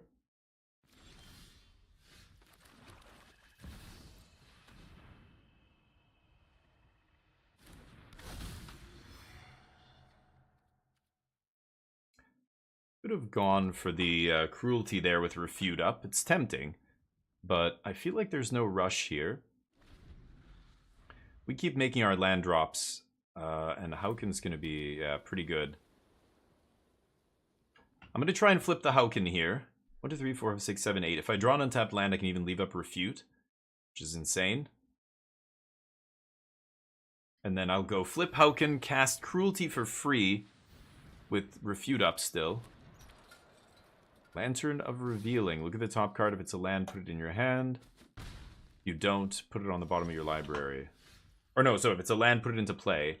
And then if you don't, it goes to the bottom, yeah. Nice, untapped land. So I can go Jacob Hauken.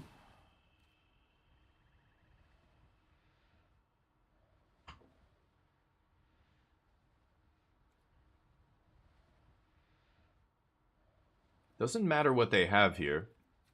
Exile Cruelty. Pay 6. Play Cruelty. And now I have Refute up with Cruelty on the stack. I get to look at their hand. This is what they need to counter. They should have... Well, they can't counter Jacob Hauken, and that's the nice thing about Hauken. You know, once he's in play, they have to kill Hauken in response. Or, yeah, and blue-white probably has very few ways to do that instant speed. Otherwise, they have to let it happen and then try and counter whatever I play for free. But because it's free... Oh, no, no. This is why we're patient. Oh, that was nice. That is almost certainly GG. Cruelty comes down, takes their best card. Or whatever. They have nothing. They have an Ojutai. Yoink. Oh, no.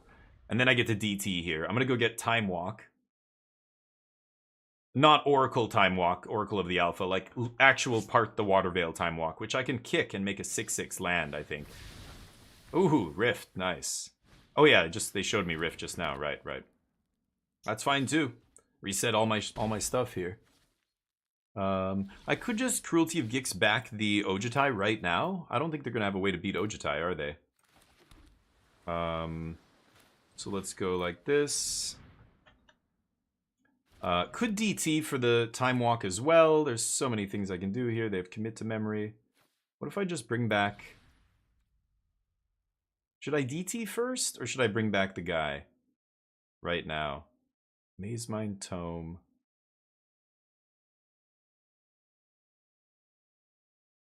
I'm not sure what I should do here. Maybe it's just Lolth Jacob Hauken or something. Let's try that.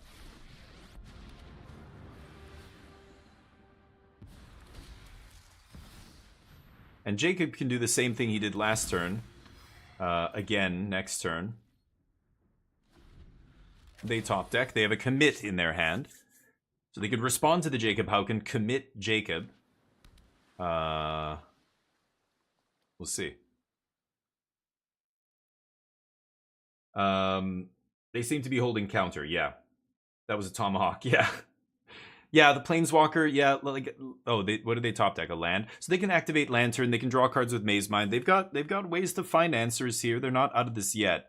But if I Cruelty for a Time Walk, that probably does it, right? I don't think I need Ojutai out of the yard right now. Finale of Eternity also brings it out of the yard. Cyclonic Rift Up means I can deal with anything they play. They could just cast the Aftermath here. Like, they could cast the Time Twister part of Commit. Because they have less cards than me. It would be much better for them. They even know one of my cards is very good here. So, we'll see what they do, but it's not looking good for them.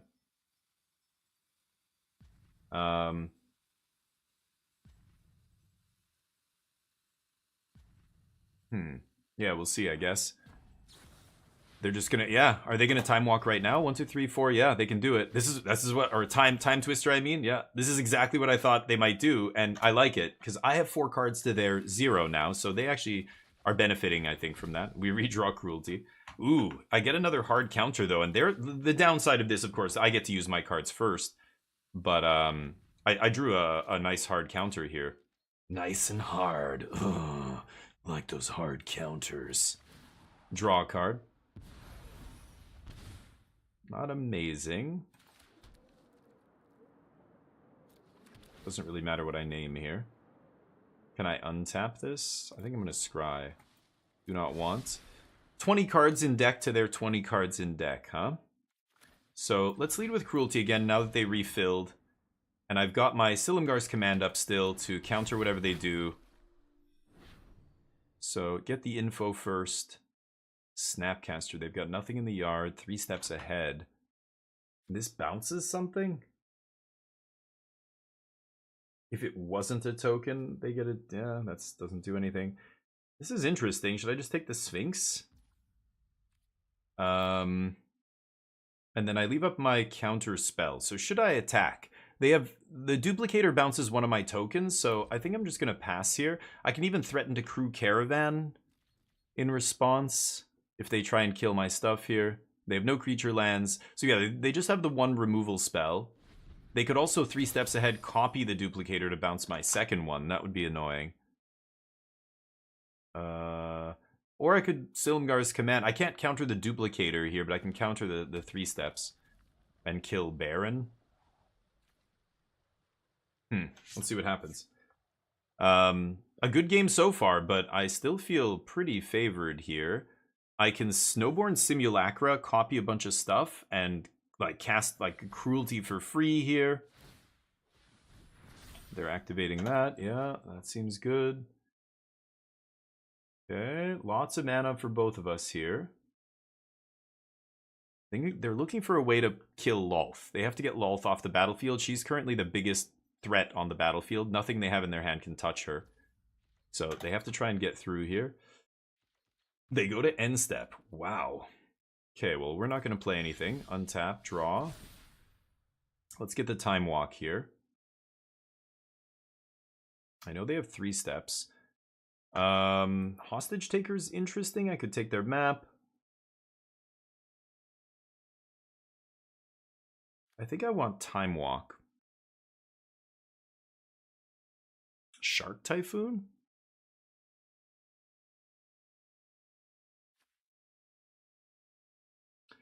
Wow, this is close.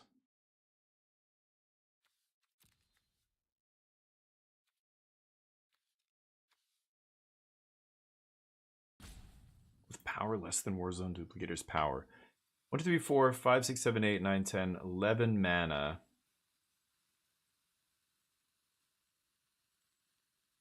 They're at 20 life. This is tough. I think I'm taking Shark Typhoon because I think it's the card that they're going to have the most trouble beating. Ooh, that was a good one.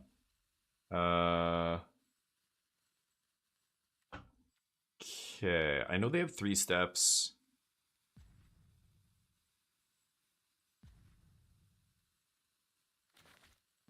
They're gonna fight me over this? Probably, right? Okay, let's go Duplicator. Or, Massacre Worm, I mean. And they can bounce this if they want. That doesn't do anything. Are they gonna counter it? They do not. 1, 2, 3, 4, 5, 6. So I could Hard Evidence here as well. Swing with the team. Now I don't fear any attackers on Lolth. This does not go to face, sadly. Not a good card in the control mirror. It's not why it's in our deck, but...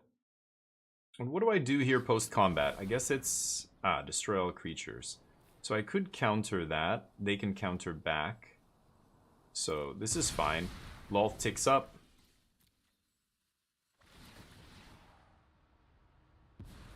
I don't want to discard, so I'm going to play Hard Evidence here. And pass. End step I can draw with Clue. I have 17 to their 18. But I have Oracle of the Alpha to put cards back in my deck, so I think if it comes to decking, their Time Twister's gone. I probably win that race if it comes down to literal decking. We'll see. I've got Silumgar's command to protect Lolth. They've got 3 steps ahead to fight over it. They could have, if they would have countered my counter if I had gone for it on my turn, so the Wrath had to happen. But this is still not great for them. Lolth is just going to make more spiders. They've got to get her off the battlefield. Snapcaster Mage can only hit a showdown here. Sure. I think we're going to go for Shark Typhoon and then fight over it with Silumgar's command. And see if that's good enough. But even Lolth, the 2-1 reach spiders keep this flyer off my back. So it actually feels fine here.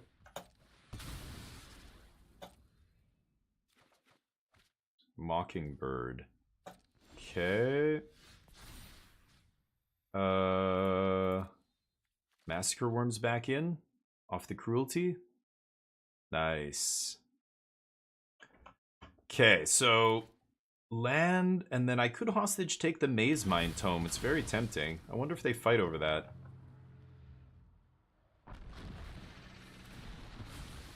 Okay, do a couple damage.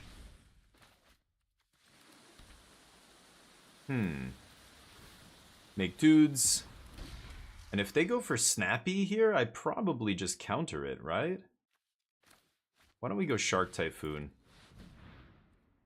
Let them fight over this.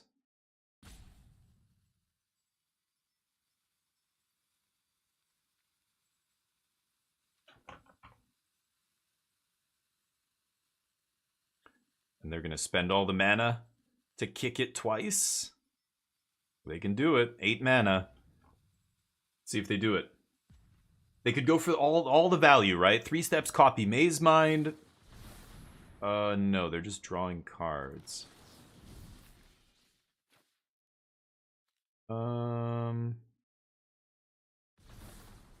Could bounce Lolth? Is that crazy? I think I'll just bounce this stupid thing. Alright, let's see if they have another counter spell. They still have 4 mana up here. And I guess I can crunch for 5 with the Cultivator's Caravan. Ooh, nice. Shark Typhoon resolves. Love to see that.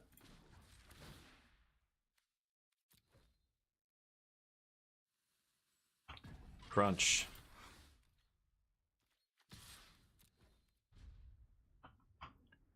Okay. So, Shark Typhoon in play now. That is going to be very tough for them to beat, I think. But we'll see. If I get to Snowborn next turn, or like I have some big X spells in my hand here. They're going to make big tokens. They've got Snappy to blow up everything with Final Showdown again, but that's like 5, 6, 7, 8 mana. Yeah, that's like their whole turn. And again, Lolth just pumps out more spiders. So I'm not going to contribute anything else to the board here. Anything else I play will just get swept up when they flash back the showdown. They either have to wait till my turn. They should wait, but okay, they're going to do it now. Oh, is it oh, it's a sorcery. No, it's an instant, this one. Yeah, they didn't have to do that now. Okay, anyway, we know what they're going to do here. I don't even know what's in their hand, but I know they're going to have to do this at some point. So they're doing it on their main phase when I'm tapped out and I can't interfere with it. That makes sense. But this is going to leave them with 3 mana left. Are they going to jam the lantern here? Oh, they made their guy indestructible, right? Until end of turn. They get to save Snappy here. Lolth ticks all the way back up. Wow, it's kind of interesting. I can even hostage take Snapcaster. If I have Snapcaster up with Silumgar's command in the graveyard, that feels kind of bananas, right? So Lolth, we have 14 in the deck. Yeah, I think I'm going to hostage take Snappy. That's hilarious. And now I can Silumgar's command. Mine. Oof. That's huge. I could even Mockingbird eat their Maze Mind Tome here with my like second hostage taker.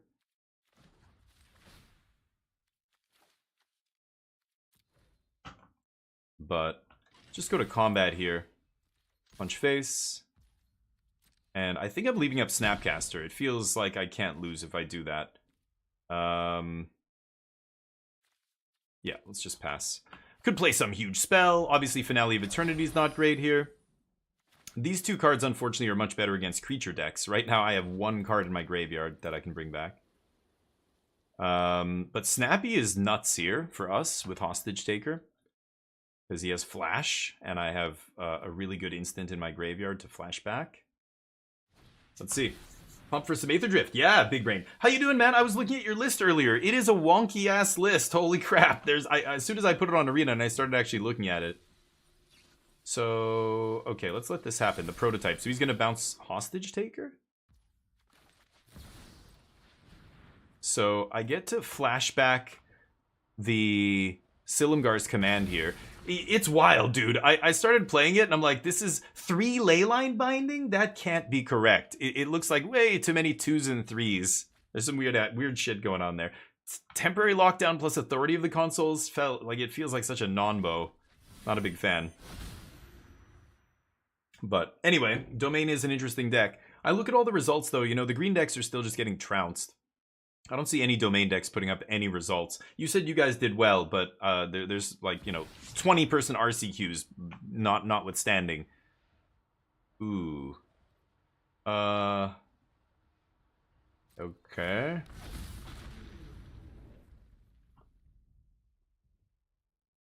Probably gonna bounce Lantern of Revealing on end step here. Make a 5/5 Shark. Let's bounce the Lantern and kill this idiot. Okay. Nice. I get a Hostage Taker. They have a copy of my Hostage Taker here. They scoop. They know. The only 3 Domain decks? Top in the Spotlight series. Oh, okay, nice. Top what? Top 32 or something? Yeah, because I didn't see any domain decks like top 8, obviously, but even, or was there one? I can't remember, but top 32? I thought you said you won a challenge or something with it, right? Blood Pits Drowner, yeah. Hey, Lucky, thank you, buddy.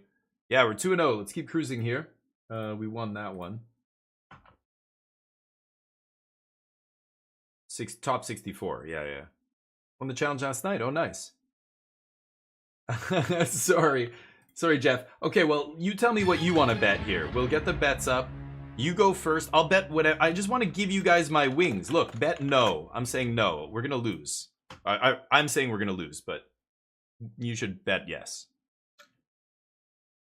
9th, okay. And the other were top 64. Okay, yeah. That's what I mean. It's like, one deck will sneak through, but yeah, when you look at the metagame, it's still pretty stale. It's the same decks that have been top for a long time. I mean, 40% of the format is low to the ground, Dimir, Esper, and Gruul. Red and Dimir deck variants, basically. The green decks, it's not a great time to be green.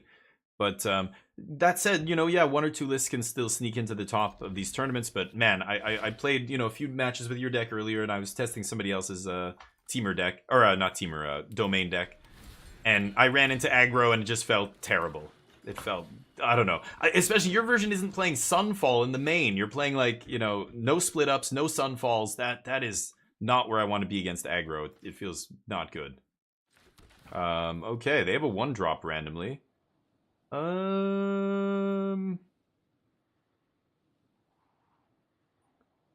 don't think I'm gonna need this. I guess it's okay with Shark Typhoon, but anyway. What do I love about Aetherdrift? Nothing. I hate it. Spell Pierce is back. As soon as I saw that, I'm like, fuck this. This set's garbage. I hate it. Why is Spell Pierce back? Please, somebody tell me. We don't need that garbage in our format.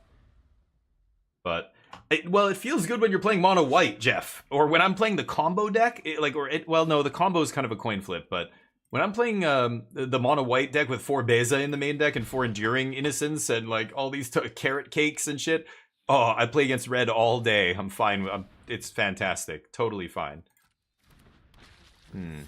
Awkward. Is it Rift this? I want to Rift it and then Cruelty it out of their hand, maybe, right?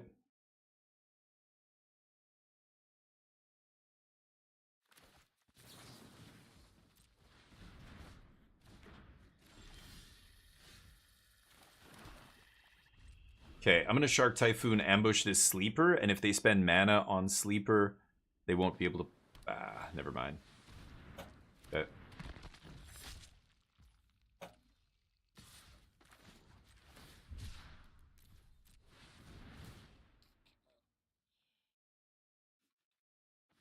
Pump it up. Oh, lands, come on. Lands is not good enough here. Where's Hostage Taker? Oh my god. I could Cruelty here. Take 11 or 9 or whatever this is going to be. And then I get Hostage Taker. I pay 3 more. I take Hostage. That's turn 6. Or I Clever Impersonator, hope they don't have whatever. I was the starting player. That's coming in tapped. So I could Scry and Clever Impersonator copy this? That does not seem amazing. I guess it brings the Impersonator back, though, right? With stun counters? I think I have to Cruelty here. Yikes. Oof. I probably have to take Rafine. They're going to get to hit it Sugui. Oh, no, they can't cast Rafine. What am I saying? They're playing red and... Oh, but they have Rakdos joins up. That kills me. Deals damage to that creature's power to target opponent when it dies. No matter what I take here, they can bring it back. That's brutal.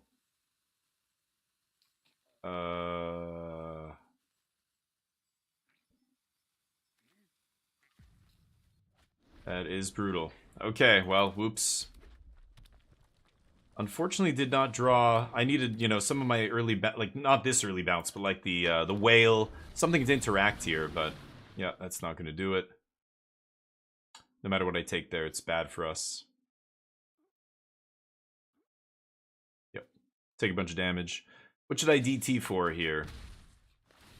It's Hostage Taker, I guess.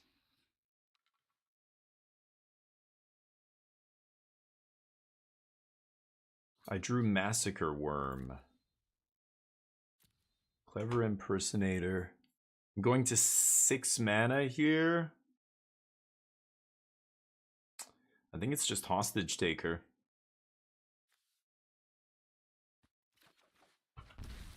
Eesh. Doesn't really matter. Don't want Swamp.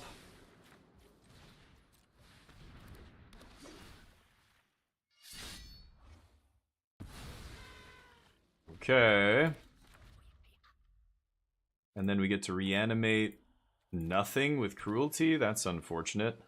Oh, maybe I'm blocking with Hostage Taker. If I get to reanimate that with Cruelty, that's perfect. They probably shouldn't have attacked there. Oh, what the hell? Oh, that was weird. It made the sound, but then it didn't actually do anything. This guy comes back. You get to Brainstorm again.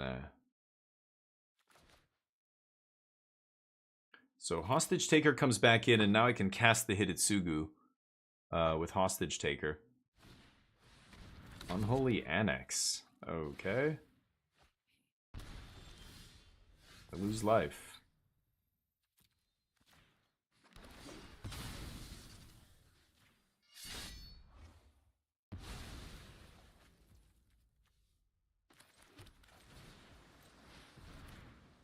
Pretty sure they're gonna stop this. Yeah. Okay. Pass. I get to Horned Lockwhale the Slasher here. I can copy my Hostage Taker. It's pretty good. But that's also pretty good. I can copy that, I guess.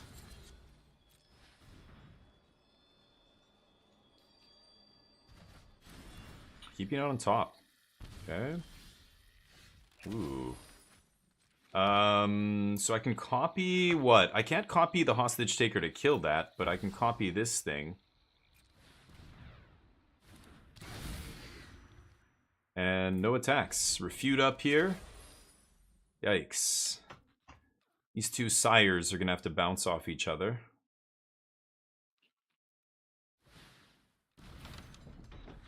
Ooh, that's scary too.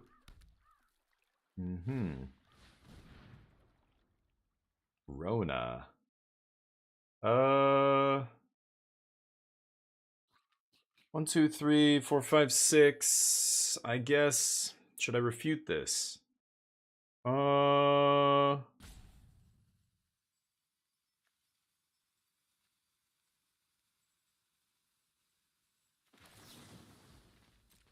Yeah.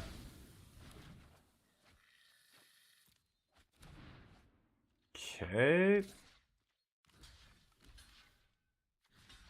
Oh, it's got Menace. Jeez. They've got to trade with Sire, though.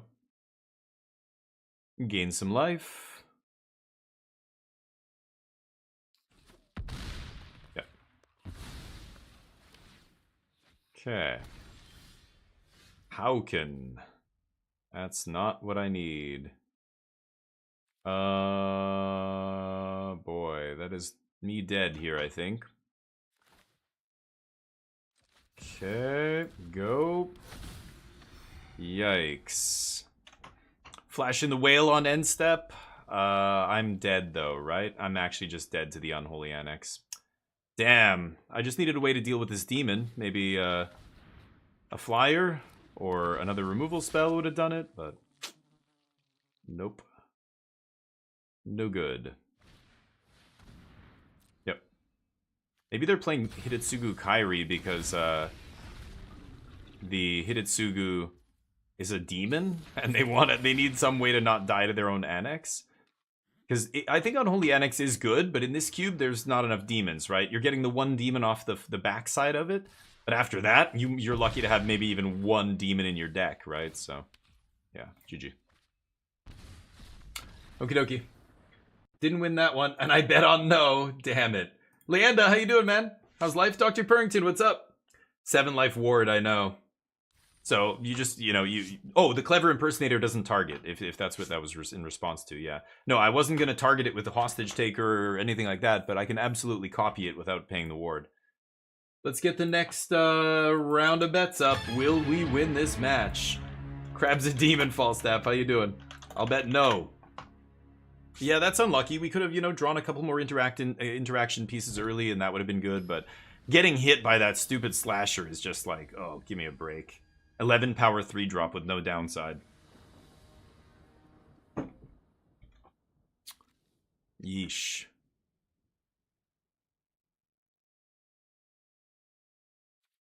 Ugh. I'm gonna keep it. I'm gonna keep it because I'm crazy. If they kill my cultivator's caravan, I'm gonna puke. Oh god. Please don't kill it. Okay. Let me draw an island, please. Okay. Totally fine. Island. Not island.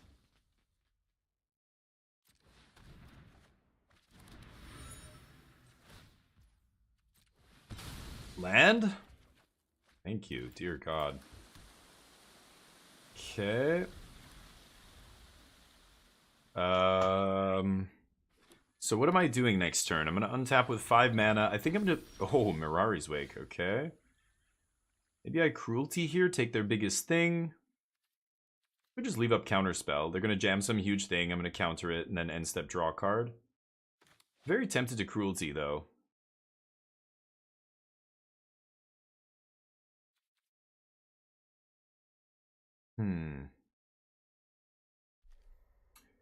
What do I have that can actually get that thing off the battlefield? Cyclonic Rift? Ashiok? Mirari's Wake is a problem. I can counter 1 turn, but I won't be able to counter after that. I could just copy it. It's very tempting. I think I'm going to leave up Rewind. And let's see what happens. See if my opponent goes for something huge here. Cruelty for Rift? Yeah, like the second chapter? Yeah, I'm going to have to do that at some point. But that's letting them do whatever they want this turn. I can't let my opponent untap with 9 mana here and all the cards in their hand. Like, they can go up to like 11 mana and slam something huge. I've got to counter whatever they play here. If they don't do anything and they play around my counter, then I at least get to draw with the clue. And I just need to find enough lands that I can play one of these things and have a counter up. Yeah, like I can never let this resolve, right? So, oops. Shouldn't have used the stupid other thing there, but whatever.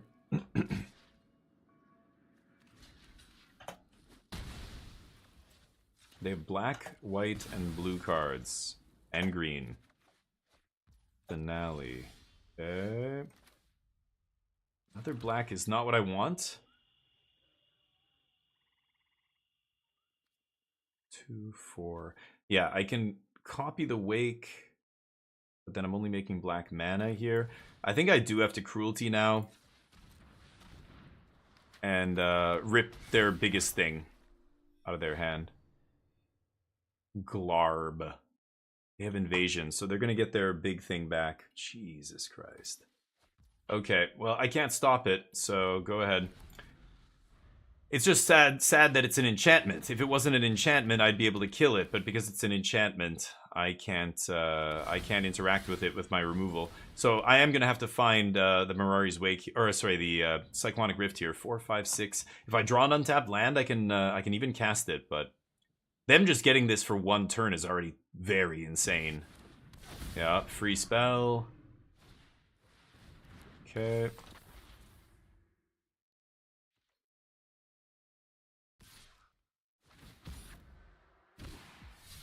Mm-hmm. 4, 5, 6. I mean, I can copy the one with the multiverse here, cast Water Veil for free, and then bounce everything? Holy shit, that's actually insane. Could get Snowborn, but I need another... Oh, I drew the untapped land, right? Wow. So I can go Snowborn Simulacra. X is 5. Copy one with the multiverse. Mirari's Wake. All that shit. Slam one with the multiverse. Slam Time Walk.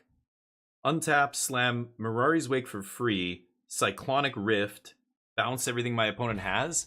It's got to be Snowborn here. Oh, no, but I need the Rift. Yeah, no. Oh, Snowborn is so gross. But I think Clever Impersonator should be enough, right? Yeah, I think I'm just going to take Rift here. It's still better than Snowborn. So let's go Clever Impersonator. One with the multiverse. Land off the top like a champ. Let's go Part the Water Veil for 0. And then I can Mockingbird and Jacob Hauken. Let's go Hauken. Okay, now we are going to trigger the cruelty here. Glarb comes back. We've got a free spell. I've got Oracle of the Alpha off the top. I can kill all 3 of their creatures, but it's got to be Rift here. 4, 5, 6, 7. So I'm going to play Rift for free. Yeah. I could Jacob Hauken first, but then I can't flip it. Oh, I'm going to Rift for free, though. So I flip Hauken and play Massacre Worm for free? Yeah, but then, yeah, all their stuff is gone. I'm trying to think of how I'm going to do this. So I Cyclonic Rift, I have to pay the 7. I can't play that for free. So I won't be able to flip Hauken, right? Oh, no, I get my other spell still for free. Oracle of the Alpha...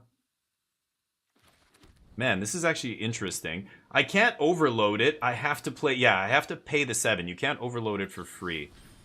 So I'm just going to do that. Whoa, what did I have that? Oh, that was the battle, right? They scoop! Okay, I get to play Massacre Worm for free there. And then we're in really good position because they can't do anything, so they know. Jeez. Sorry, my opponent's probably thinking I slow rolled them there, but I just wanted to make sure, like, there are so many lines I could have taken. I think if I take Snowborn Simulacra, X is 5, yeah, then I can't Rift because I need the free... I need the Time Walk to be free so that I can take another turn there. The Time Walk is insane. If I get to Time Walk for free the way I did, that was just too much. And then I got the Cyclonic Rift, and that was GG, yeah. 3-1. Let's run it back. Will we win this match? I bet no. Crazy times in Cubeland. Lots of wild stuff happening in this format. It's bananas.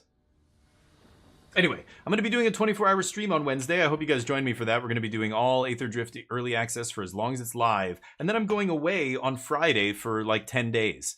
So I don't know if I'm going to stream tomorrow. If I do, I might just do a short stream in the early in the day and we'll play like some Kingdom Come Deliverance or something. I'm on the draw.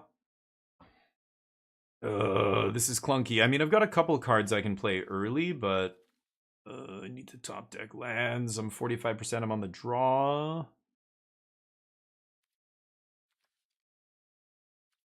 Mockingbird has not been impressive in this deck. I feel like if I keep this, I'm going to be in trouble. I'm going to mulligan this. I'm going to keep this. Okay. Almost the same hand, but this is better. Less clunky. Okay. Lolth is a good draw. Let's find some lands. I guess I'll keep that. It scries when it attacks. It'll find me land. Could even copy it, but that seems pretty silly. I just haven't found a lot of things to copy that I want to copy, right? Okay, well that's one of them, I guess. Did I Mockingbird that thing? I guess so. I've got a Flying Inspector. How do you like that?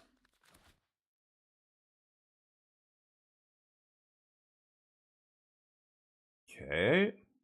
Esper, huh? They're not going to do anything. Yeah, leave up their clue. Swing. Oracle? See if they counter this. I really don't care if they do. In fact, it's better they counter that than one of these things, probably. But I haven't drawn a land yet this game, and that's a little bit annoying. Okay, Power 9 in the deck. Slot machine enabled.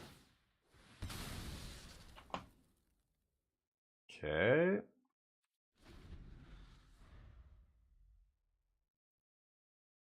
See if we get lucky with this Power 9 in our deck. Rift there with your own multiverse is already a blowout. Yeah, card. I know. It almost. I know you're right. Like we're splitting, or not splitting hairs. We're like the details don't even matter. Any huge swingy thing I did there would have been GG. Like yeah, just the stupid. Okay, well not a land, but at least it's something that makes mana here. I could take their tomb with hostage taker. Scry.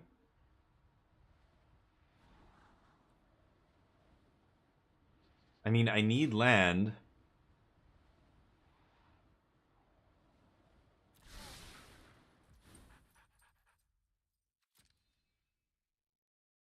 God damn it.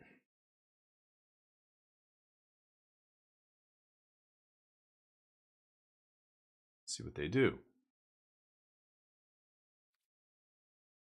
I guess getting to play 2 Moxes in a turn is pretty good.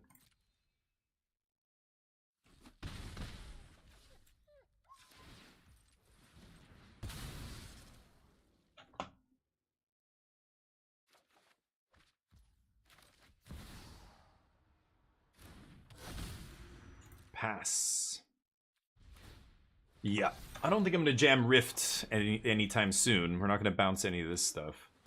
So we pass. Looking to probably slam Ashiok. She's the bait. I want to resolve Lolth, so if they have a counter, let's bait it with this. We'll see if they leave up mana here. I'm stuck on lands. I haven't drawn a single land this game. Awkward. Hostage taker can't kill it. Ashiok can get rid of that though, right? Yeah, let's let that resolve. Am I going to take one? Deal. Okay, land is good. Let's go Ashiok.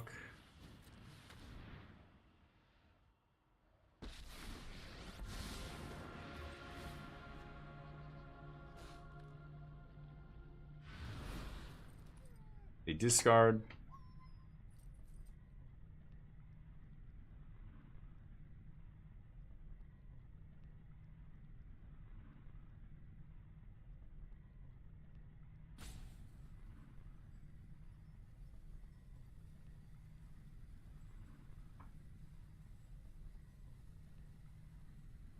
What are they discarding? Ooh, tough choices over there, huh?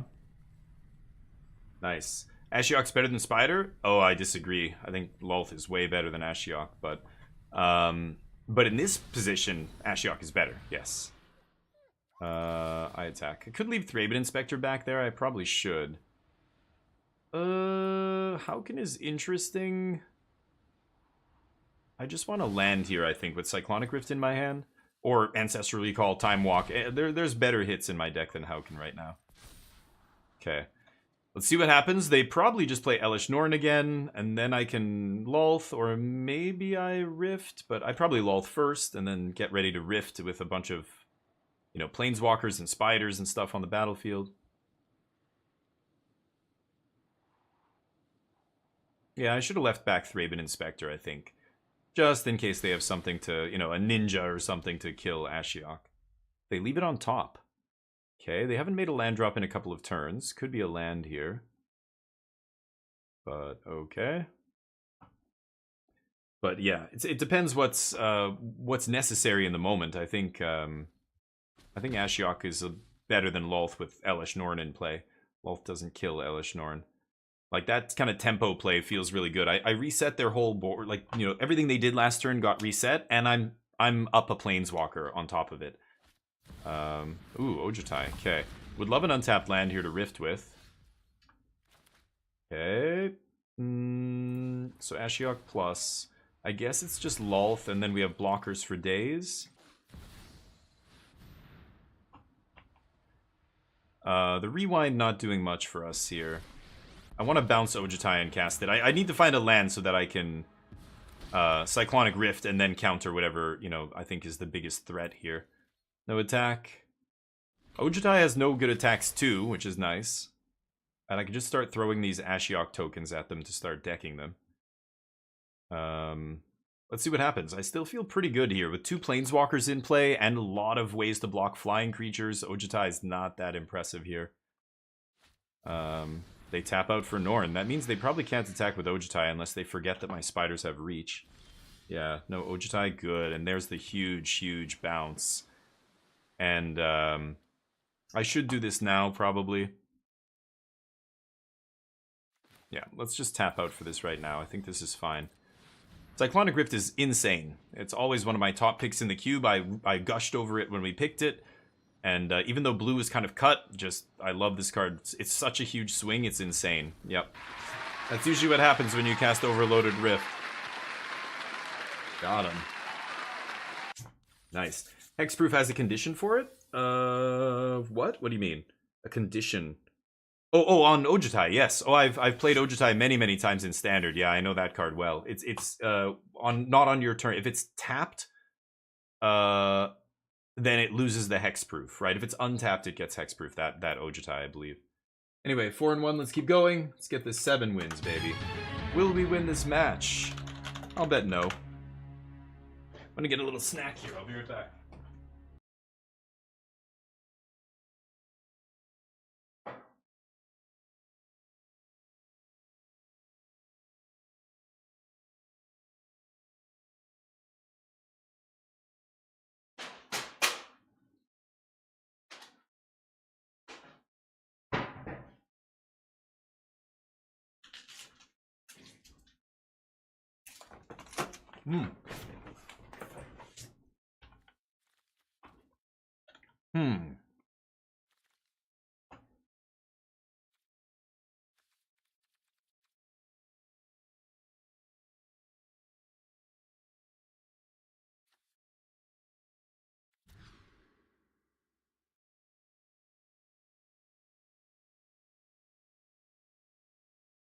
I think this is better. I think I'm gonna put the Time Walk on the bottom. Hard Evidence is such a great early play in a control deck like this. It just really gives you everything you need.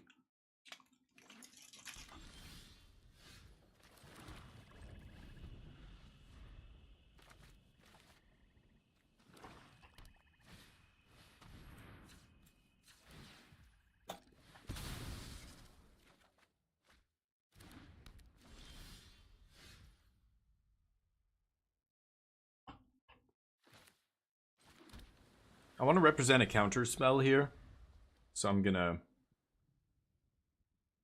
put that into play over the tap land. I can still Hostage Taker if I need to here.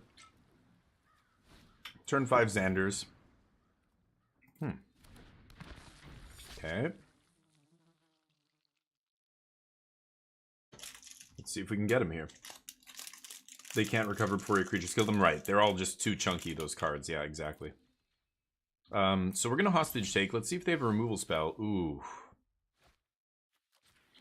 Well, that makes me wish I had played the tap land, but this is still fine.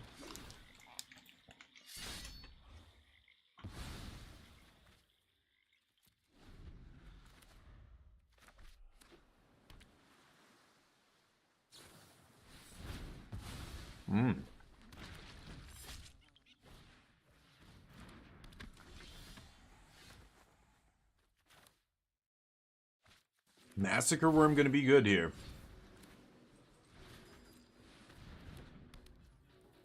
Pass? Getting close to rifting as well.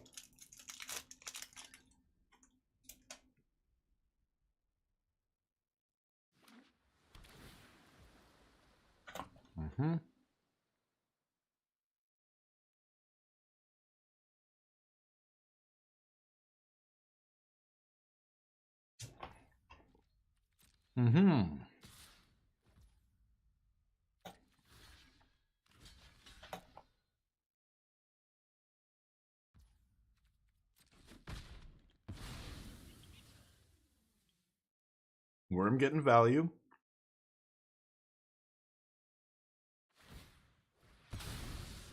Wow. No gas? Sure.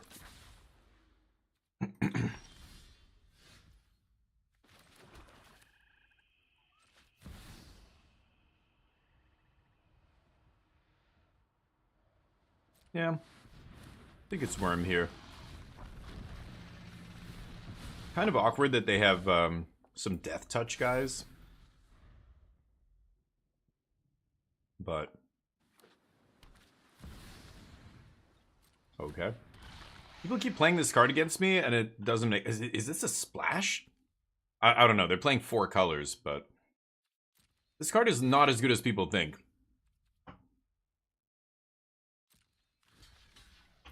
Okay. Deal. Probably just time to Rift here. If I wait until their turn, they could have a counter spell here.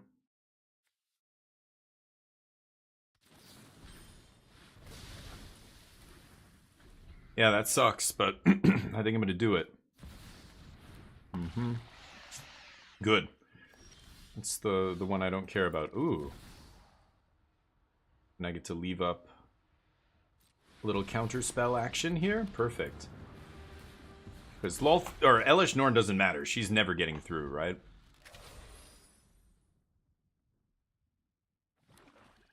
I guess I'm discarding random top card of my deck, which is not amazing. Nah.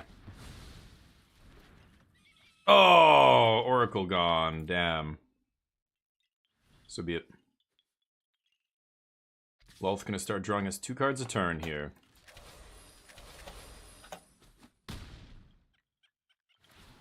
Okay. Nice. Draw cards. Scry? Oh, right. Oops.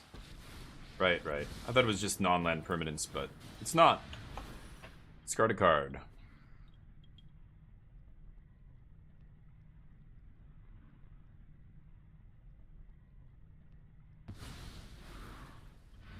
Double green card. You gotta be high as shit if you're playing that in your Esper deck. What? Double green card. What are you doing? Oh my god, dude. Okay, they found another dual land. Just in time. Now they discarded their unplayable card on turn 10. Yeesh. They don't have any creature lands, so not too worried about that. I did screw up. I missed the scry trigger there. That was my bad. I forgot it was lands and everything. Yeah, Elish Norn's annoying, but... Pylon. They probably destroy the wrong one there. I think, I don't know. I think Ashiok is worse than Lolth. Lolth draws me 2 cards a turn. Ashiok does not. That's a big deal. Blue. That's pretty damn good. 5, 6, 7, 8, 9, 10. Yeah, I'm gonna keep that.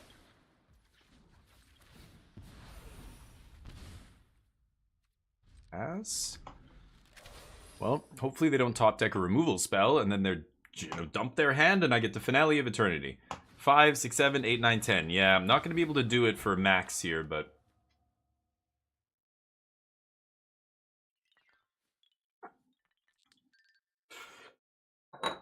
The Gaunt Father. Ooh. Them taking their time's a bad thing. That probably means they have something really good here.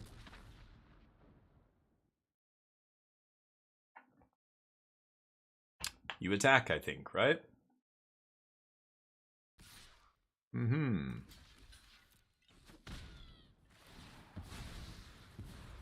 Okay, it's a -3 on Lolth. Oh, 5, 6, 7, 8, 9, 10, 11. I'm 1 mana. 1 mana short.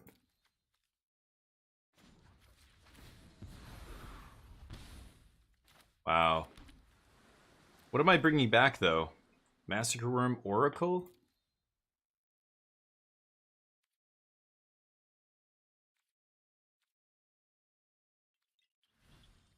I can't wait. I can do it next turn. Maybe I should have minus Lolth and just lost Lolth there. 3, 4, 5, 6, 7. And then I lose another 5. I go to 5. And then I do this. Oh, but they play... Oh, no, but I can kill Elish Norn. And their other 2 things. And then I get my ETBs. I'm gonna wait. Oh boy. They took my counter spell? Could be. I've already got one in the yard. I think I have one more in the deck. No, I have two. Silumgar's Command and, yeah, Rewind. So they could have found, sure, could have found that. I think if they found a hard counter spell here, I'm dead. I don't think I can win if they have, like, my last counter in the deck, or second last counter, or whatever. But, we'll see. Nope. Boy, their deck looks brutal on the mana. I don't know why they're, like, you'd never ever splash for crap like this, right? Yep, they tap out for me. Perfect. Okay, well, we saved the finale. Let's see if it was worth it. Oh, and Nissa, sure. I can kill Nissa with the oh no, the Caravan's gonna be tapped here, right? Ooh, Cruelty's not bad. One. Is it Slasher?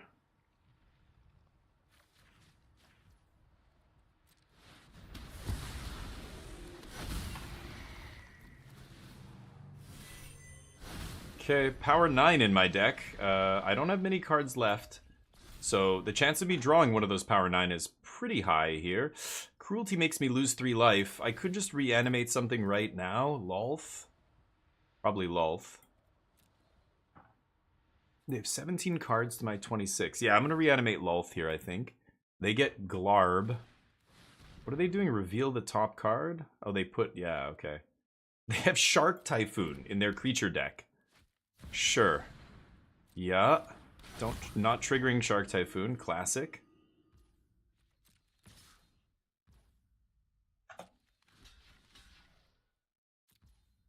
Okay. So I think, I don't know, they have one card left. I think I'm just gonna get Lolth here. Wow, that was a good draw too. I think I have the mana to do both. So let's do this first. Yeah, this is gonna be nice. Double Impulse here. Get Rewind. And Pearl. Damn, I looked at so many cards. No Time Walks. No Ancestrals. This is 7 mana. So I could pump up the Caravan. Oh no, I can't. What am I saying? So let me think here. Elish Norn. I think it's still Lolth if I'm getting anything back with Cruelty. Should I Demonic Tutor with Cruelty? I'm at 6 life here. I swing with the Worm. They block. No, I've got to swing with both. Oh, this is tough. Yeah, but the last card, is the last card mine? No, didn't they play? I think they got Shark Typhoon. Yeah, owner Damien F16. They got my Shark Typhoon, so they don't have a counter. So I could go Cruelty. I'm not gonna I'm not gonna go to chapter 1 here. If I go to 3, I think I'm in danger because I need to crew and kill Nissa this turn. So I could do this, put Lolth into play. Lolth gives me enough power to crew Caravan. I swing both on Nissa. I think that's the play. Ashiok? Ashiok? Oh, minus Ashiok? Yeah, I can kill the Planeswalker either way. I don't know. I think Ashiok is the worst of the two. I think Lolth is better. But, oh, it's not Planeswalker. Oh, my bad. Okay, I'm just gonna Gaunty then. Oh, I thought it was Creature or Planeswalker. What am I thinking? I guess I'm thinking of Breach. Horned Lockwhale, Edict. I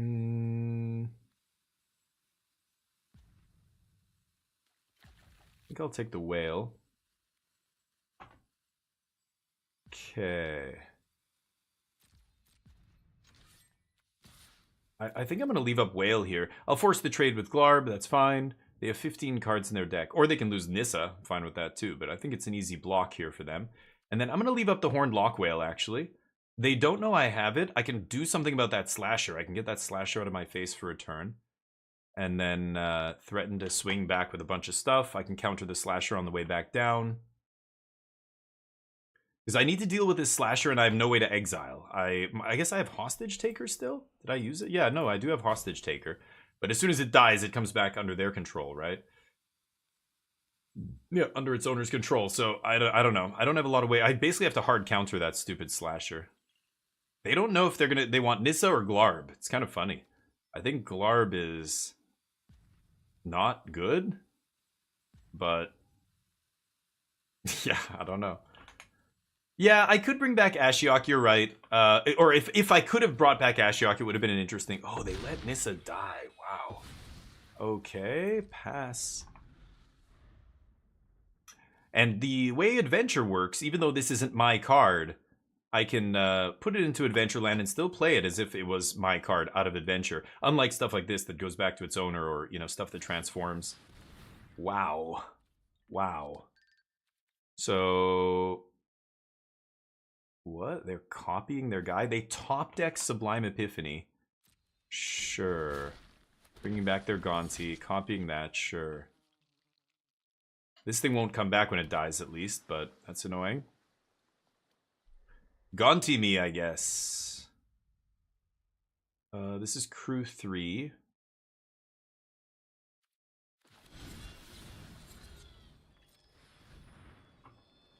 Okay. I love that they just slammed Epiphany. They actually didn't even get max value off it there. Because they just played at sorcery speed on their main phase. Kind of interesting, but the 6/6 flyer is probably worth it. But what a top deck. That was very lucky. Ew, not great. That is me dying.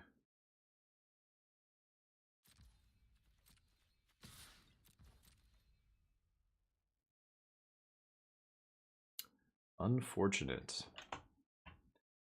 Oh well, needed to draw some removal there, or another big swinger. Snowboard and Simulacra, something like that would have been insane. I lose now. GG.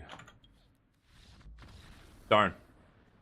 Okay, I win that bet, unfortunately, for us. We're 4-2, 5-2, 4-2, something like that. Let's play the 4-2. See if we can get our money back here. Will we win this match? Get your bets in. The whale bounce for shark, I guess. Yeah, I could have. Yeah, what was I thinking? Yep, you're right. You're right.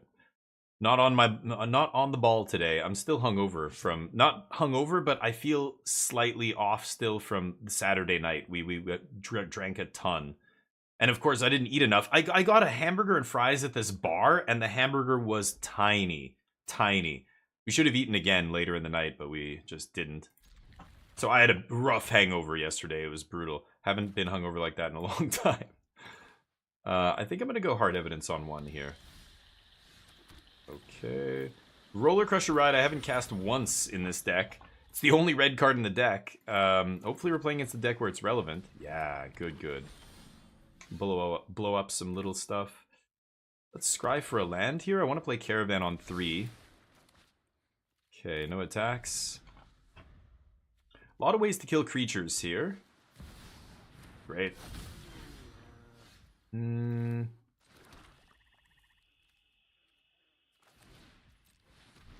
Okay. So how big is this guy gonna get? 5/5? 1, 2, 3, 4, 5. X, their toughness has to be X or less, right? It's annoying. None of my stuff is good at killing a large thing here.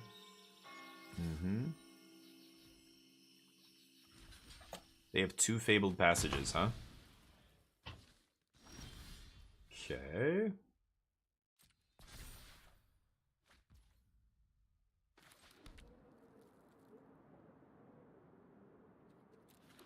Go black here. 4, 5. Yeah, I think I'm good. I'm gonna scry. I don't need that. So 4, 5, 6 next turn. Yeesh. I think Roller Crusher might not be good enough here, and neither will Finale. So I'm not sure. I'm gonna have to play the Worm, and maybe that does it. This doesn't make him bigger. He makes... Oh, I guess he makes more lands, yeah. Once per turn, right? So yeah. Never mind. Growth Spiral. That won't trigger him again, I believe. Okay.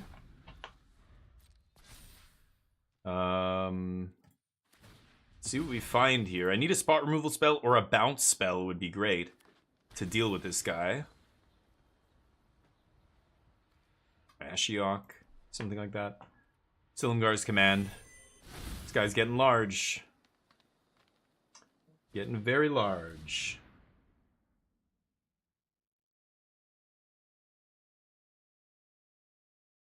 Bonnie Paul! What do you know? All the fat dorks. I don't think we're gonna win this one. I'm gonna have to draw... What? I don't have the mana yet to blow all this up with Finale and stuff. I'm too low on the mana. Yeah, Mythweaver Pock. Oh, there we go. With Fabled Passages is gross. There's only one fetch land or two fetch lands in the whole cube.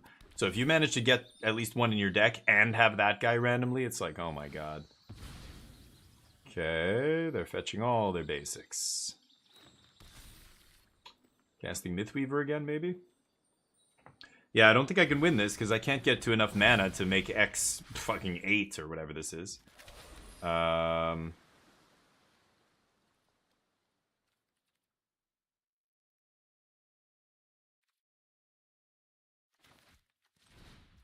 I'm dead.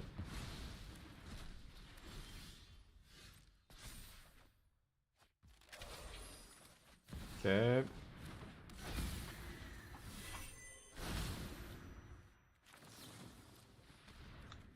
Yikes. Yikes. 3, 6, 7. If I go to 8, it's still not enough. They're just ahead of me. It's so annoying. Yeah, both of my X spells are not good at killing a large creature that's large on turn 4 or whatever. They played turn 3 Mythweaver Pock, turn 4 it was a 5/5. That was just slightly big enough to keep ahead of my X for the whole game, and that was it. Yeah, I'm not going to win this one. Sure. This is why sweepers are so important for this archetype. It's absolutely critical. I go to 1. But yeah, we didn't see any black sweepers in the draft, which is unfortunate. That's why I was splashing Roller Crusher, but this game their big guys were just too early. Came down too early off that turn 1 Mystic. Yep. Can't kill 12 12s. 3, 4, 6, 7, 8. Yeah. I can do it for 6. Wipe everything except the 2 biggest things. This gains me some life, but it's not enough. So, we lose. Okay.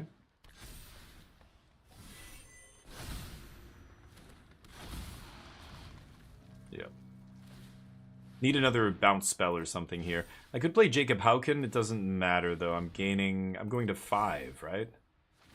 So, yeah. Yep. So it's just... Yeah. The Bonnie Paul is just enough to get me here. Wait, didn't I? Oh, I don't gain life. What am I saying? They just lose life. Yeah. Good game. Okay, darn. Finishing at 4-3 after being 4-1 kind of feels bad, but it's 4-10. Could play one more draft.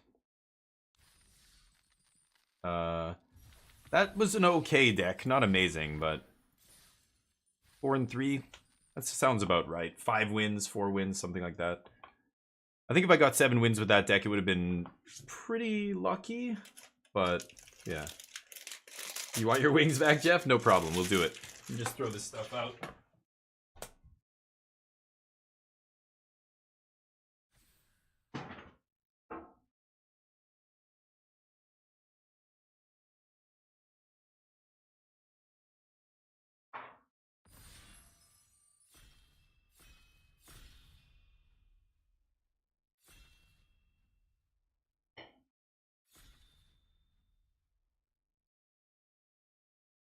Everybody joining, huh? All right. Dana Fisher? I think that's a content creator, right? Okay, what's good? Vaultborn's pretty awesome to ramp into, but again, that kind of thing is very common. There's a bunch of stuff like that are all good. Slicer's really good, but this always wheels. People don't like it, or I don't know. It's double green. Crawler. Lands. Celestis is just a 3-mana mana rock. So nothing like top 10 in the cube or anything. I could just take Robbery or something and start with like a big X spell. Kind of want to take a land, actually. When the pack is just this, maybe I take land. You would take Slicer. I know this is going to wheel, that's the thing. This won't wheel. It is very good. White black ETB effects, nice. You won cube? What does that even mean? MTG best game ever. You mean you went 7-1 or 7 wins? You mean by winning, right? Is that what you mean? I think I'm gonna take Dreamer Cascade. Duplicator, yeah. I don't like Duplicator. Celestis is fine. I think it's good. But yeah, I could see that too. They're both similar, right? They're just mana fixing. This is ramp, I guess, but Celestis for the rest of us, yeah. Ral, Rewind, Refute. I do like the counter magic in this cube. Ral copies stuff, so now that I know Ral's in this pack, if I can get it to wheel, I can focus on taking fireballs and playing that kind of a deck. That I want something with a plan, you know what I mean? It's hard in this cube, because most of the stuff there's no plan. I like Refute. I think I'm going to take Cancel here. Again, Sire of Seven Deaths is good, but just another random giant fat dork. Eve of Sanity is very powerful. Itali's very good. Ooh. Same with Valky. Some green 2-mana ramp. Itali's pretty insane. Over Thief? Thief is also very good. I think I might take Itali here. Big score wheel Ral. Yeah, those are fine together, but that's if I'm gonna play Ral, it's not gonna be for this. It'll be for Crackle with Power or something. But Sire's a nice save late game. Yeah. Oh yeah, Sire's good. So is Titan of Industry. Same thing, right? Save in the late game. Like, that's what I mean. So is Vaultborn Tyrant. So is, I don't know, fucking Bonnie Paul. There's like a bunch of random 7-mana, 6-mana cards that will be good at getting you back in the game when you're in the late game and you're behind. So I just feel like you don't ever have to prioritize any of them. Should I try Itali here? I'm gonna go for this. We know there's Big Score. We know there's Ral. We might get that stuff back. Chart, Silumgar's, Kindred Denial. Silumgar puts me in a third color. There's Star of Extinction. This is another card that often wheels. I do like Wraths, but I want like Burn Down the House. I don't want 7-mana Wrath. Chart of Course is fine. Kindred Denial. There's a red-black duel. We've seen a couple on-color duels go by already, so I'm hoping to get at least a couple of them back. Grixis is a fine color combination. I think I'm going to take the counter spell. It is a good one. Temple of Malice, Hard Evidence. Nothing I really want here. I could take Burst Lightning and just be angling toward blue-red spells. I feel like maybe Temple of Malice is going to be better for that. We know Silumgar's Command was in there. Yeah, let's see. Burst Lightning is good, but not imperative to have stuff like that. 2-mana Mana Rock. Wayfarers. I think I'm going to take the Mana Rock here. I do want to ramp into big red stuff, especially if it's Itali and Fireballs and stuff like that if we get the Ral. Chandra would be great in a deck like that. Like, there's a lot of pieces that overlap very nicely if you're in that kind of specific blue-red ramp into big X spells deck, right? But I think Crackle is the big one. Crackle with Power is what pulls me in. I don't, like, Big Score is fine too with Ral, but it's Crackle that I really want. I'll take Vraska here, I guess. I don't think I'm going to play anything else. Maybe Mana Confluence. Yikes, not much in that pack. Okay. Consider, Treasure Map, Temple. There's Mizium Mortars. This is not bad. There's also Piggy Bank. Piggy Bank's pretty good too, but I'll take a red removal spell here. This is good. 4 damage for 2 mana is very good. That kills everything I want in the early game. Okay, Outrageous Robbery is what I want in a deck with Ral and all that. Scrawling Crawler's not bad too, but this Wheeling's a good sign, and there's the Slicer Wheeling as predicted. You could take Slicer here as well, but if you had gone down the green route or whatever route, there's Ral Wheeling. That's a great sign. So sadly having to pass Temple of Deceit, but Ral is here. We've got Robbery already. That's a I win on the spot combo if you ever get to, do it. If you robbery for like 6 or more and you copy that, that's usually enough in the late game to either deck them and they die on the spot, or just, you know, it's way too many cards for them to stop. Yeah, so Ral coming back's a good sign. That means that I don't think anybody opens something like Crackle, or they don't. I don't know, or they don't know how this works. I don't see. Yeah. This coming around means almost nobody's in this kind of deck where we're ramping into big X spells. Thief comes back. Thief is very good. It's an early play though. That's the problem. So I either splash red or splash black. I might end up cutting a tally if we're all spells. Vraska I don't have to play either. Let's see what happens here. I'm in the same color combination again, but Demon. Chupi, yeah, Chupacabra is good. Oh yeah. Star comes back. I don't mind Star. Chart, of course, is good too, but let's take a sweeper here, I guess. 7 mana sweeper. We've got a couple ramp pieces already. Big Score was already, yeah, we would have seen it. It went by, so somebody took Big Score. That's a little bit annoying, but hopefully we can still find some ramp here. Crackle is fantastic. Yeah, Cart, absolutely. Comes out of nowhere. 20 damage. People think, what in this cube could possibly kill me from 20? They only have 10 mana or whatever. It's like, well, they have a Ral. If they go, you know, X is 3 on the whatever, they're doing 15 damage to you. If they do X is 2, for 8, as soon as they get to 8 mana, this thing sucks, right? Copy of creatures you control. I don't really want that. Quicken's not amazing either here, but whatever. Sure, neither is this Garbo. Not going to play that. Yeah, so it just comes out of nowhere and murders them, right? The Ral, any copy effect. So Chandra, like if your opponent untaps or double vision, you know, one of these kind of cards. This will wheel. I'm never picking that here, but they untap with one of those cards, and you could easily die from 20 life. But I think a lot of people don't realize because they just don't know what's around, and maybe they don't know the fireballs are in the cube. This is not a great pick for us. I could just take the blue-red duel. I probably will. I'm not touching green. Double vision will wheel. I could take Blood Chiefs, but this is double black to kick. If I'm blue-black splash red, it makes sense, but I think I'd rather just take the blue-red duel here. Titan of Industry. Chrome Host is going to be really good in our deck. Golos. The lands aren't great here. Definitely going to take Chrome Host, though. That seems good. We're going to be a spells-based deck. Spell Swindle's the kind of card that's very good in this deck. Because, again, if you can just set up a turn where you're sitting on Spell Swindle, they go for a big thing, and you get to untap with 5 extra treasure or 4 extra treasure, that's the difference between, yeah, casting Crackle immediately on turn, 5 with 10 mana and doing 20 damage to them versus having to wait 4 more turns, 5 more turns. The treasures, this kind of deck playing a bunch of X spells puts the treasure to such better use than other decks that are playing, I don't know, creatures or whatever other strategy. So I will take this here. I do like the Aether Channeler as well, but that should be good in our deck. Scholar? Scholar's pretty good. Tribal Flames. I guess it's a Scholar here.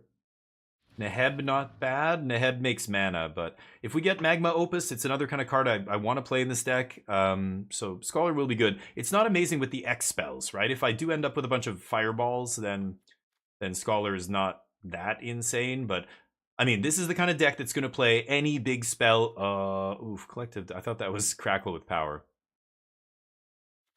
Mockingbird. I guess I take Collective Defiance. It's good with Ral.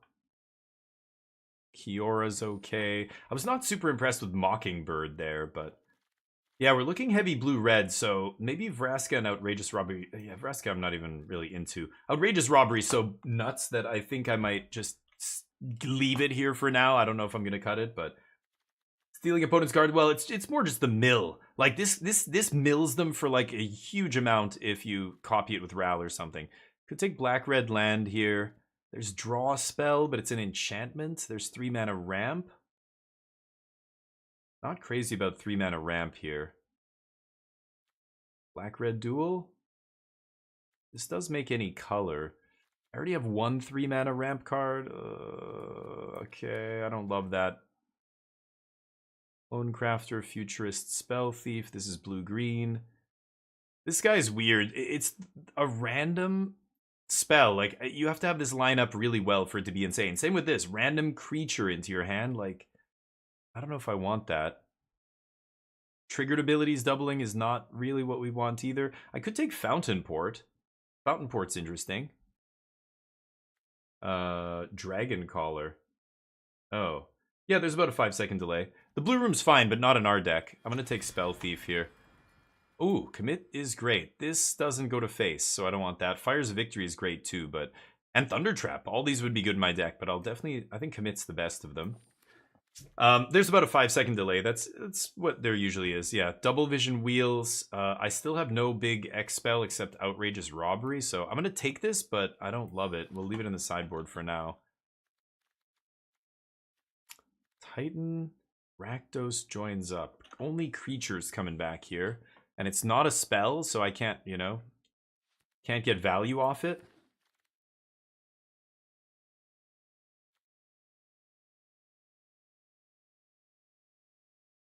Exile the top card of your library. Sack another creature. No. Okay. Not much for us here.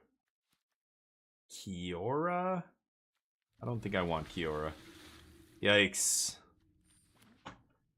Okay, that is not great. We needed to pick up some good blue spells, and we didn't see any. No Sublime Epiphanies, no Magma Opuses, or X spell, X Fireball spells. Yikes. No Chandra. Not great. Come on, pack 3. Yeah, we need a big pack 3. 6-mana chat. Oh, I don't like that card, Mike. That's why. It's not a stream delay. I'm just not doing what you guys suggest. Sorry. I think that card's not good. It's way too clunky. Like, 6 mana to do nothing is not where I want to be. Captivating Crossroads is awesome, but that Prosper is perfect. This is the kind of card that ramps us into our big stuff and fixes our mana while also drawing us 2 cards a turn. Is gross. Captivating Crossroads is great, but this is an easy Prosper. I don't know what else I would take out of this pack. There's not much else. Maybe the Whale? Snapcaster? Blue-red lands. Snapcaster's not doing a ton for us. We have a couple counter spells. Collective Defiance. I guess I'll take it here, but again, I'm waiting for that big blue instant here if we can. Yeah, it's just too much, and it doesn't affect the board. It's just like this. You can't double vision this effect. You get this from Ral, you get this from Chandra, and at the same time, those cards do other stuff.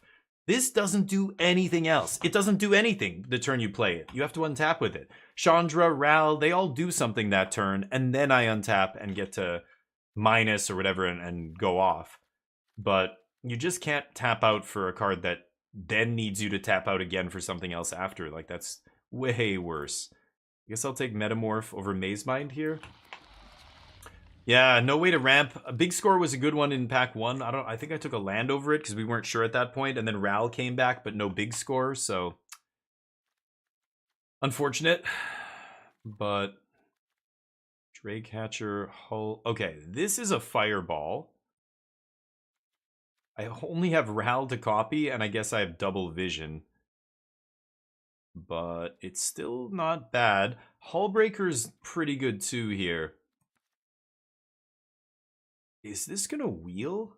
Maybe I should take Hullbreaker and let Draconic Debut wheel. Solemn is good here too. Oh. Same with Null Drifter.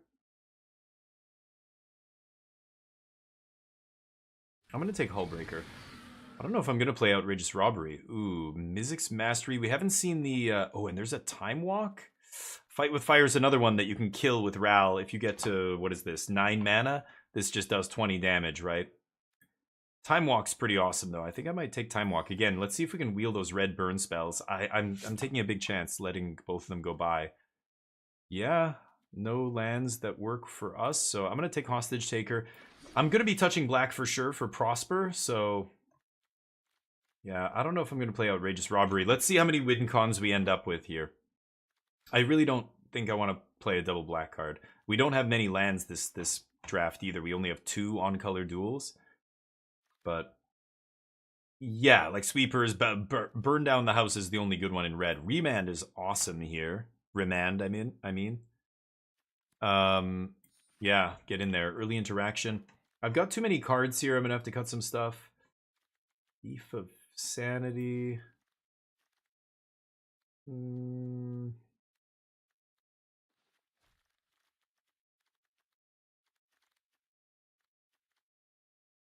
Electrolyze? Overwrite?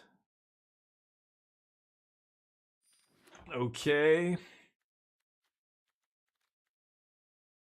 Yeah, let's see where we end up here.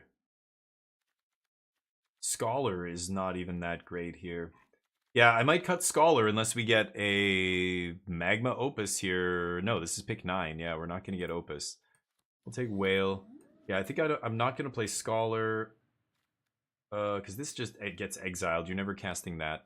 Okay, let me take the land here. Consuming Aberration, not into it. Random 7 mana Chandra. There's Karn. Maybe I play Karn. I don't know. There's the black Swarm Saboteur coming around. Yikes.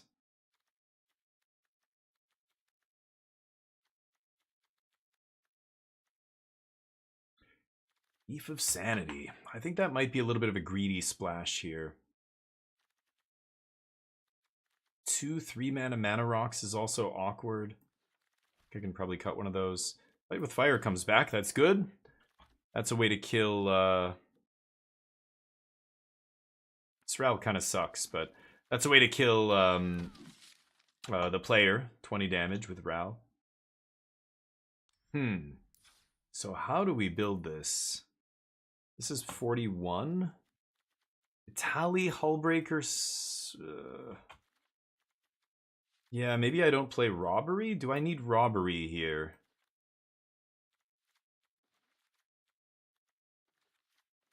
These are all win cons. Or the Water Veil could be a win con.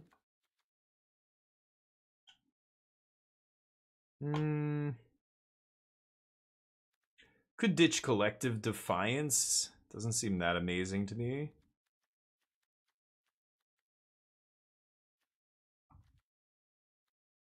I think I want to cut something on the top end. Maybe it is just, yeah, I'm definitely never playing that many swamps. So let's go. That's 17, I believe. Yeah. So that's 17 land, 9, 9, 2, 3. I need more than 3 sources here. So yeah, I'm going to ditch Robbery, and I'm going to play...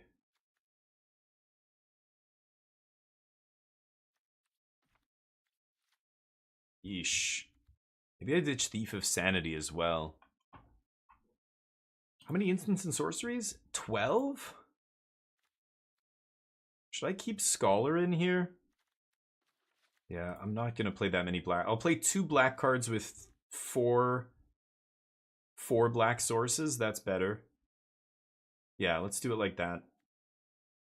I have 2 swamps, Temple of Malice, and Celestis. That's 4 black. I have 2 black cards, so that's actually pretty good.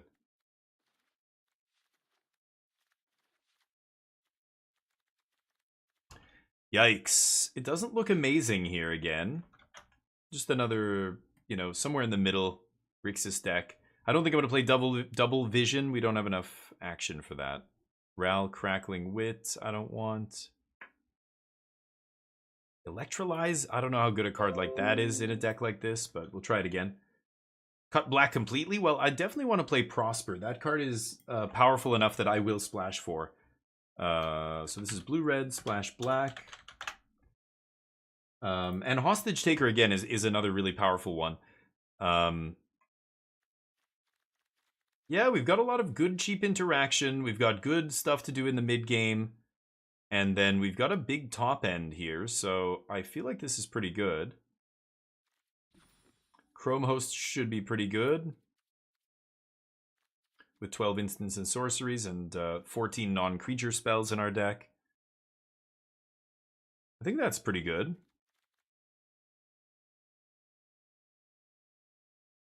Star of Extinction is my only sweeper. Yikes. We'll see. The Ral, yeah, but a lot of times I find this thing is just 4 mana, 1/1. 4 mana, make a 1/1 pass. and then you're like, oh god, now it's gonna die. They're gonna trample over my 1/1 or get rid of my blocker, and then Ral dies. He does go to 5 loyalty, which is a lot, but the draw 3 discard is not worth it because if it was just draw 2 or something, maybe, but the velocity, like I don't think I need something like that in a deck like this. This is almost for Reanimator or something. That's where this card would be better. I don't know. As a discard outlet. I found it's just not... Yeah, oftentimes it's just 4 mana make a 1/1. Hope it lives. So that's why I don't... But I could play it, you're right. I mean, I'm playing blue-red, so it's still a Planeswalker. It's still, you know, a decent card. But is it better than what I'm playing? Tell me which card you would cut for Ral. Electrolyze, maybe? I think I'd rather have the interaction. It works better with Scholar. It's better with... actually, they both work with Seed Shark. Better with Ral. That would probably be my cut, but that's the other thing, is what do I cut for whatever you think, you know, should go in? No, I want a sweeper here. I think I am gonna definitely play Star no matter what. If I had Extinction Event or Burn Down the House or some other cheaper sweeper, then I could see cutting this, but I want to have at least one out to a big board in my deck. I don't have any Cyclonic Rift. I don't have any that other blue Surge card with the makes octopuses or whatever. So I can't, yeah. I'm going to keep Star. I think it's going to win me games. Metamorph? Really? Interesting. I think I would cut Electrolyze over Metamorph. I think Metamorph's really good, but yeah. I think the clones are really good because I feel like the clones are not narrow. They're very broad. Like, you can be... They answer all sorts of situations because they turn into a powerful card that your opponent's using to beat you. So, you know, any cards with ETBs, which there are a ton, the fact that you get to copy an artifact is sometimes very, very powerful. That's why the best ones are the ones that copy anything, like you know, whatever, Impersonator, whatever it's called, Clever Impersonator. I'm going to try this. And the Alchemy one, they are gross. I've used the Alchemy one to, like, copy my own land sometimes to ramp me to 6 to, like, win the game, or... Yeah, or you saw me copy their one with the multiverse cast Time Walk for free against one of my opponents today. That was nasty. But the ones that copy anything are better. This one's still good. 3 mana, copy basically anything, like most things. I think is pretty good. Okay, nice. Now I can leave up Kindred Denial on 4 here. My opponent doesn't give me anything to deny, unfortunately. Or anything to Metamorph, I mean, into Denial. This seeks a card with the same mana value as the spell I'm countering, which is very weird, but you can Mortars that down. Greatest power among creatures you control. So it's going to add 1 mana here. I think I'm just going to leave up my counter spell and see what happens.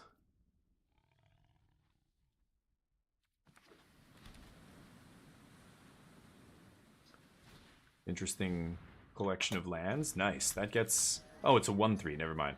It's like, that gets... It gets electrolyzed. And then I'm like, nope, it doesn't. It's a lot of ramp. That one only goes to creatures. This is only creatures. Thinking...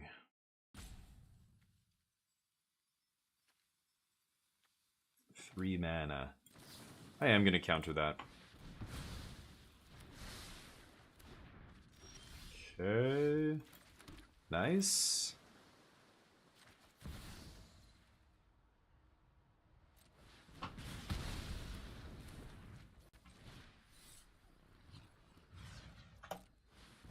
Okay. Put it back down to 4 mana here. And then see what they do. Hopefully I draw land here, then I can snap Kindred Denial. Nice. That gets electrolyzed.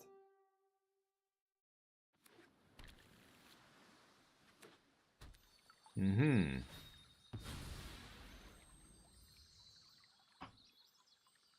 see. Oh, the land kill? Yeah, move 3 times? That's actually ridiculous, but... yeah, if you can do it a couple times, that's gross. Nice. Finding a mana rock there is clutch. Okay, so we untap 3, 4, 5, 6. I can snap Kindred Denial after this turn. So they've got a turn here to play something big. Prosper's very good. Yep. Nice. I will clone that. Oh, even better? Maybe I hostage take it? 3 mana.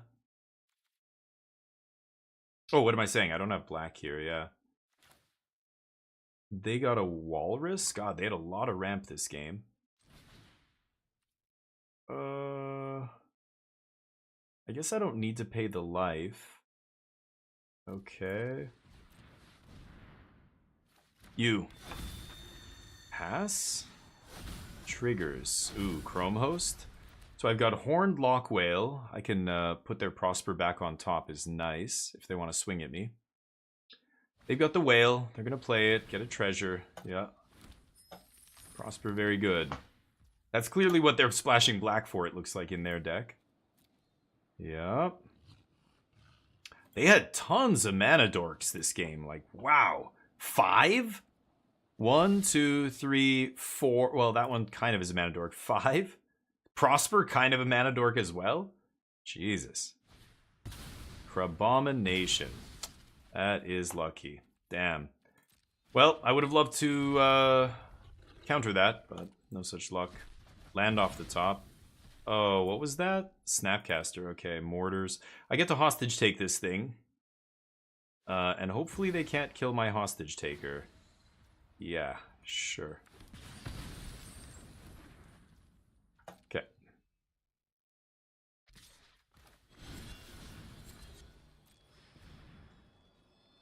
Nice. Putting that on top is fantastic. I need to find a black source to play hostage taker. If I play Sea Shark, I'm not getting the treasure anymore, which is unfortunate. Okay, that's a hostage taker. Wow, that was lucky. Okay. Please don't kill my hostage taker. If they do, I'm dead. If they do, I am dead. Oh, I don't get to play Chrome Host, I guess. Darn. I don't know. I guess I could have let this just hit me a couple times, but yeah, GG. Jesus Christ. My opponent randomly got to 8 here. Found the 8 drops. I am going to lose this game. Oh, they keep whiffing on the top of my deck, which is nice. Cityscape's going to be almost unbeatable, though. I don't know how I'm going to beat that. They hit a Metamorph? Among the cards exiled... Oh, no, this way. Oh, they exiled Metamorph from my graveyard. Right. Mm-hmm. And I draw a counter. Amazing. Power Stone, huh? Don't think I'm gonna win this game. Darn. Did off Mizzets then Snappy? Oh yeah, earlier. Assuming I had a chance there, but if they got to Crabomination, I'm dead. I can't win. Yep. GG. Let's try again. No bets. You guys want to get the bets up? But this is Cube. It's so weird. It's like either I do some busted thing and kill them, or they do some busted thing and kill me. It's just it feels like every deck is just doing the exact same thing. The cards are slightly different, but we're all just ramping into big, huge haymakers.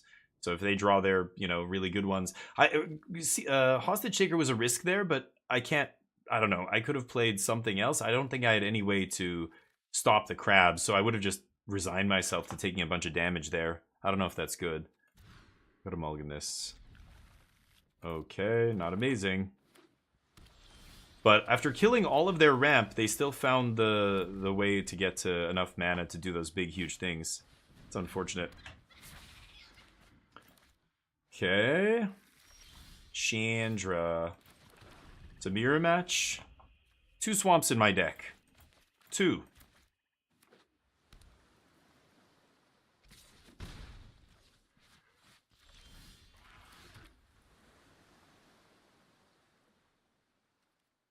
Could copy that guy. I don't really care. You can do better.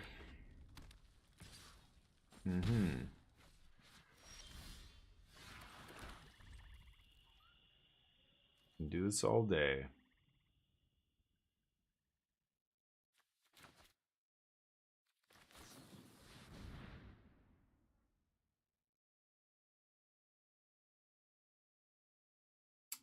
I could commit that.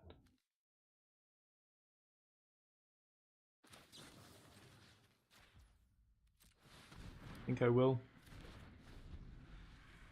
Okay. I gotta copy counter Chandra next turn. Okay. Ooh. So I don't know if they have a land here, but they can Chandra next turn. I might copy the key, but I have to counter first, right? So might copy the key later though. Gotta leave up the counter spell. They miss a land drop. Pass.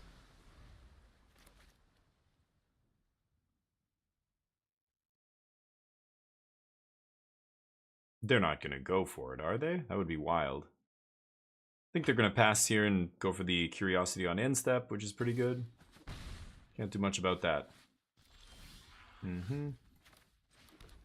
No red mana, huh?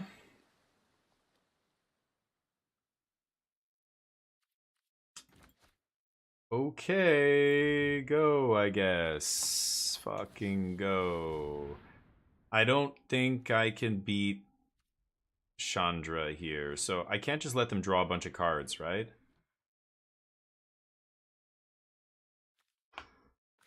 Brutal. I gotta counter this. Okay, still no red. I only have 2 swamps in the entire deck, and I had one of them in my opener, and I top decked the second one instead of a red source. That is rough. I assume Chandra's coming down here. Yeah, I need to get Prosper into like Itali or something huge, and then copy Itali with Metamorph. Like, yeah. I can copy the Archive, that'll make double red. You know, I could have done that this turn and just let them draw 2 cards off Curiosity. That also is going to be me losing the game. Oh, thank God. I thought they were going to play Chandra. They went for this garbage instead?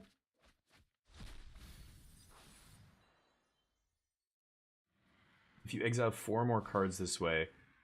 Okay. They get to play one for free. Sure.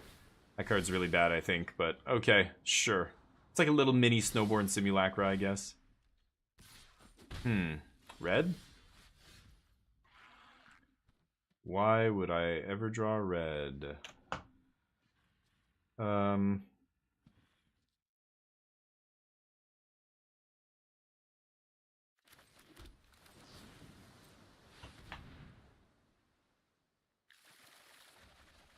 Okay. Go. I feel like this gives us the best chance to actually get back in this game.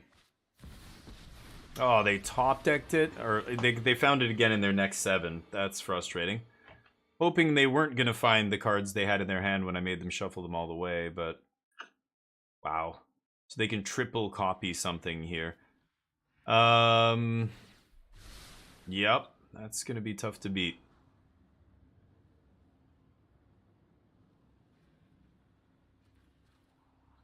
Celestis. I can hostage take into Thundertrap to try and find... Again, like, Star of Extinction will wipe all this, right? It's 20 damage to Planeswalkers, as well as creatures. But, I mean, if they untap with Chandra next turn, I think I'm dead. Ral and Chandra, I'm very dead. Got 1 counter, but that's not enough to stop 3 copies of something. Target creature I don't control.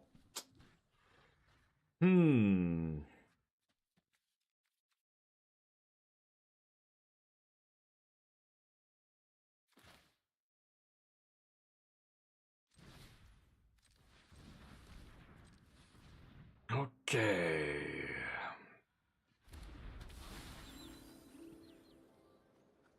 Should I leave up the counter, or should I hostage take Thundertrap, play Thundertrap, look at the top? I think I just have to leave up the counter here. And I hope that we seek something... I mean, if they play a huge spell that costs 7 and I get to... Yeah, but if they copy a huge spell, I'm dead. So, let's see the minus here. There it is. Hold on to your butts. What's it gonna be?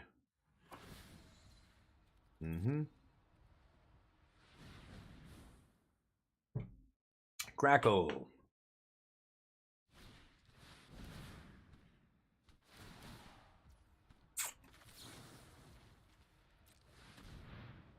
Not as bad as Crackle, but still very good. Counters and everything. I think that'll do it. 9, 10, 11. I guess I'm at 2 here. I could flash in Snapcaster, but that's not going to do it. And then if I'm at 2 and they have all those devils, then I'm dead. Because if I draw the... What is it called? Then I die, right? This random card. Cool. X is the number of creatures you control. Instants and sorceries you cast this turn, right? This card's atrocious, but I like what else, the other stuff going on in their deck. They have a better version of my deck, it looks like. Key is better than what I have. Ral sucks. But Burn Down the House is better than what I have. This card sucks. So they have some stinkers, and then they have some stuff that's actually good. But either way, I lose. Can't beat the draw from them with no red. I had no red the whole game and had all red cards in my hand. Had to time twist, hope they didn't find Chandra again. It's probably their best card, and they found it. Darn. Okay. Oh, yeah, right, we didn't have the bets up. Riona or whatever? Yeah, I've seen people play her. She's never been good. Even there, it doesn't matter. I was dead already. It didn't matter that they had her, but she's never been great. 5 mana. She's just too expensive. That's really the only thing that matters in Magic. Casting cost is king. That is the one golden rule that is true across every format, across every type of Magic, from competitive to casual to anything. Casting cost is king. Nothing else matters as much as how much a spell costs. It doesn't matter how bad the spell looks. If it costs 1 mana, it's still good enough. Like Consider, or, you know, some random, I don't know. In Limited, you see this all the time with small little creatures and stuff, right? And if it costs 0, it doesn't even have to do anything. If it costs 0, all it has to do is look at the top card of your opponent's deck, draw you a card, and it's immediately good enough to see play at the top of like the best formats in Magic, like Modern. You know, like think about it, it's crazy. So there's lots of 6 and 7 mana cards that are very powerful, but they'll never see the light of day. I can't believe they just killed Celestis and I drew Prosper. Like, what the fuck? I cannot catch a break. Lauren of all cards. Jesus Christ, go. Yeah, so cards like Riona or whatever her name is, like 5 mana, like that's not important. That card is not very relevant. Oh my god, Homunculus Horde. Okay. Please don't let me lose to Homunculus Horde. I'm not blocking. Damn. Well, yeah, losing Celestis there stings right before we drew this. This would be pulling us far ahead in this game if it was in play right now. They're gonna let me draw a card. Oh, because of this idiot. Right. Okay, nice. So I'll just Mizium. I think it's 6, right? Play it for its overload cost. Yeah, let's just do this. Filthy homunculuses. Okay, Hullbreaker coming down soon. I can flashback Mizium Mortars with Snapcaster at some point if I want. Need to find a black source, though. Sure. Eat my mana rock. You got me. Chrome? Nice. Good pickup there. Should find some more spells in our deck. In our blue-red splash black spells deck. I have 14 non-creature permanents here, so a very high chance of drawing one. Or non-creature spells, I mean, not permanents. 2 are in the yard, so 12 left. 12 out of 27. It's almost half my deck. Okay. Eternal Wanderer, not the greatest planeswalker. Can't even remove a Seed Shark. Has to blink it. Sure. So you can get in for 2. Could flash in Snappy here, but no need to pressure Eternal Wanderer. I think only 1 creature. Yeah, only 1 creature can attack, so. Okay, pass. Well, if I get to make treasure, that's pretty good. And now I make a 5/5 incubator token as well. Oh, they're gonna blink him again? Sure. Interesting that they're not making double strikers here. Seems odd to me, but no. Countering anything here, anything they play.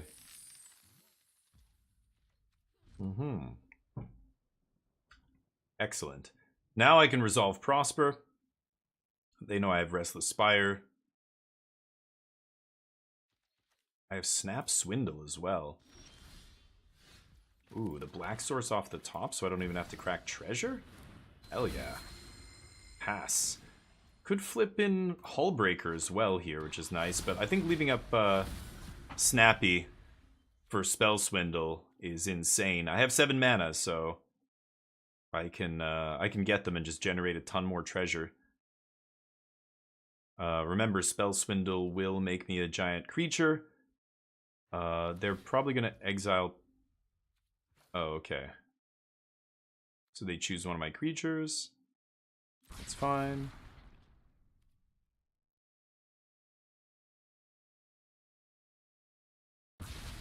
They don't know what to choose. Wow, they leave me with Prosper? Okay. Huh. Cool. I think... Wow. Alright, sure. That's a weird one. Did not think they were going to leave me with Prosper there. Would love to flash in Hullbreaker, but I think I'm going to have to kill... Yeah, should I just counter that?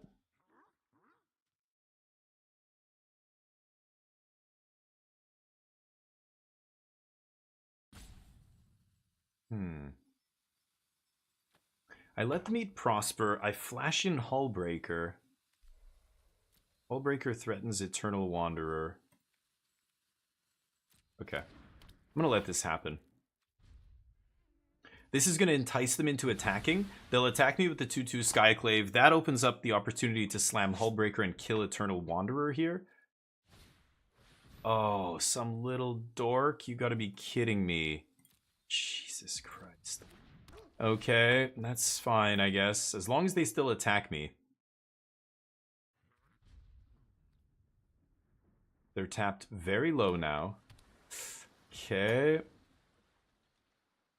No attacks.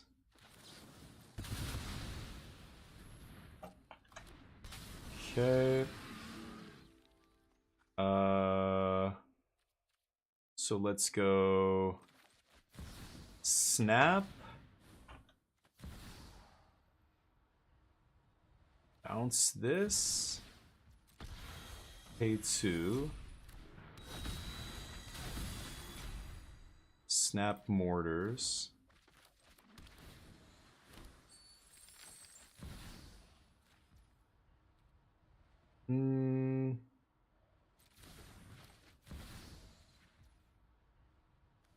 Oh, fucking Skyclave.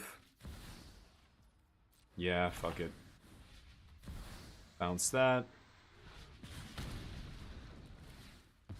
Okay.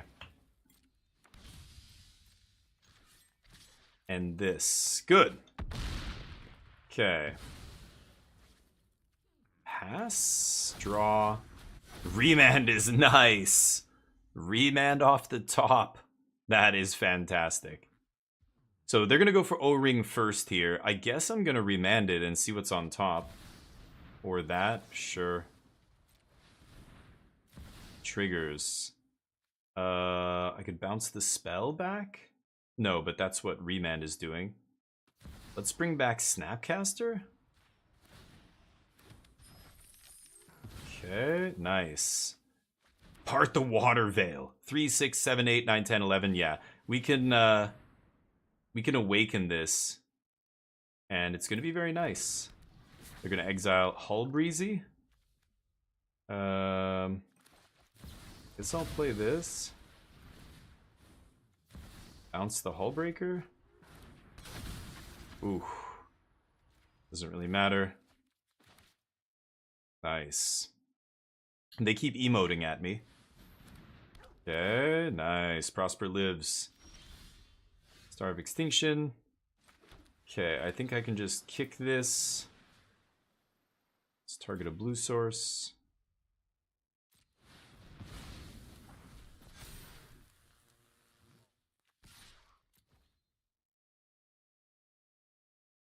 I guess I could have attacked with everybody there, but I know I'm going to play Hullbreaker, I think.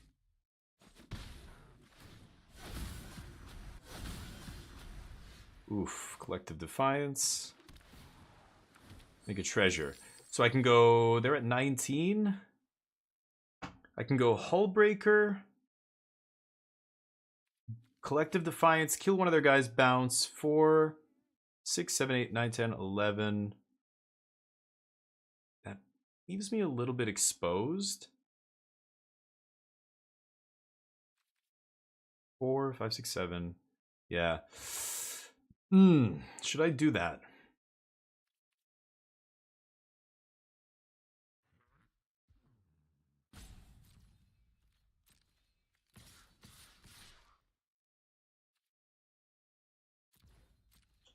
What to do? Think it's reckless. I wouldn't commit anything else. Yeah, like I think I'm a little loath to go over committing with Hullbreaker here. I should have attacked with a Spire. Fuck. I forgot. If I'm not going to Hullbreaker. It's either that or leave up Hullbreaker here. I think I'm just going to leave it up. Pass the turn. We're drawing cards. Okay. You know, I can't flash this in and trigger it. My sorceries aren't going to work there, but Sun Titan. That's not bad.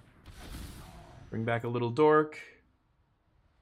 What's it going to be? Skyclave, probably. Eat Prosper. And I can't stop that. Or that guy. One of these random idiots that exiles something when it ETBs, sure. Eat my land. Oh. Okay, that's great. Not Prosper? You sure about that? Okay. Yeah, let's flip in Hullbreezy here. They have 2 sorcery speed O-rings and a random card in their hand. Okay, get the treasure. So this deals 4. And bounces what? Their Sun Titan?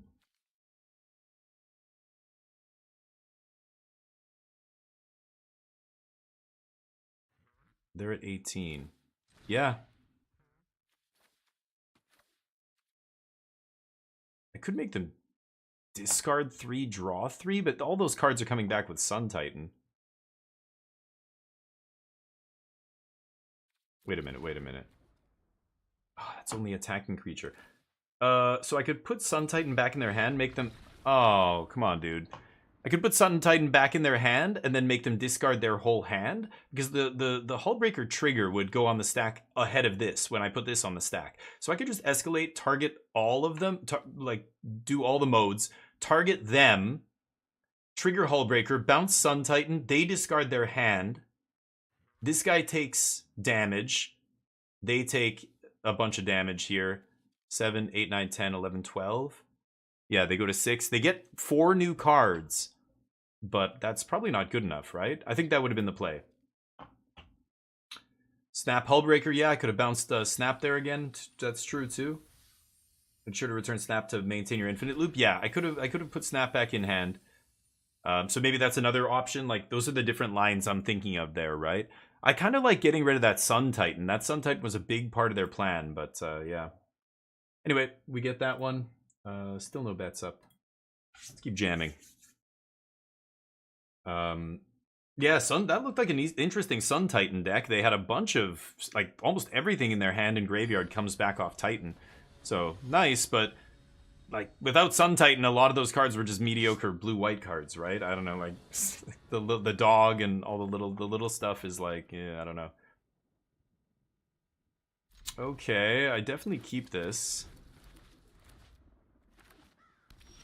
No need to remand on 2, so let's just get Guardian Idol into play. And then we can chill on remand here. Remand. Remand. It's remand, right? Do you say remand or remand? Where's the emphasis on the first? Is it either way? Yeah, maybe. Oh, are you serious? Wow. Dude. Turning off my Guardian Idol is rude. Can't activate even my mana ability I can't activate here? It's extremely rude. Fuck off. Okay. Prosper, baby. Could keep Kindred Denial there, but I'd rather get Prosper going, right? Mizium Mortars.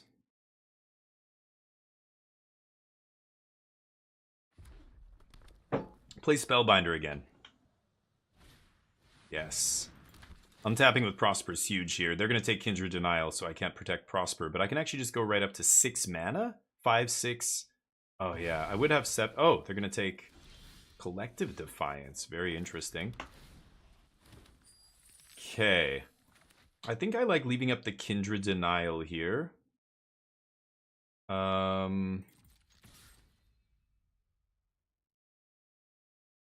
I could just play Collective Defiance, but leaving up the counterspell is pretty insane here, right?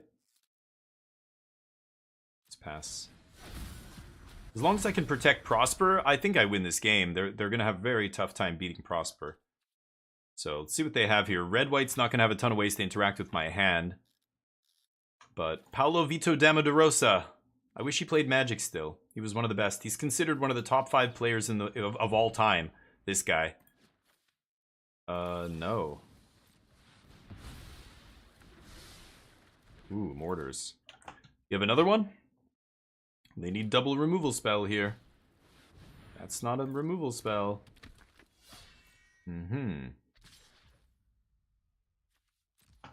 I could just kick Mizium Mortars here. It's creatures I don't control.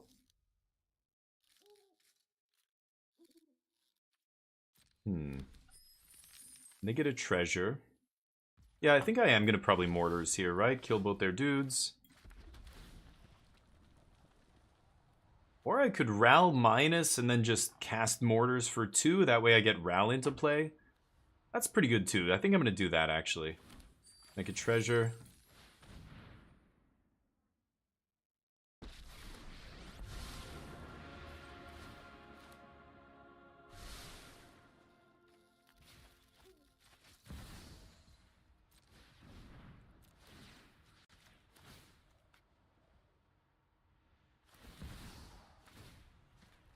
Ping them a couple times. They don't have a... Oh, they do have a creature land, so maybe I should leave Prosper back here.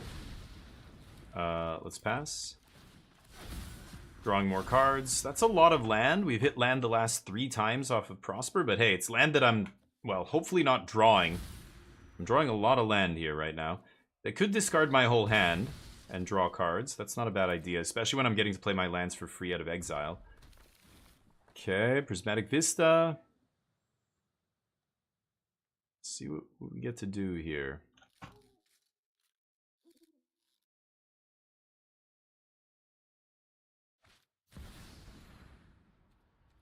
Okay. They find a removal spell. Now they get to kill a Ral. Sure. I guess I could Lock Whale, actually. That's a pretty big blowout to protect Ral here. I think I will. And then Collective Defiance is going to discard my hand here, I think. Come on, go for it.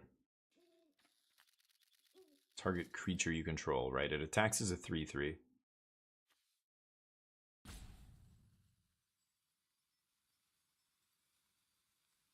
Let's see. He doesn't play anymore, Drakus. Not that I've seen. I don't think he's come out to a pro tour or anything in a long time. Sure. Trade another card for Ral. Fine.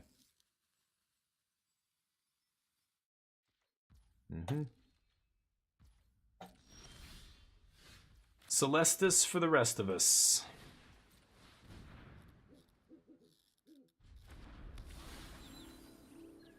Pass? Definitely going to use this Collective Defiance to draw some cards, but I think I'm going to play my Whale first.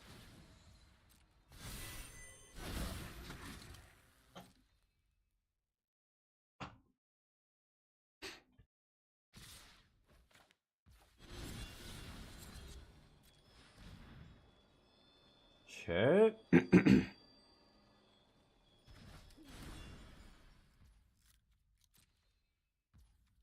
Take some damage. All right. Awkward. Could just make a couple whales here. I think I will. And I'm gonna sandbag these lands.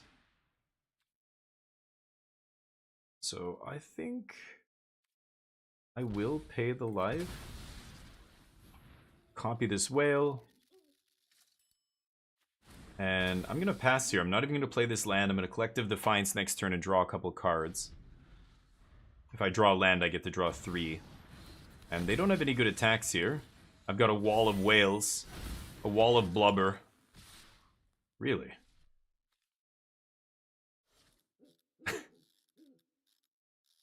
Okay.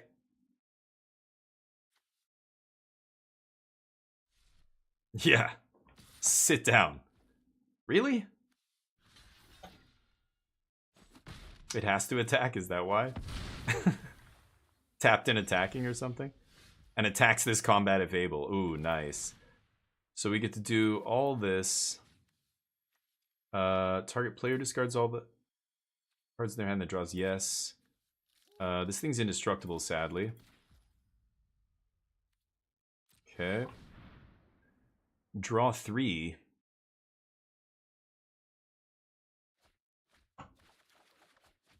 Okay, there we go. Can't jam any of this, so let's pass. Can start swinging with these whales, but first I think I'm going to flash in Hullbreaker or Seed Shark, one of these, and then we can start crunching. Just don't want to take any chances here.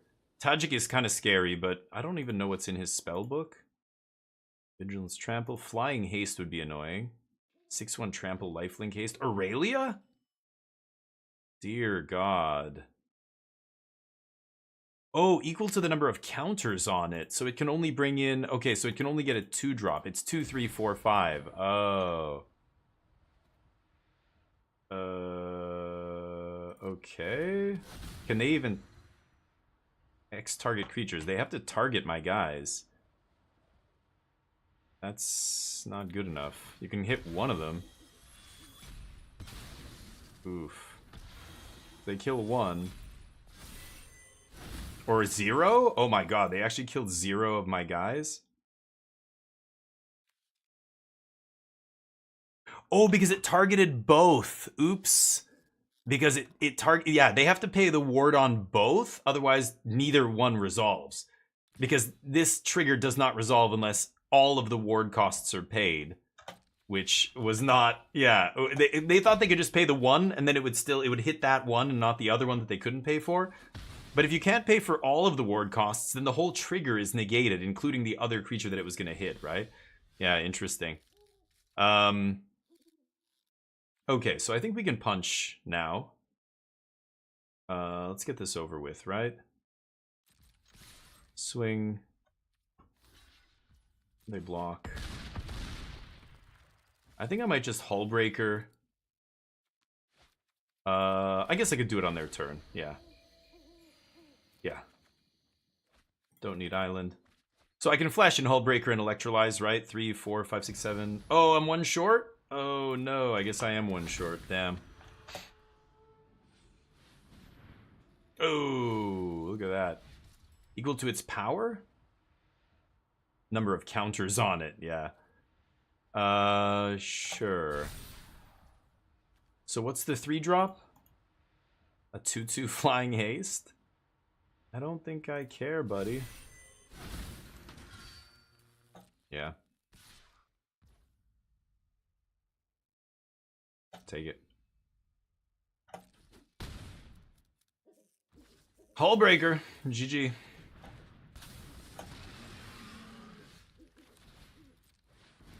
Boing.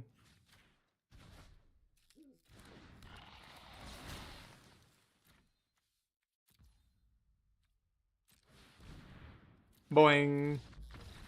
Got him. Hullbreaker, baby. They paid 1 for each whale? No. They paid 2 mana to pay for the first ward cost, but if they couldn't pay for the second, the whole thing gets negated. It's still the same trigger. You know, it's not like 2 different triggers. It was 1 trigger, so they had to pay all the ward costs. I think they paid for one of them, and then they didn't pay 1 each. I think they paid for one of them, and then the second one countered it, and they didn't realize why. Yeah, I was gonna say, because they targeted both creatures, that's why it didn't work. Exactly, Drakus. If they had but I think it says, What does it say? Roller Crusher? Rules Lawyer? I see that, Falstaff. Nice. It says it deals X damage to each of up to X target creatures. Yeah. So if they had not chosen both as targets, it would have been fine.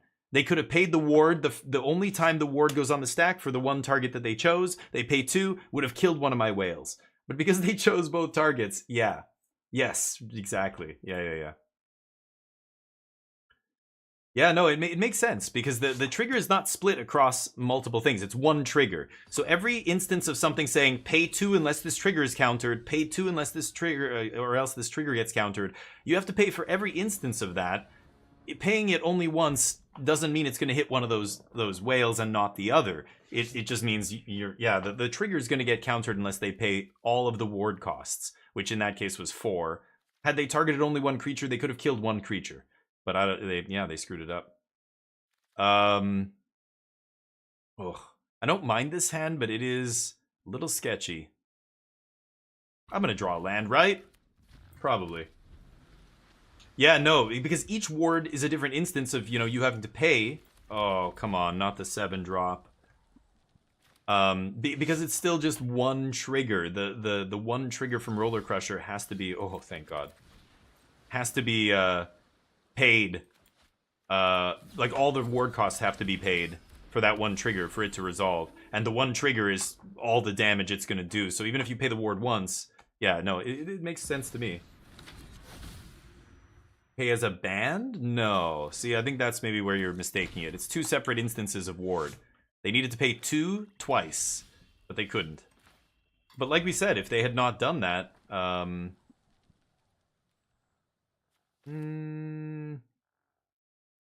think I'm gonna go Seed Shark here. Let's play Seed Shark and see what happens. I think it's probably gonna die against a white-black deck very quickly here, but you never know.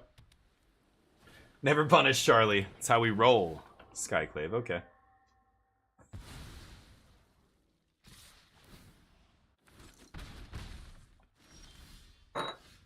Could metamorph the Skyclave. 6 mana. If I could hostage take the Skyclave and cast it immediately, I would. But I can't do that. I think I like just metamorphing Skyclave here. Copy this. Eat this. Get my other 3/3 back. Okay.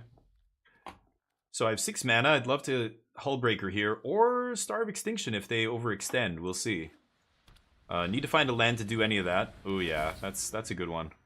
They're just gonna sit back on that. Yep. Okay, that's nice.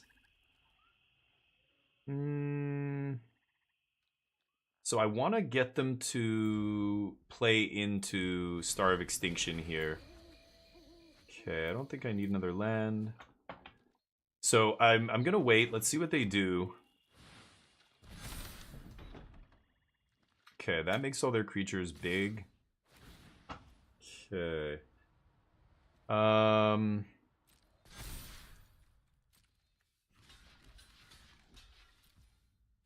Not gonna flash in Hullbreaker here because obviously I'm gonna Star of Extinction. Give them their token just in time to die.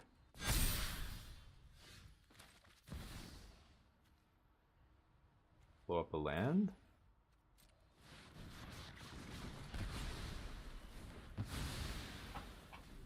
Okay. Reducing their board to nothing here. Now we've got to keep their board clear, otherwise Porcelain Gallery, Dollmaker Shop, Virtue, all these things will start doing something. But they need bodies before any of this does anything. Okay. Oh, that's freaking awkward. Oh my god, what? Ugh. That costs 3. I'm gonna ditch Snappy. Ah, it's so awkward. Okay. I'm gonna hostage take that dude.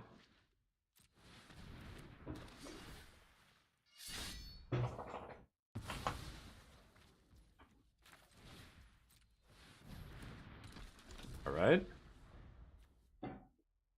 4 or more life, huh? Scholar's interesting here. I'd like to Hullbreaker into Part the Water Veil. That'll probably do it, but sure. That's a lot of dudes. Guess I have to do this. Good night. Blow up the planes. Okay, gotta do what you gotta do. Keep reducing their board back to 0. I just need a turn to untap with Spell Swindle and Hullbreaker up, and I feel like that'll be the game. It's going to be very tough to get out from under that. They need creatures, otherwise none of these permanents do anything anymore. Let's see. Good draws by my opponent. That White Suns was kind of insane. But what else you got? That's not good enough. One dude. Okay.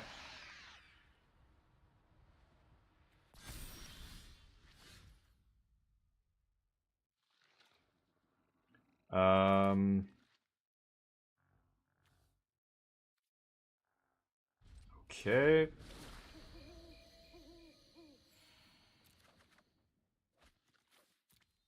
Ditching a land. Gonna flash in Hullbreaker and try and ambush Gix here, and hope it's good enough. No idea what my opponent could have.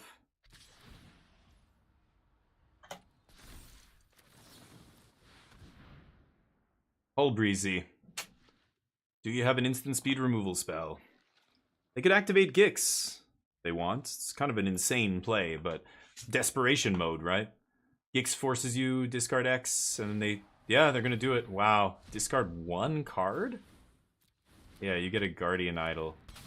That's weird. I don't know what they were looking for there. They can't counter Hullbreaker if they were looking for a counter spell. Okay, that is insane. Okay, so let's swing. Probably just time walking here. Let's bounce this shit back to their hand. GG. Time walk. Hullbreaker time walk. Too much. Yeah. Take another turn. I have multiple counter spells up. They're never winning that game.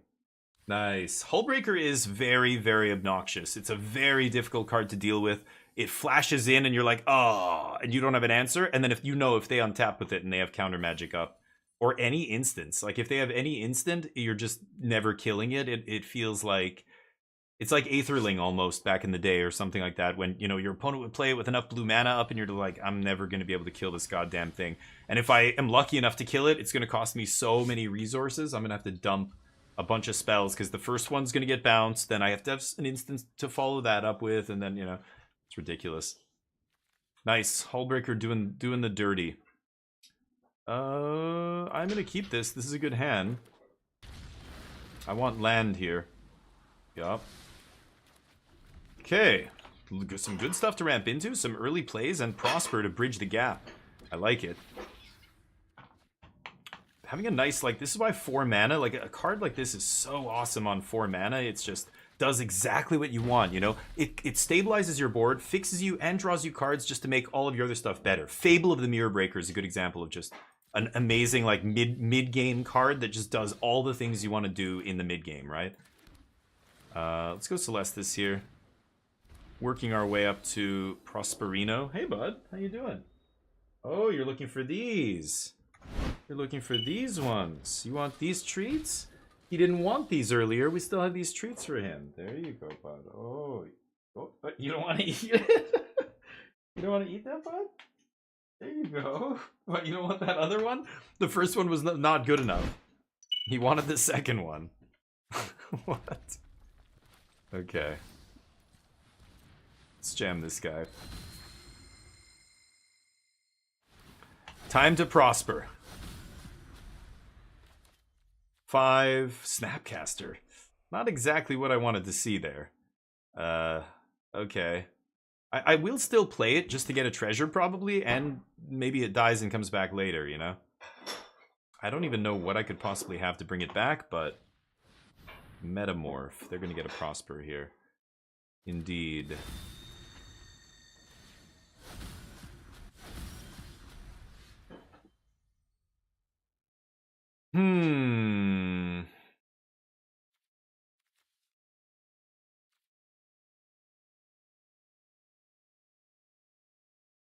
We're very close.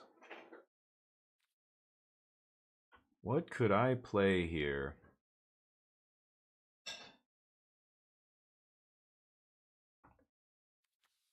They have the Eternal Wanderer. They're going to get the land next turn, and if Prosper's in play... Oh, that's tough. I could just flash in Snappy to get the mana here. I think I will.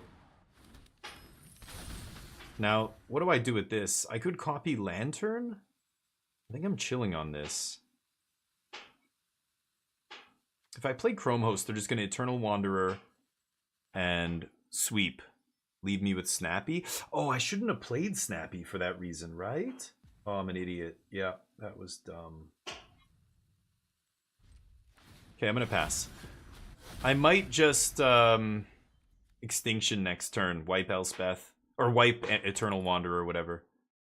Yeah, they're going to ramp to 6 here, so they could jam it. Let's see if they do. I shouldn't have played Snapcaster on second thought because it does allow them to kill my Prosper here, right? And they can keep their own Prosper. I can just copy it with Metamorph next turn, but I don't know. I also kind of just want to starve Extinction at that point. We'll see. Everybody, yeah, Prosper's incredible. It's one of the best cards in the cube. Crucius isn't in the cube anymore. He was another banger that was just like this Rakdos card that you didn't need. It doesn't have synergy with anything else because it has synergy with everything. You just, you know, can sculpt your hand so quickly and easily. It ramps you by making treasure. It draws you a card on end step. It's very similar to Prosper, except it's 3 mana, which is crazy. They flip Garrick, sure. Yeah. Okay, Fight with Fire is excellent here. So not only do I get to kill their Prosper, I could play Seed Shark. Hi, bud, what's up? This guy coming in here. Oh, you want the last piece? Where is it? You dropped it. It's right here. It's right here. You want that? Yeah, now you like it. Now you know it's good, you dummy. Huh? Why didn't you eat it before? Why didn't you eat it before, though? Because you're a pain in the butt. That's why. Okay, so I could play Seed Shark into Fight with Fire. That will make them go Emperor minus kill my Prosper. I could just slam a Tali here. It's kind of insane too. Then they will still sweep. Try to find a way to play around this stupid Eternal Wanderer. Maybe I just Fight with Fire and swing at Garrick? Let's just do this. I could play Seed Shark first to get that value. I'm getting a 3-drop, you know, token, but I think I'm going to do this first. They make it gain indestructible. Right. Okay. Trade for a card there. Could copy something. Let's just pass. No attacks. Trigger.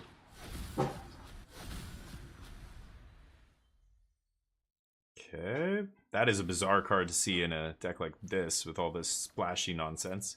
It's triple white to cast the sweeper part, right? They get a wolf, that doesn't matter. They can sack the wolf to go tutor for a creature, but we're probably going to star here. Play another Planeswalker, come on. Oh, you're weak. They're going to bounce my... Oh, if they bounce my Prosper, that's fantastic. Then we're definitely going to starve Extinction. Yes, dude, you just saved my guy. Okay, so I could lock whale something here, but obviously I just want to kill everything, so I'm going to let this happen. I don't know. You think they're going to have a counter spell? Maybe.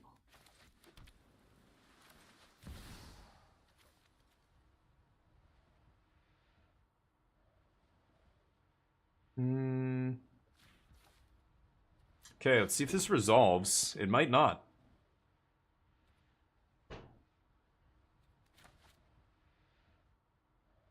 Four mana, so they could easily have a 4-mana counter here. Or 3 mana, etc. Everybody wants to prosper, yeah. Neo's watching his figure. Yeah, he's being ridiculous these days, but make him have it, absolutely. Yeah, and there it is. So I think I'm going to jam Seed Shark now. And I'm going to use these treasures, I don't mind. So our Prosper getting saved there by our opponent's bounce spell is pretty great. I don't know what they were doing. Anyway, I was hoping to get the Emperor too, so they did kind of play that nicely so that they didn't lose their Emperor. They can play one of these Planeswalkers. It's going to be Sun's Champion here. Sun's Champion can't kill Chrome Host Seed Shark, though. Power 4 or greater. So they can make a bunch of 1/1s on the ground, and then I can start punching them in the face. I'm going to Atali here, I think, and start swinging for the fences. That said, if I Atali, then they can Eternal Wanderer eat Atali. Yeah, it's got to be Sun's Champion here. They're going to plus and pass. Yeah, I'm not sure what I could find here. I kind of need a hard counter. Ral not doing much with what we have.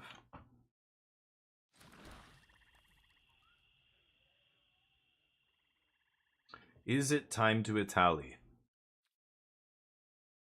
It lets them sweep.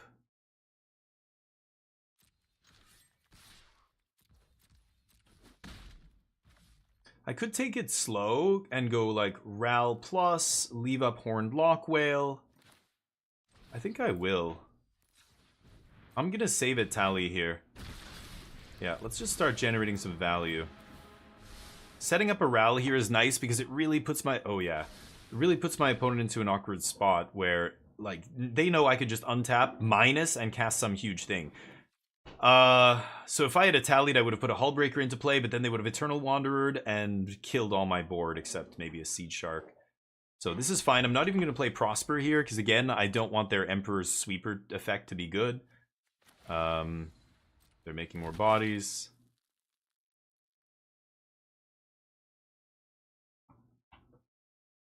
Okay, they don't have great attacks here. Could Metamorph the Seed Shark as well. But if they swing, I get to Horned Lock Whale, make a 2/2 token, activate, activate. Or no, I guess I can only activate one of them.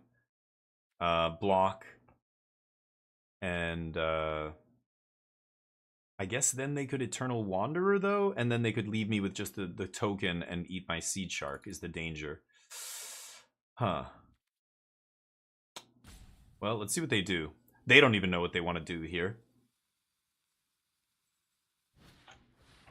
Touch the Spirit Realm. Okay. That's going to eat Seed Shark. Interesting. Okay, I thought they might eat Ral there, but okay.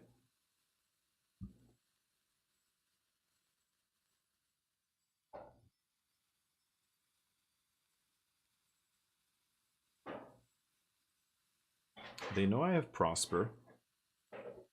I have Hullbreaker on top. 3, 6, 7, 8, 9 mana. Huh. Wow, Prismatic Ending as well? Sure. Okay.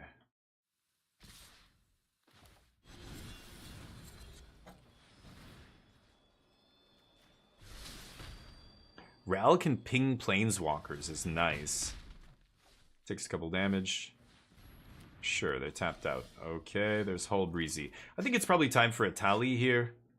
If I copy with Ral and I hit something crazy with Atali, it will copy it. Maybe I should minus Ral just to see. Is that stupid? That's kind of dumb. Like, preemptively minus Ral, hoping to hit something huge. I think it's just got to be Atali now. Let's see what we hit here. And I'll go from there with Ral. It's both of these things. Okay.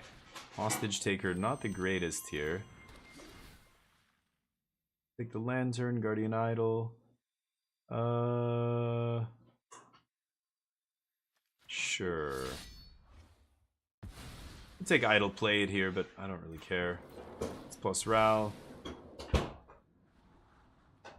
Commit to Memory. I think I will take that. So this is going to be Eternal Wanderer. Probably leave me with Hostage Taker. We'll see.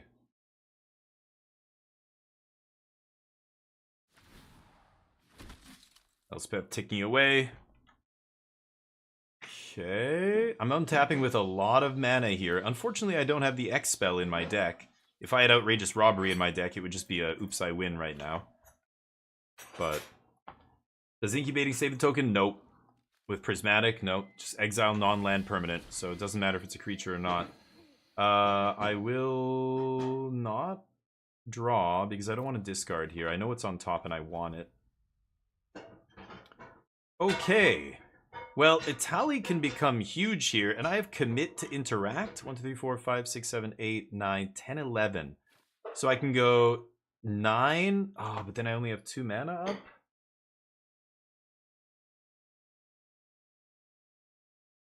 I should just attack with Italy, right?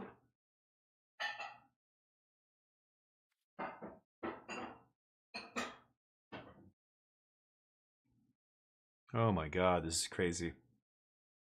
I could minus Ral.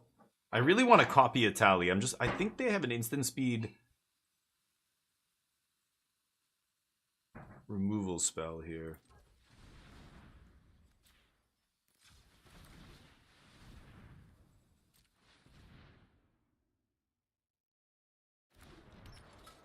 Should I minus Ral, double commit, ping ping Elspeth? Bounce 2 of their dudes, then they can't actually block Italy profitably?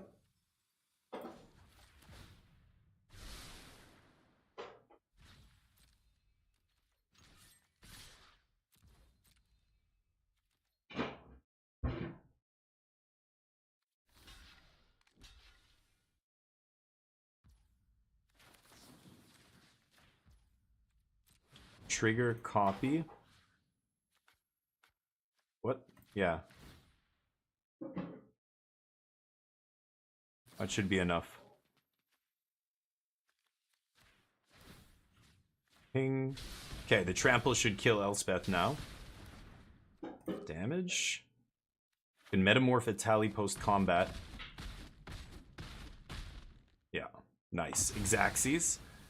Now, I either prosper... Elspeth's coming down and is going to kill something, right?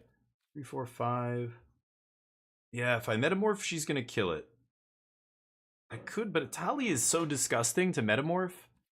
I think I'm just going to pass here. I don't want to play into it Eternal... Whoa, my god. Okay, that's pretty good.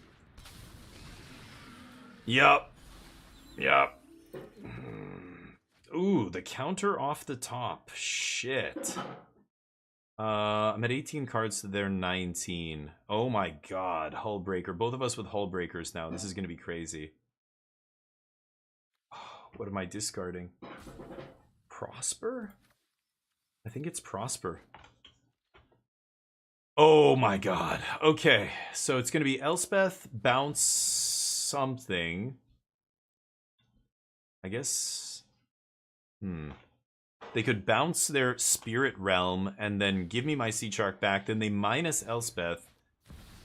No, they have Uro, apparently. Okay. I don't have anything great to bounce. They could bounce their Lantern back to their hand.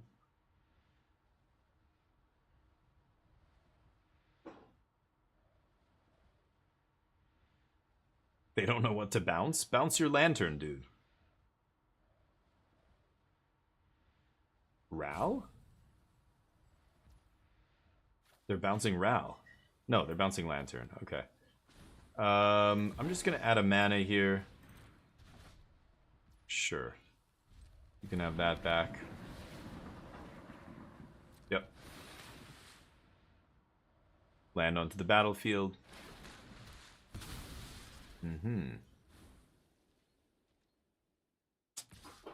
Ral down.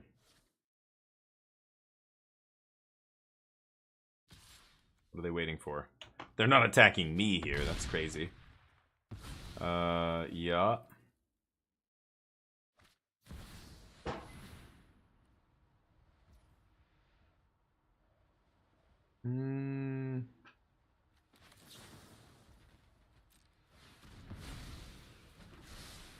Ooh, get another counter spell in my hand. Huge. Okay. So I can hostage take, eat the Hullbreaker. 4, 5, 6, 7, 8, 9 mana. Oh, I'm 1 short, right? God damn it. Wait, what if I just level up Italy? Isn't that lethal?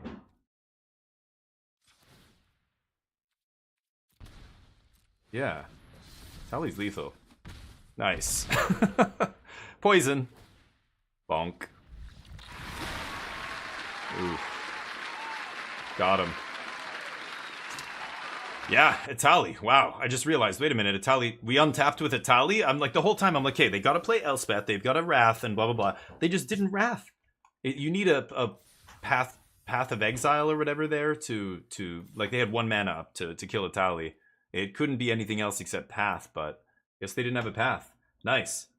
Yeah, good call, guys. You guys saw it. I'm trying to go through all the different permutations of what they could have and everything. We finally get to our turn. It's like, okay, what do I want to do here? I'm looking at different options. I see Italian, just like, yeah, I could do that. And I'm like, they have 1 mana up? I'm like, okay, well then, that puts them to like 1 card in the entire cube that saves them here. Yeah, that's probably the line you should take. Oh, yeah. I'm gonna try this. Again, this format is very slow. Most people are just ramping in the early turns. So I think this should give us time to ramp to our own stuff. This is a great come from behind, like catch back up kind of card, right? Yep, they're ramping. Okay, no 2 mana ramp for me, sadly.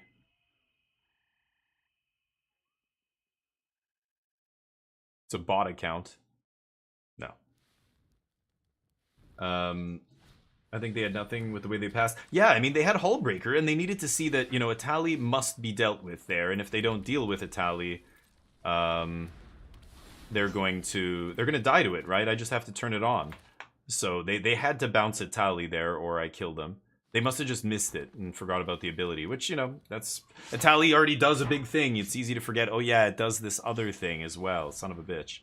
You asshole. Okay. People attacking your mana rocks. That's just rude. That's like messing with somebody's car. You don't do it. You just don't do it. Should I kill this idiot? Yeah, I guess I should. I can scholar this back later. Need to find lands here. What do you got? Sure. This guy doesn't do anything. Nice. I'll commit on their draw step.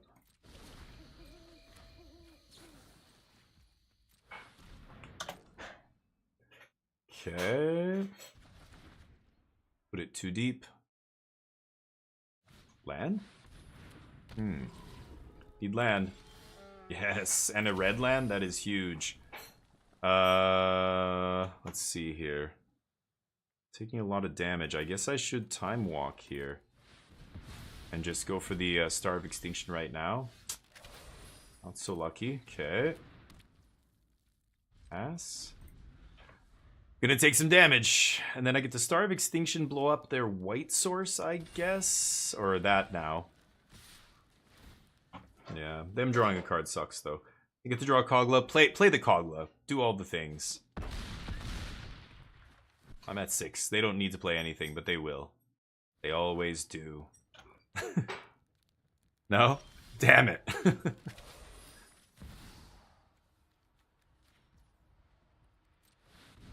Kill the creature land. Any counters? Nope. Bonus. Okay.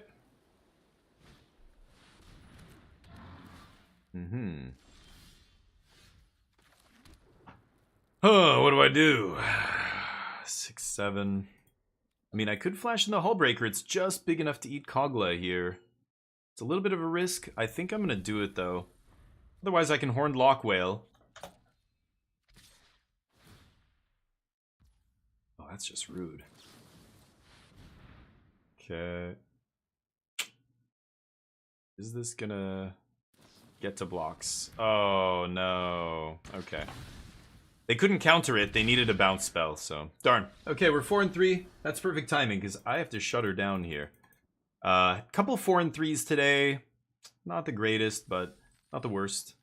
Basically making our money back, getting to draft for free, but none of those decks felt too insane, so I'm not too surprised there. But Cube Draft remains enjoyable. I do like it, but... I know, but I know exactly. Like, attacking people's lands is totally a good, like, you know, when it's good, it's a good strategy. or attacking their mana production, whatever. But in most formats, people hate that. I mean, it's literally why Wizards stopped printing good land destruction a long time ago. They haven't printed good land destruction in ages. And it's because they got the message that players do not like having their lands fucked with, ever. Alright, who's online? I've raided Jaffer and Favretto a bunch of times already. Let's raid somebody new. Magic the Gathering. Don't go anywhere yet. Let's give somebody some love. I don't want to raid somebody playing Magic online. Let's give some arena love out. I've raided this person before. Meta Magic Mage? I don't think I've raided Meta Magic Mage before. Let's give them some love. Give them a follow, and I'll be back for some more action tomorrow. It's going to be a short stream tomorrow. I might just play some Kingdom Come Deliverance, actually. Because I am going to do a 24-hour stream on Wednesday, and then I'm going away on Friday, so I need to take Thursday off to get stuff in order and, you know, recuperate and everything. So tomorrow's going to be my last stream day until, well, the 24-hour stream, and then join me for that. That's going to be insane. So we're going to be streaming from 10 a.m. to 10 a.m. from Wednesday to Thursday, and we're going to be playing nothing but Aetherdrift. We have early access coming. We've got access to the set. Show me your deck lists. I want to see all the stuff you guys are tinkering with, ideas you might have. I've got, you know, unlimited gems, unlimited wild cards. I can craft anything I want. We're going to be playing a bunch of drafting and sealed as well. But I want to see some constructed, like, brews. So let me know what you come up with or what you see online, and we'll test it out for you. So hopefully you join us for that. Otherwise, I probably won't see you until after I get back from my birthday vacation. Bandit, how you doing, buddy? Thank you, dude. Hopefully you guys are doing well. Hopefully you're well. XP, I don't think I've said Happy New Year to you yet. Hopefully your 2025 has started right. But let's go give this guy some love, give him a follow, and I'm going to be back tomorrow for a little Kingdom Come Deliverance stream. Join me for that. Otherwise, 24-hour stream on Wednesday. Peace.